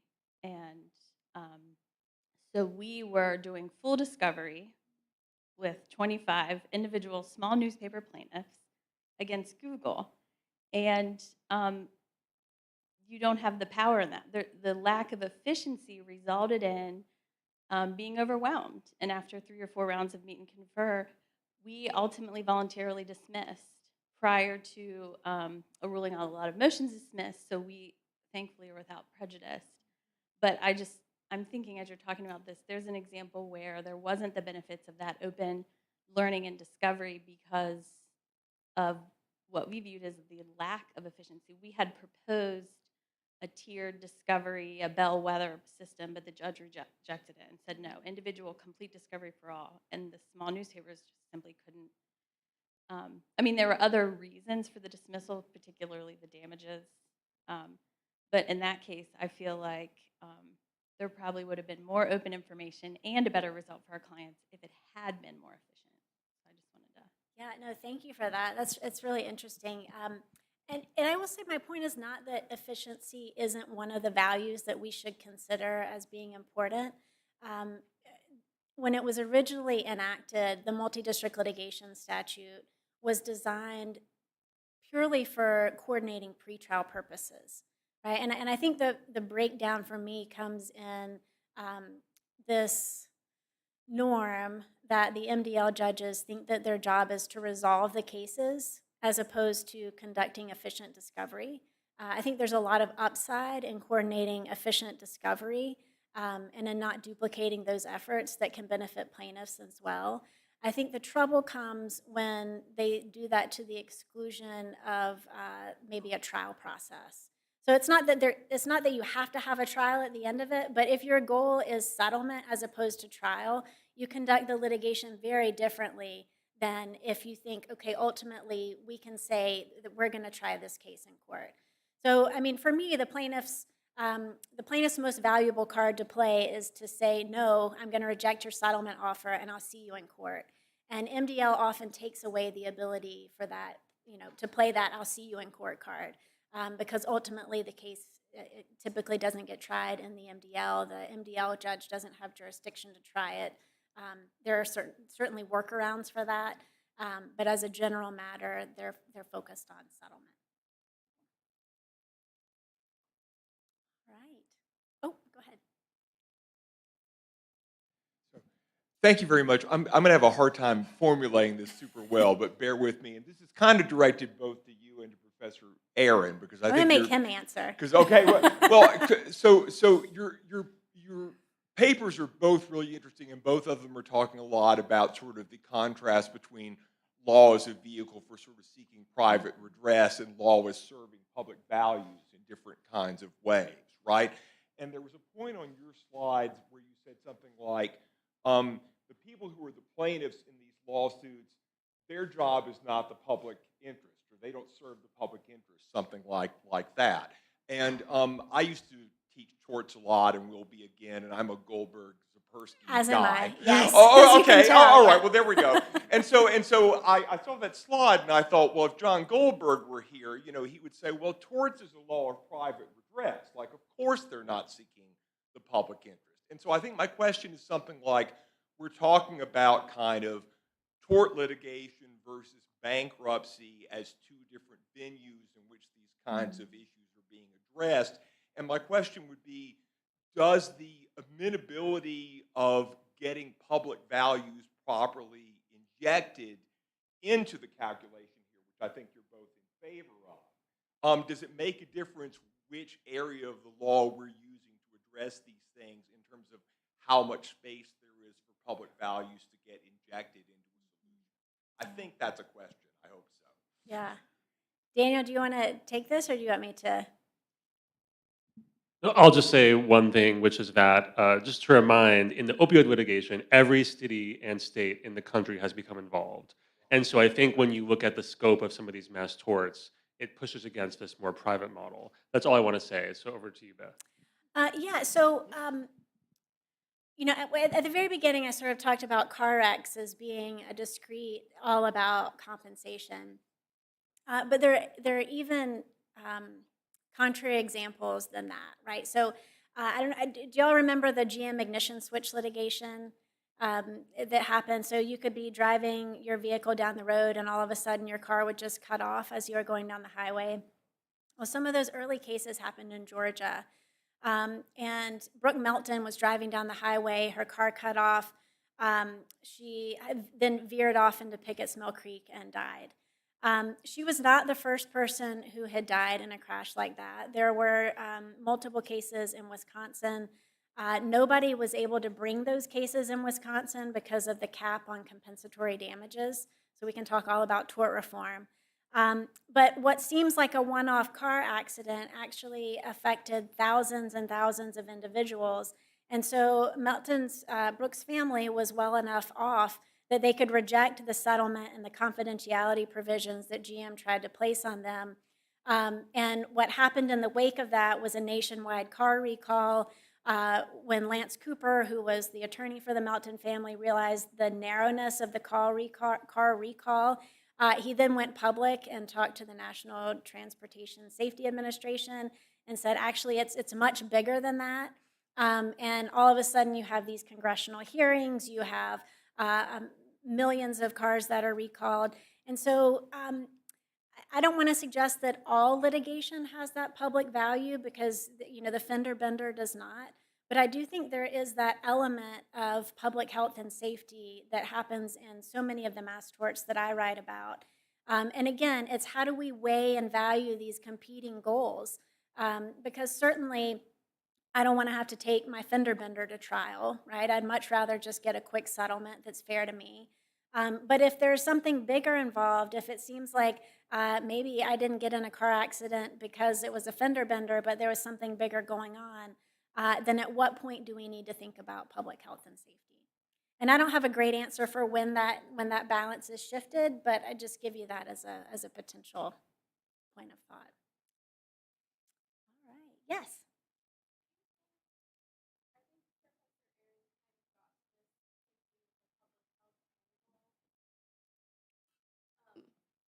Kind of like gives you an opportunity to make the conversation bigger and pull more people in. Do you think like almost an interdisciplinary approach is an effective way to kind of like make sure that that public good, that information is reaching as many people as possible, I guess? I know, sorry we keep on like honing in on this point of information, but it's been such a crisis in West Virginia, and I feel like people are lacking resources and information generally, and that's such a huge problem, and people don't even know where to start looking, I guess, if that makes sense. So Yes. I mean, is the short answer. I mean, I think making that information available to the public in litigation means that you have media who will pick up on it and who will help disseminate it. One of the interesting things I've been following, I don't know if y'all are aware of Christine Menhe's work, but she's been tracking where all of the opioid funds actually go on a state-to-state basis. Are they actually going to opioid disuse programs, or are they going to helicopters or police gymnasiums or something else that I just randomly think about? What is it that we want that money to do? And so I think the more transparency we have and the more that we're able to follow it, both in the media and on this kind of granular level, will help with public accountability as well.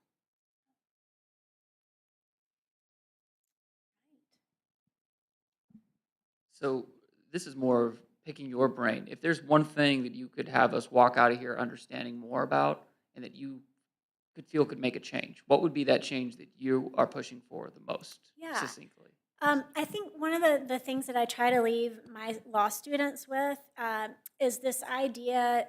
I think a lot of people go into the law thinking that money is the end goal for plaintiffs. For a lot of plaintiffs, money isn't the end goal. If you do a survey of plaintiffs and what it is that they want, there is oftentimes some degree of money, particularly when there's medical harm. They want to be able to pay their bills. So I don't want to discount the monetary aspect, but for many people, it's about so much more than that, right? It's about accountability. It's about sometimes, punishing, right? I think that this corporate actor has done something really wrong.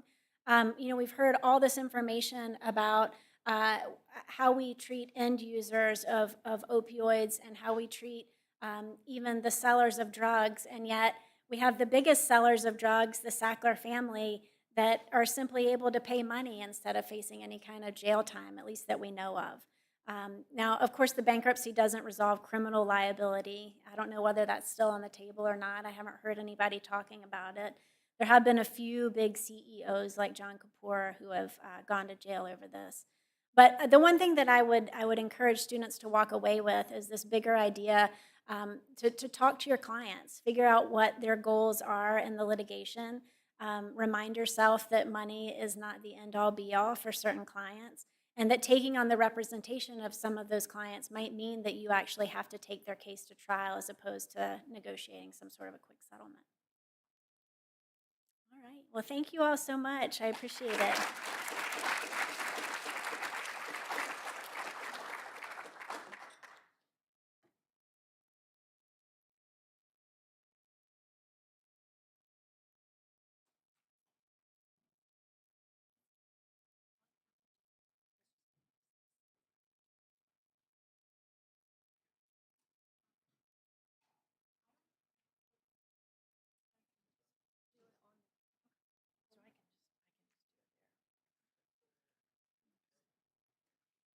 Are you guys?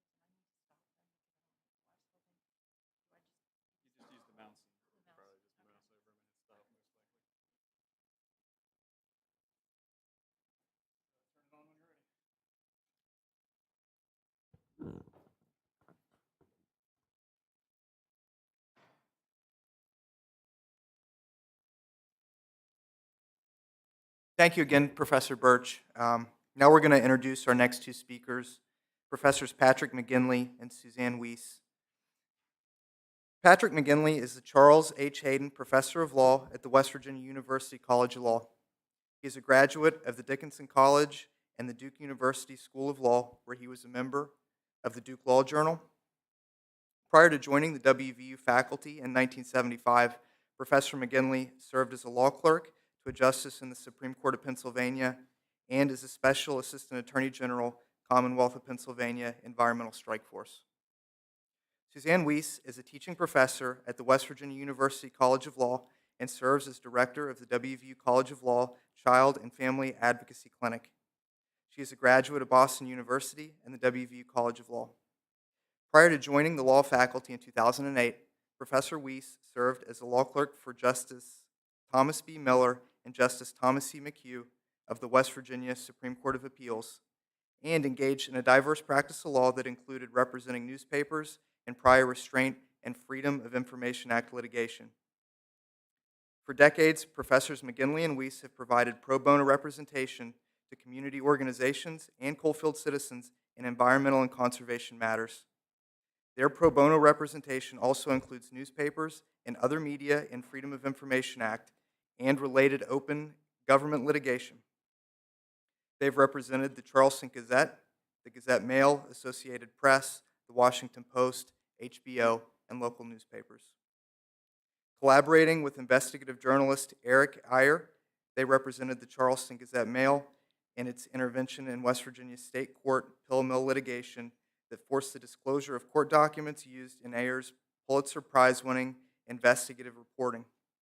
Subsequently, Professors McGinley and Weiss represented the Gazette-Mail in its intervention in multi-district litigation involving more than 3,000 cases filed by state and local governments alleging prescription opioid manufacturers, distributors, and retailers had liability for contributing to the nationwide opioid epidemic. Professors McGinley and Weiss successfully appealed an adverse decision by the MDL District Court to the Court of Appeals for the Sixth Circuit. Reversing the lower court, the Sixth Circuit ordered public release of information previously hidden from the public by an overboard court protective order. Eric Ayer's award-winning book, Mud Lick, A Coal Country Fight Against the Drug Companies That Delivered the Opioid Epidemic, discusses the professor's West Virginia federal court litigation leading to the revelation that more than 100 billion prescription opioid pills flooded American communities across the United States from 2006 to 2014. Please join me in welcoming Professors McGinley and Weiss.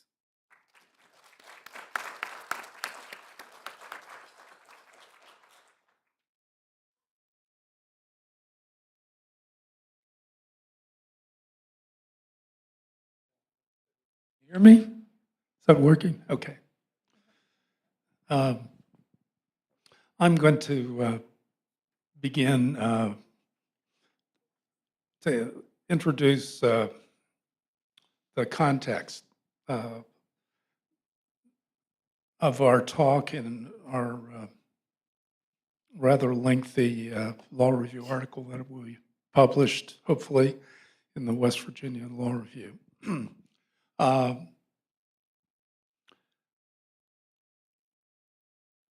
I think it's certainly fitting that the West Virginia University College of Law is presenting this symposium. West Virginia has been the sort of ground central of the opioid epidemic and crisis of the last 25 years. And there's much to be learned from West Virginians' experience.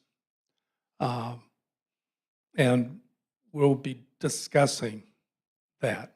Professor Weiss will talk about the history of the use of opioids and the resulting addiction over time. And she'll also be discussing the pharmaceutical companies' efforts to falsely market prescription opioid medications, beginning with Purdue Pharma's OxyContin that was approved by the FDA in 1996. Pardon me? 95. So we can start out by noting that during the years 2006 to 2014, over 110 billion prescription opioid pills flooded West Virginia and the nation. 110 billion. Over 1 billion opioid pills were distributed in West Virginia during that time. In 2020, it's been estimated that 2.7 million people aged 12 or older in the U.S. Had, I guess the new medical term is opioid use disorder. They were addicted to opioids. In the past 12 months, 2.3 million people were diagnosed with prescription opioid use disorder. Overdose deaths involving opioids have dramatically increased over the previous decade. In 2021, there were 80,411 deaths that have been documented. In West Virginia, opioid-related overdose mortality rose from 8.4 in 2001 to 37.7 in 2018. Doctors, opioid manufacturers, prescription opioid distributors, retail pharmacies were all profiting from the sale and distribution of these drugs. And the profits were in record amounts. This began in the mid 1995, 1996 with OxyContin's, Purdue Pharma's OxyContin medication. But of course, Purdue Pharma, although it gets a lot of attention, was not the only company manufacturing prescription opioids that contributed to the opioid crisis. In fact, Purdue Pharma's percentage of the market was less than 10%. There was an enormous amount of money made by those in the opioid distribution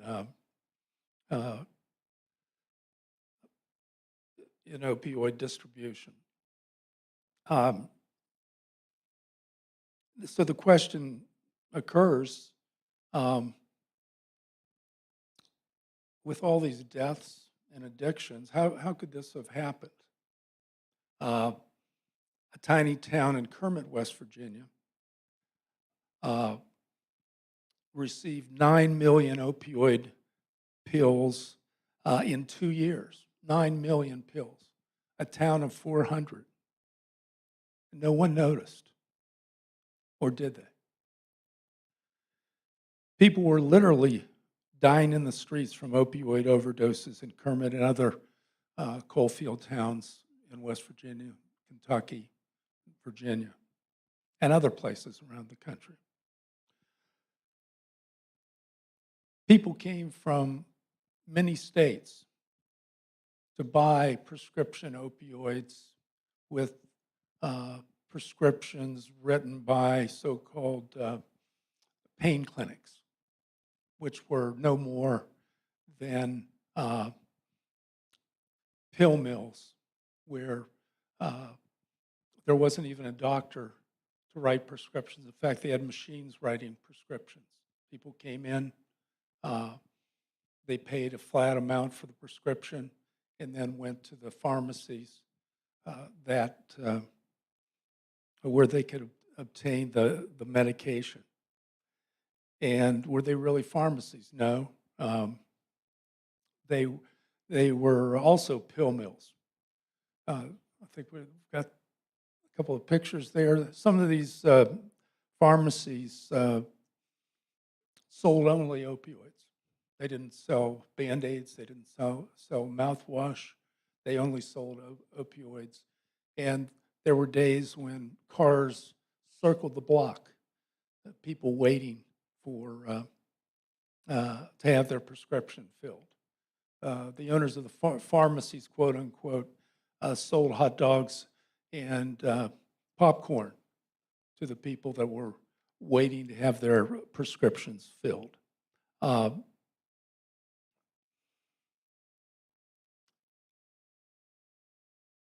The question that we want to discuss is, how did this incredibly deadly epidemic grow and expand when there were such obvious signs of massive drug diversion? And the answer is, as we'll discuss, and it is complex. There's so much evidence that the important players in drug distribution, approval of drugs, they all knew. They all knew what was going on. And they knew within a couple of years after OxyContin was approved by the FDA as a drug that didn't cause addiction. And there was corruption involved in the FDA's approval of OxyContin. And then other manufacturers began manufacturing painkillers. And the opioid industry, especially Purdue Pharma, but not only Purdue Pharma, began a campaign to persuade doctors to prescribe prescription opioids, not for cancer, which had been the previous use, but for chronic pain. A coal miner who injured his back in a coal mine, a truck driver who had lumbar issues, people who had infected teeth. And they're basically told that it's not addictive. How did that happen? Doctors, and Professor, we used to talk about this, doctors have known for thousands of years the addictive capacity of opium and opioids. And yet, these medications with opioids began to be distributed and sold in the billions, and the number of people who were addicted, and many of them died of overdose when taking these medications. How did that happen? Well, part of the story is that, as I said, everybody knew. Law enforcement knew. Local police, local courts, in West Virginia, the State Health Department, the Attorney General, the FDA, the DEA, members of Congress, drug distributors, retail pharmacies. They all knew because of these enormous numbers of opioid drugs that were being sold in these small communities across the country.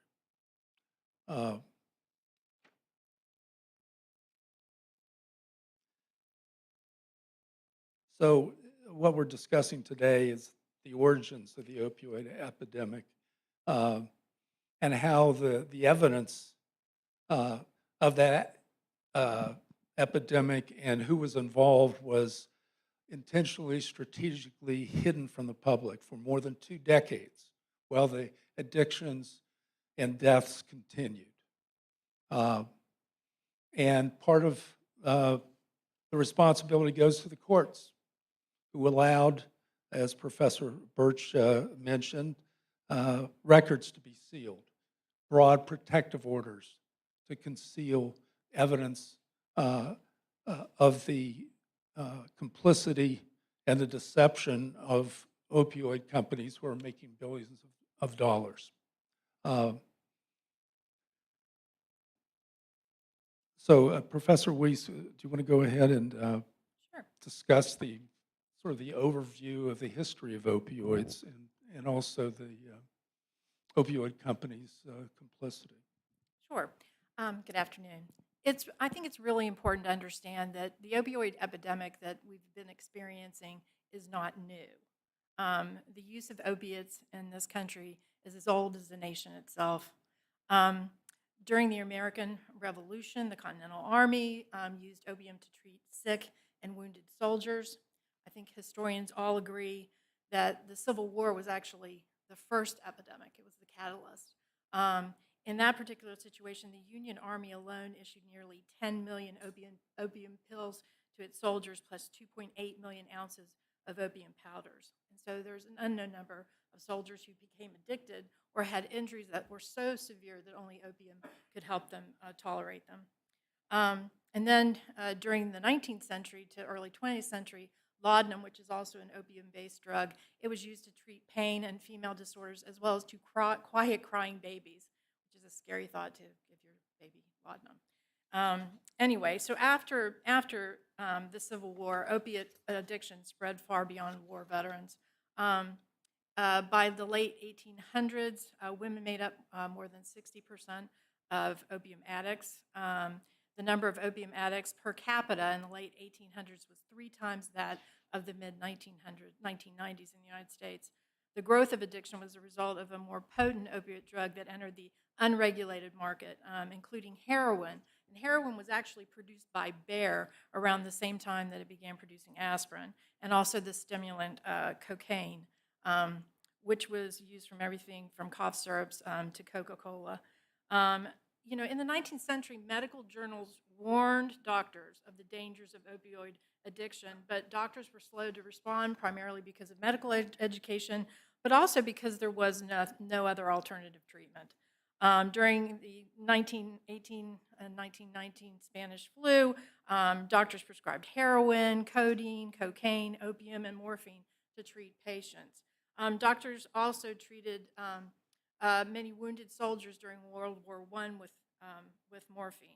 And after World War I, Congress enacted legislation limiting opioid access. You have to understand, you could buy this without a prescription. It was over-the-counter medication. So educating doctors and enacting new legislation restricting the sale of opiates as over-the-counter drugs helped fight the epidemic. For example, the Narcotic Drug Import and Export Act of 1922 prohibited opium imports for other than medical purposes, and it limited exports to nations with an adequate licensing system. 2 years later, the Heroin Act was passed, prohibiting the manufacture, importation, and possession of heroin even for medicinal use. And then the Geneva Limitation Convention in 1931 placed international limits on access. And there was multiple legislation afterwards where they continued to try to limit access to these types of drugs. Subsequent legislation in the 1960s, 1970s turned the focus from trying to control the distribution to addressing addiction and treatment. However, the political view of all of that changed in the United States after President Richard Nixon declared a war on drugs in 1971, stating that drug abuse was public enemy #1, and then Ronald Reagan revived that war on drugs. And with his government-led initiative, it was to resolve it by just giving heavier prison sentences for drug-related offenses. Despite all of this knowledge, okay, that we're talking about, everyone knows the addictiveness of opiates. Despite that, we still found ourselves entering into the opioid epidemic in the 1990s. And I want to turn now to talk about MS Contin and OxyContin. And this is important to understand too. How did we even get to OxyContin?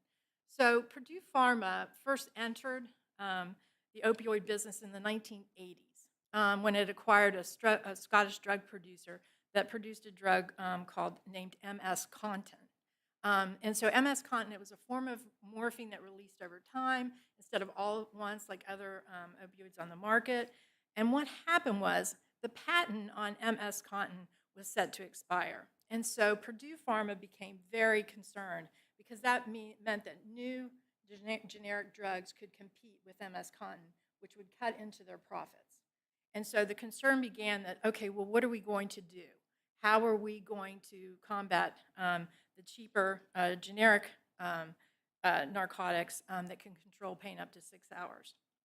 So what the urgency of the development was for profits. And so I apparently am one of those late night YouTube watchers that Professor Birch was mentioning who likes to watch Sackler videos. But I have it, and I'm not going to play all of these because I totally agree with Professor Birch.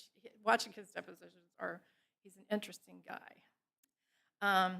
So this is more of him being asked about this generic threat to the push, for this. Let me see. I'm not, there we go. Okay.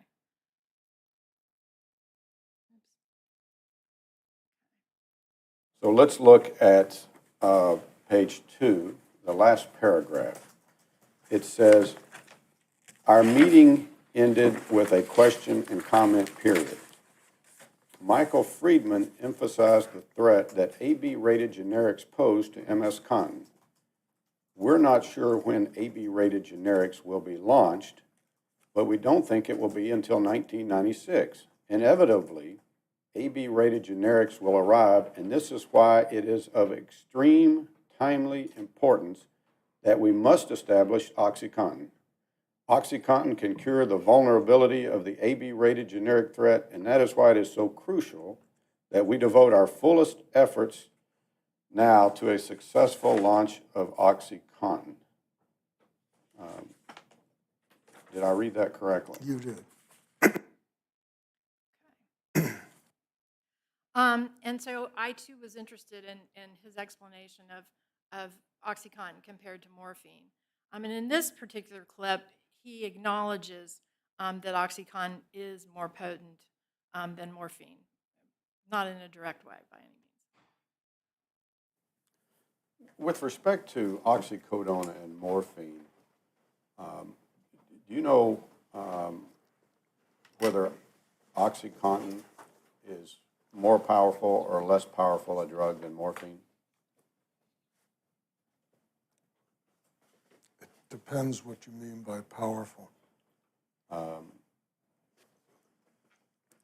If powerful means potency, absolutely. It is twice as potent as morphine. And we were very proud that we discovered this, first in animal studies and then in human studies, and we made it widely known, perhaps even before the drug was introduced, but certainly in the package insert and all the promotional material. And as Professor McGinley already mentioned, FDA approval of this drug was fast. It went through very quickly. Sorry, I'm not very good. Hold on. There we go.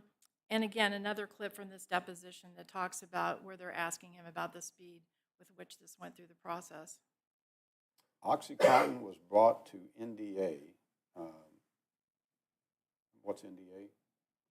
To NDA filing, that's the filing of the new drug application. Right. From early phase 1 work on time and in an incredibly compressed period of 2 years' time. That's because an NDA usually takes longer, correct? Well, and let me just preface it with the reason it takes longer is because there's a number of studies that have to be done, both animal and human, to determine if a drug is safe and efficacious, correct? right. In general, that's correct. But in this case, you all got it done in an incredibly compressed period of time of 2 years.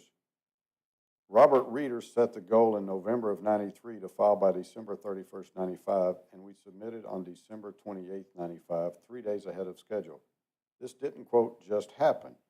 It was a deftly coordinated, planned event that took dozens of worker years of effort to succeed. True. The most demanding So they work Indian together, and package. what you will find is, and this is what we go through in our article. Our law review article right now is 81 pages long, so we're trying to compress a lot of information into this. What happened was they really pushed this through, and there's a lot of corruption in that entire process too, because the person working with the FDA ended up working with working with Purdue, and later went to work for Purdue. So let's talk about OxyContin. It unlike other drugs such as Percodan or Percocet, which have like a little bit of oxycodone blended with another over-the-counter pain reliever, we're talking this is pure oxycodone. And so the big claim, and this was a false claim, was that Purdue said that patients would get 12 hours of relief for OxyContin, except that their clinical trials showed that patients needed more medication before the 12-hour mark. And despite the lack of clinical studies to support the 12-hour release, OxyContin was approved by the FDA. Also, too, which is important, and I won't get into the details of it, is not only was the speed with which this was approved unusual, but also the packaging, the insert that goes into the packaging. That's a huge deal. My next slide, I'm just going to talk about it because our research assistant, Colin, said that this is a much too complicated slide that I have going on here next. So basically, with the label, normally there would have been a warning in it saying basically this drug is limited for use for cancer patients. People who are have severe pain, they're very sick. That's the extreme. Well, the way the labeling was with this, and there was a lot going on for them to push for this labeling because they wanted to use it in marketing. That labeling essentially said, oh yeah, you can use this drug, which is twice as potent as morphine for back pain. You can use it like acetaminophen. And so this labeling was highly unusual, and it managed to get through. And so using this labeling, Purdue mounted an aggressive marketing campaign with misleading advertisements, and we'll show you a couple of those. They would spend 6 to 12 times more on marketing OxyContin than it did in the first 6 years of marketing MS-Contin. They had speaker events, patient advocacy group lobbying, and they would essentially to turn opioids from a cancer treatment to the go-to drug for any pain. And they even convinced physicians, based upon aggressive marketing strategies of its sales rep, and started prescribing it. Another thing that they had is part of it was they came up with this pain as the 5th vital sign. So we all know what our vital signs are. Our blood pressure, temperature. Those are some vital signs that we can measure. And so I don't know how many of you have gone to the doctor's office and they've said, what's your level of pain today?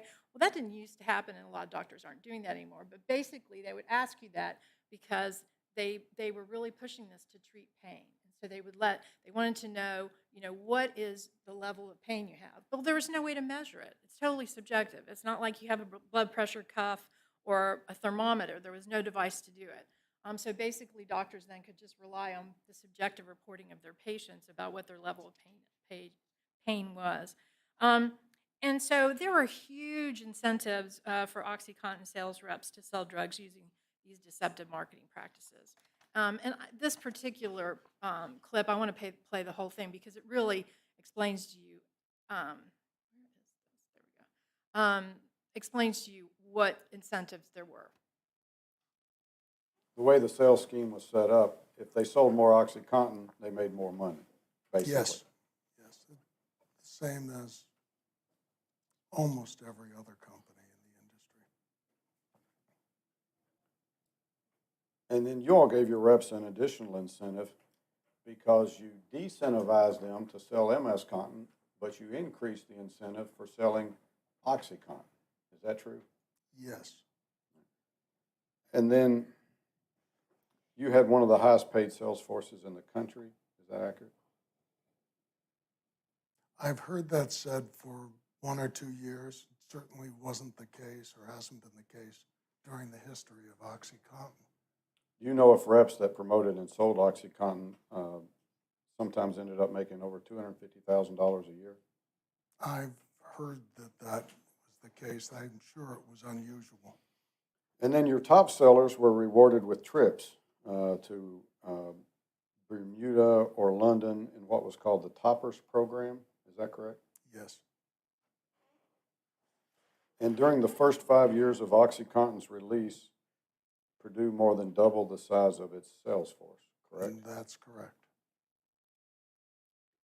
So there is a lot of incentive for these sales reps. You know, you're looking at high salaries, $250,000, trips to Europe, lots of benefits. The more opioids that you would sell, more OxyContin you would sell, the better it was. And I want to give you 3 examples. This is a 1998 Purdue Pharma marketing video.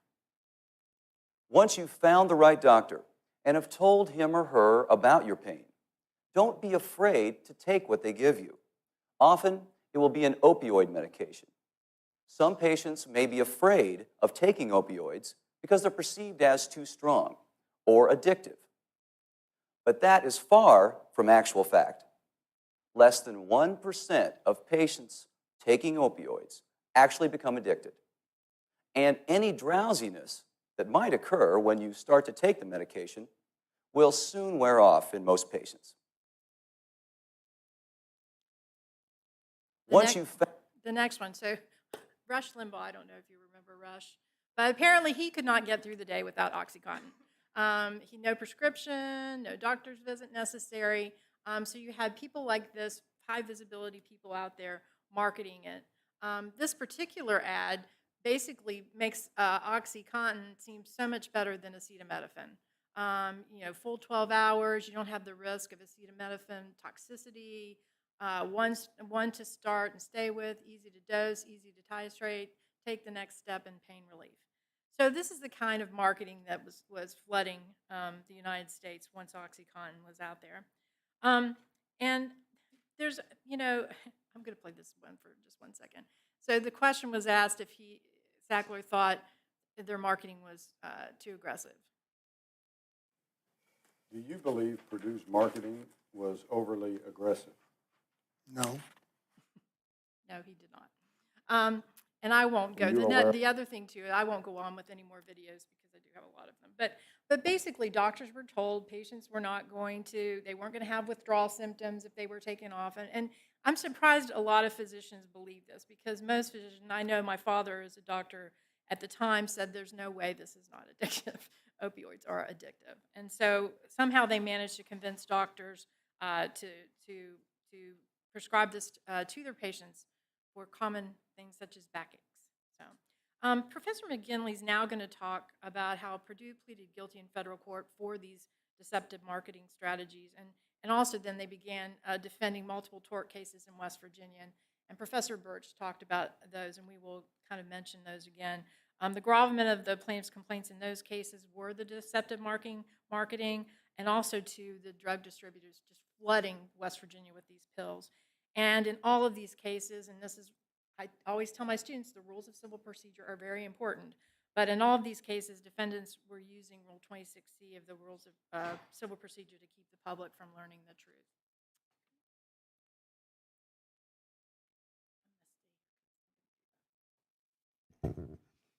Thanks, Suzanne.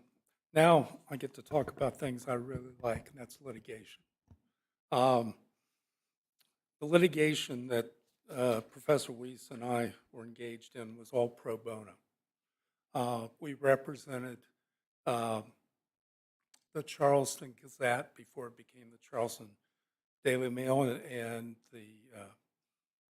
the editor and publisher of the newspaper came to us and asked us if it was possible to extract from a circuit court in Boone County the complaint that had been filed originally by West Virginia Attorney General Darren McGraw against the big 3 opioid distributors. But there's a backstory to that, which I think is fairly interesting.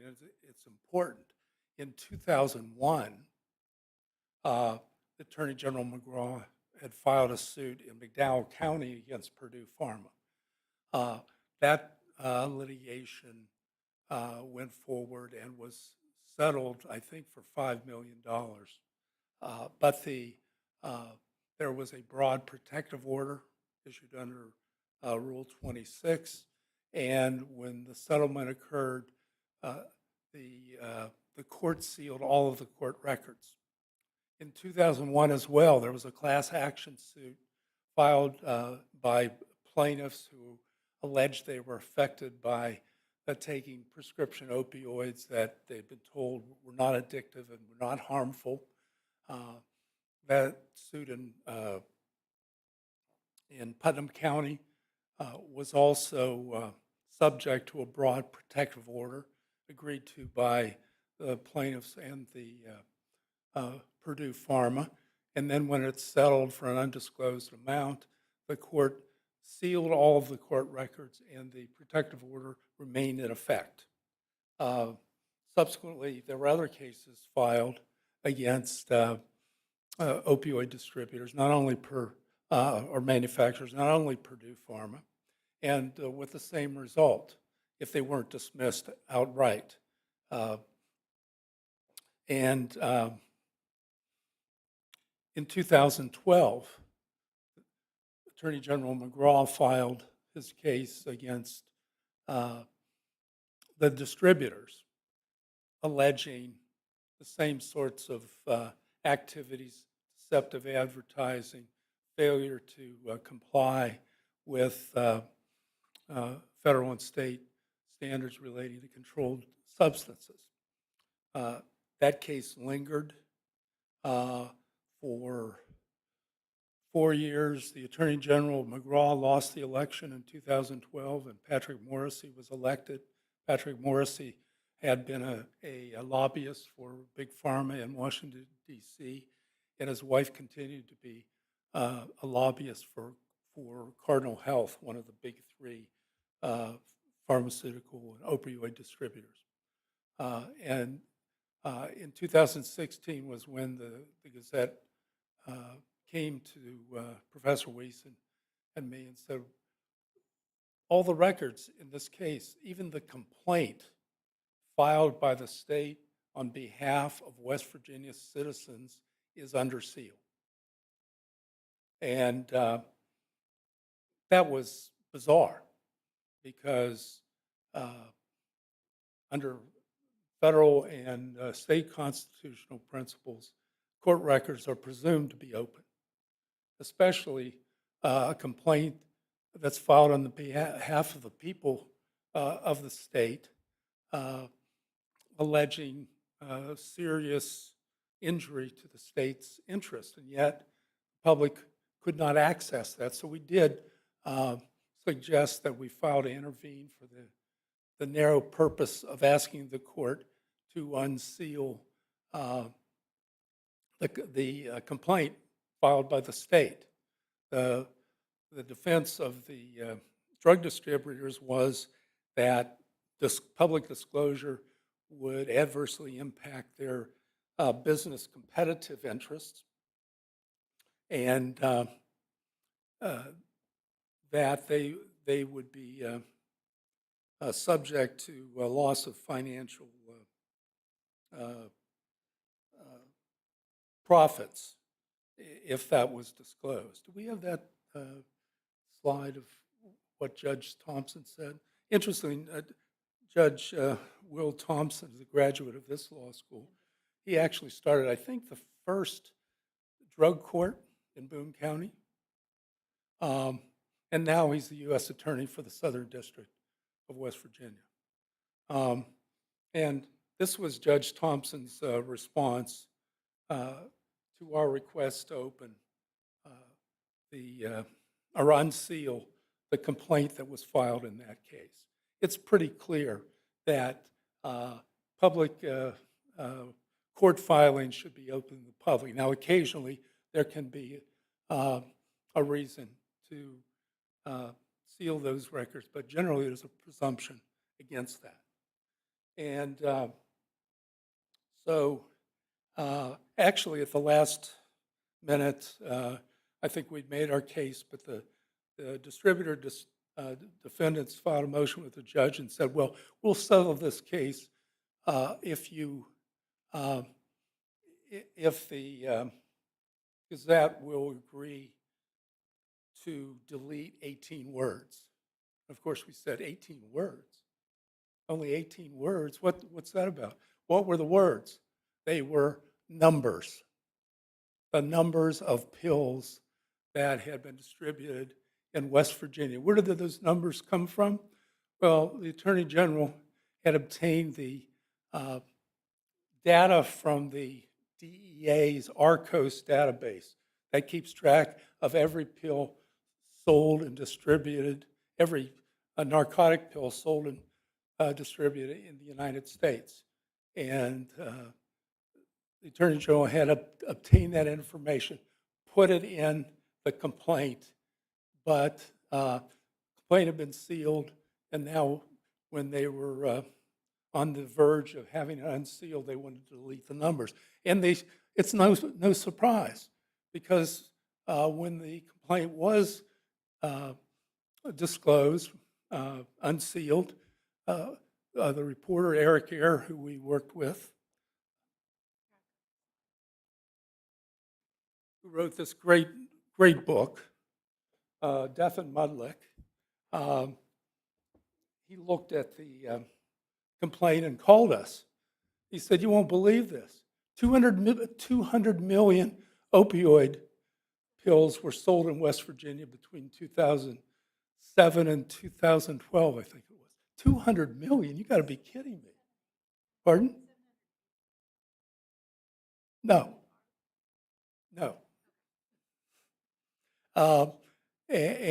So Eric said, "Well, I need the whole ARCOS database. This is in the complaint, but I want to see the whole database." And he filed a FOIA request, emphasized the importance of the Freedom of Information Act. And Attorney General Morrissey stalled. It was right before the election where he's up for re-election. I think he didn't want to have a headline saying Morrissey withholding information about opioid distribution in West Virginia. So he gave the database to Eric. And Eric wrote a series of stories. This is one of them. 780 million pills. 780 million pills. You got to be kidding me. And Eric won the 2017 Pulitzer Prize for investigative journalism. And shortly after that, the pill mill cases against the distributors in Boone County settled within a matter of weeks. It's no wonder those 18 words are important. And it shocked everyone. And what did the private bar do? The plaintiff's bar. They started filing lawsuits that ultimately led to the MDL, where the judge was located in the Northern District of Ohio. And ultimately, there were more than 3,000 plaintiffs. And so you see transparency triggered a response. Nobody knew this. Everybody knew there was a problem with opioids and addiction, but really, 780 million pills in a small state like West Virginia. And of course, in the MDL, the plaintiffs initiated discovery, and they wanted the ARCOS database. And there was a fight about it. The Department of Justice said, "No, you can't have it." The drug companies said, no, that would be terrible. Same arguments they made in Boone County before Judge Thompson. And there was a broad protective order. But the Judge Polster said, "You've got to give it to the plaintiffs' lawyers, but nobody else." Well, that's interesting. Again, the editor and publisher of the Gazette called us and said, "How can we get the national database? We know it's horrible, the number of pills distributed in West Virginia, but what about across the country? How many pills have been distributed there?" And we said, "Well, we're not parties." And we came up with a strategy. Those of you in my administrative law class, you know, I said you got to talk and come up with a strategy. Say, let's file a Freedom of Information Act request with a couple of West Virginia counties. They had the ARCOS database for the entire nation under the broad protective order. So we did that. The Washington Post also filed a FOIA request after the Gazette mail to Ohio counties and asking for the ARCOS database. And those counties were prohibited from disclosing that information by the broad protective order. And they were required to notify Judge Polster. Judge Polster immediately sent out an order inviting the Washington Post and the Charleston Gazette to appear and request limited intervention on our right to access the ARCOS database that was under the protective order. And we went to Cleveland. We argued that those records should be made public, and Judge Polster disagreed. He basically was fairly cavalier in dismissing our effort to intervene and have the ARCOS database disclosed to the public. And we recommended to the Gazette that they appeal. And of course, it wasn't really a big question for them because they didn't have to pay their lawyers. Washington Post said they weren't going to appeal, but after we did, they appealed as well. And to make a long story short, we went to the Sixth Circuit, and we argued that the basis for the protective order was absent. Do we have Rule 26C? You should see what this. Rule 26C allows parties to move for a protective order.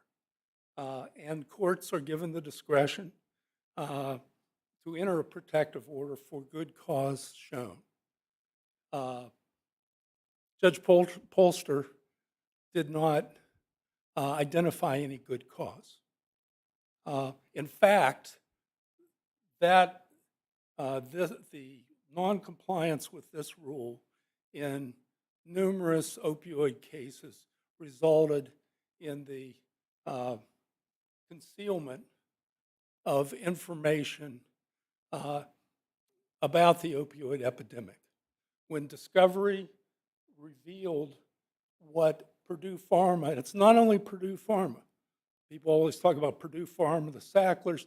No, there are many entities making billions and billions of dollars. They knew what was happening.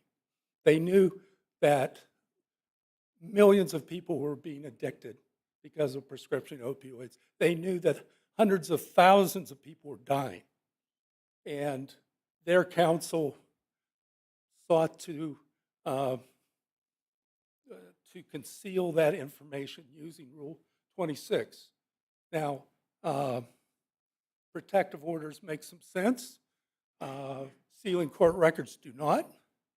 But they were used as a vehicle to conceal from the public this enormous spreading epidemic of death and addiction from the late 1990s until at least for 20 years. And until Eric Ayer's Pulitzer Prize winning article, nobody had a clue of the extent of the epidemic and the causes of the epidemic. Plaintiffs' lawyers, the Attorney General in West Virginia, knew in the first cases where they reached settlements with the opioid manufacturers and distributors, they knew what the evidence was. It's damning. By the way, we're not going to have 80 pages in our article. We're going to cut that back. Yes, but there's an enormous amount evidence of what these companies were doing. They all knew, and their strategy was to conceal it as long as possible. Their strategies to market this drug as if it would not cause addiction and harm that for thousands of years people know that opium is addictive. I don't know how any doctors were persuaded this stuff wasn't addictive, but that's what happened. And courts were not requiring a showing of good cause. The Sixth Circuit said there's no good cause. This is an important issue involving public health, the public's right to know, and the protective order was much too broad, and sent the case back to Judge Polster, who actually entered orders that expanded the information that would be made public by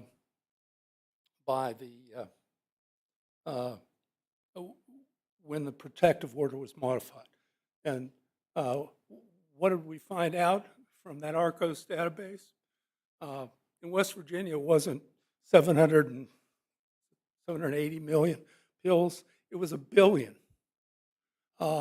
Nationwide, first time we had this information, 110 billion. 110 billion. I think it was helpful to the plaintiff's lawyers, but of course, as Professor Birch says, okay, what's the court for? Many people involved and who have been affected by the opioid epidemic and have loved ones die or become addicted, they want justice. They want responsibility. What if these records had not been sealed in the 2001 cases brought in West Virginia? If the public was aware of what Purdue Pharma and other companies were doing and the enormity of the flood of prescription opioids, not only here but around the country, back then, would there be a need for a MDL? Transparency and disclosure is so important, and in the effort to resolve cases with expediency, the courts have rubber-stamped Rule 26C motions for protective orders and gone along without even asking with parties' request to seal court records, even though there's a presumption that doesn't occur. So how many people have been addicted and died as a result of using prescription opioids since 2001 that would be here today if any of those who actually knew the facts, they knew, plaintiffs' lawyers knew, the state knew, the opioid distributors, manufacturers, the retail pharmacies that were selling, like in Kermit, 9 million opioid pills, town of 400, 9 million in 2 years. The DEA had the ARCOS database. They knew about every pill during that time. So did the FDA. Members of Congress knew, and nothing happened. And people died, and people were addicted. It's outrageous. It's clear that reform of civil procedure rules is at least one thing that can be done, and judges to follow the responsibility imposed on them by Rule 26C would have, in my view, prevented this enormous tragedy that ultimately resulted in this massive litigation after people were addicted and died. Oh, I'm 15 minutes over time. So, sorry. I'm fairly passionate about this. And last thing I'd like to say is this is an example of what lawyers can do, not for a buck, but what they can do for the public interest. We paid our own costs. We paid for the briefs in the Sixth Circuit. We didn't get a dime. We paid for our transportation, our hotels. Why? Because it was the right thing to do. That's part of what our profession is about. That's what you can do. On the other hand, think about what's the responsibility of the lawyers involved in this litigation going back to 2001, or the lawyers that represented Purdue Pharma and knew the truth. And I don't have the answer, but there's something wrong with this system. So I guess I better wrap it up before I get thrown out. I want to acknowledge Colin Dunn has been our research assistant. He's done a fabulous job. And he's really the expert on this stuff. So if we have a couple minutes for questions, he's up here. He can really answer the questions. So open to questions. I know you want to get out of here, but if you have a few, be happy to respond. So given the history of just corporate exploitation in West Virginia, whether it's DuPont or the minimization of black lung in the coal miners or mountaintop mining, and now the opioid epidemic, at what point do we hold the state culpable for The state, I'm sorry? the state itself culpable for failing to protect its citizens against non-state actors? Well, my view is that anybody that's responsible should be held to account. Each of us as lawyers have professional responsibilities. If you know that these tragedies and people are dying, is that just representing your client, or do you have any other responsibilities?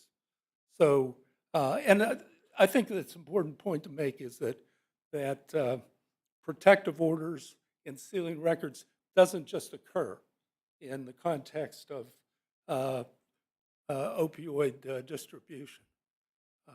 And Professor Birch mentioned some of those. The tobacco legislation, the early Corvair litigation against General Motors, there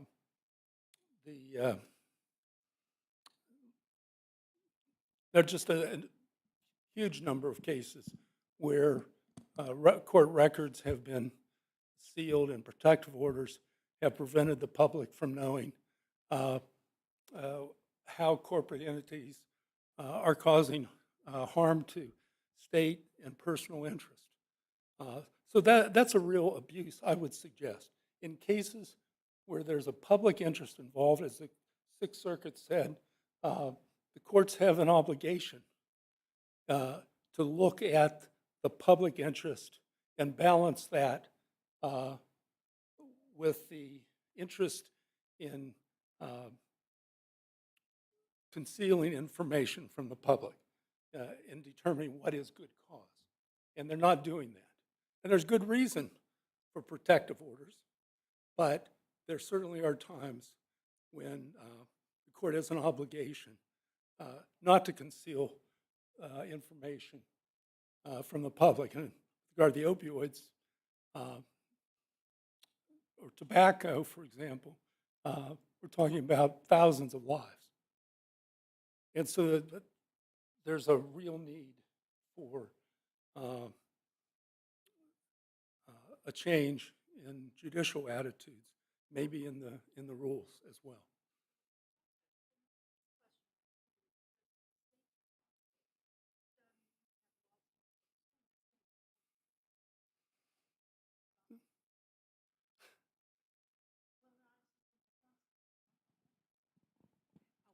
Talk loudly. No, but you raise a very good point because I think the state is responsible, bears as much responsibility just as much as the federal government. And black lungs, a accountable for not protecting. And also potentially, I guess, enforcement actions against the state, enforce the laws, like enforce the laws to prevent black lung. Why do lawyers agree to a protective order sealing court records? So they can get a settlement.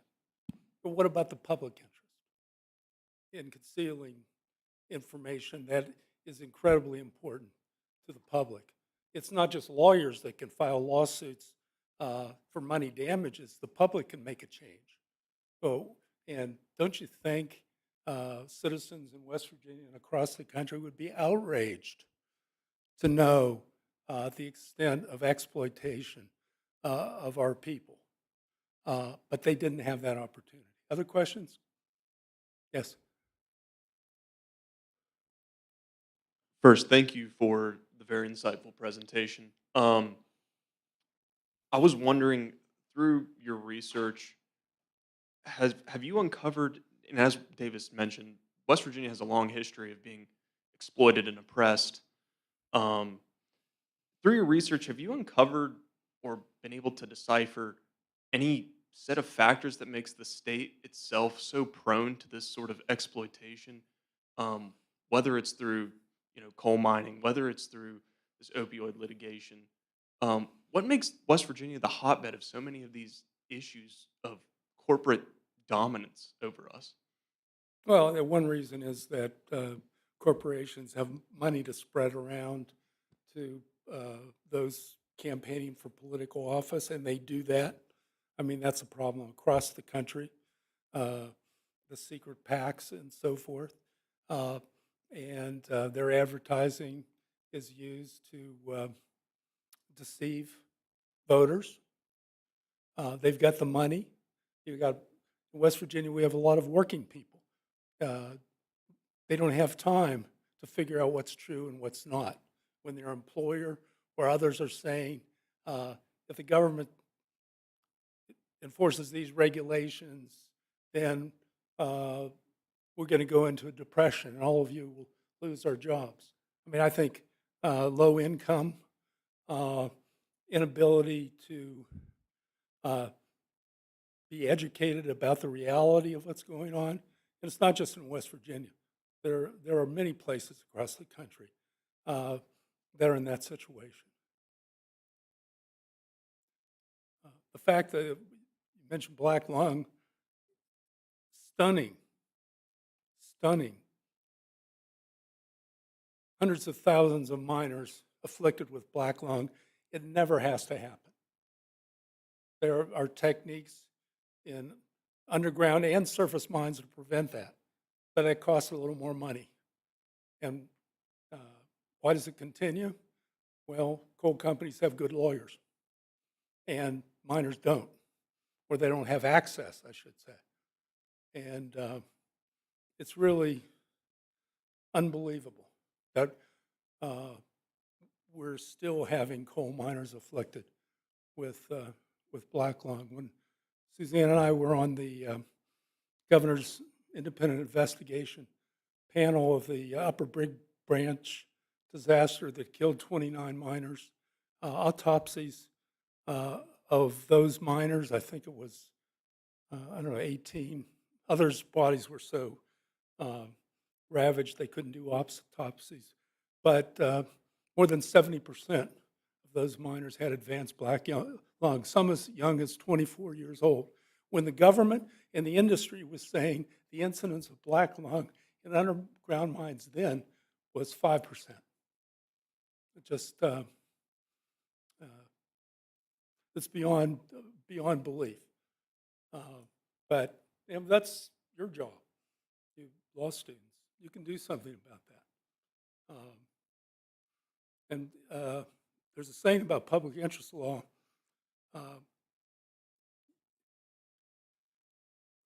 You can do well by doing good. And it's possible to litigate, and your success will allow you to get a decent living. Not be rich, but doing good is its own reward. So there are opportunities there. That I think the bar generally embraces the idea of pro bono work and representation of those who can't pay. One more question? Time for a drink? Thank you.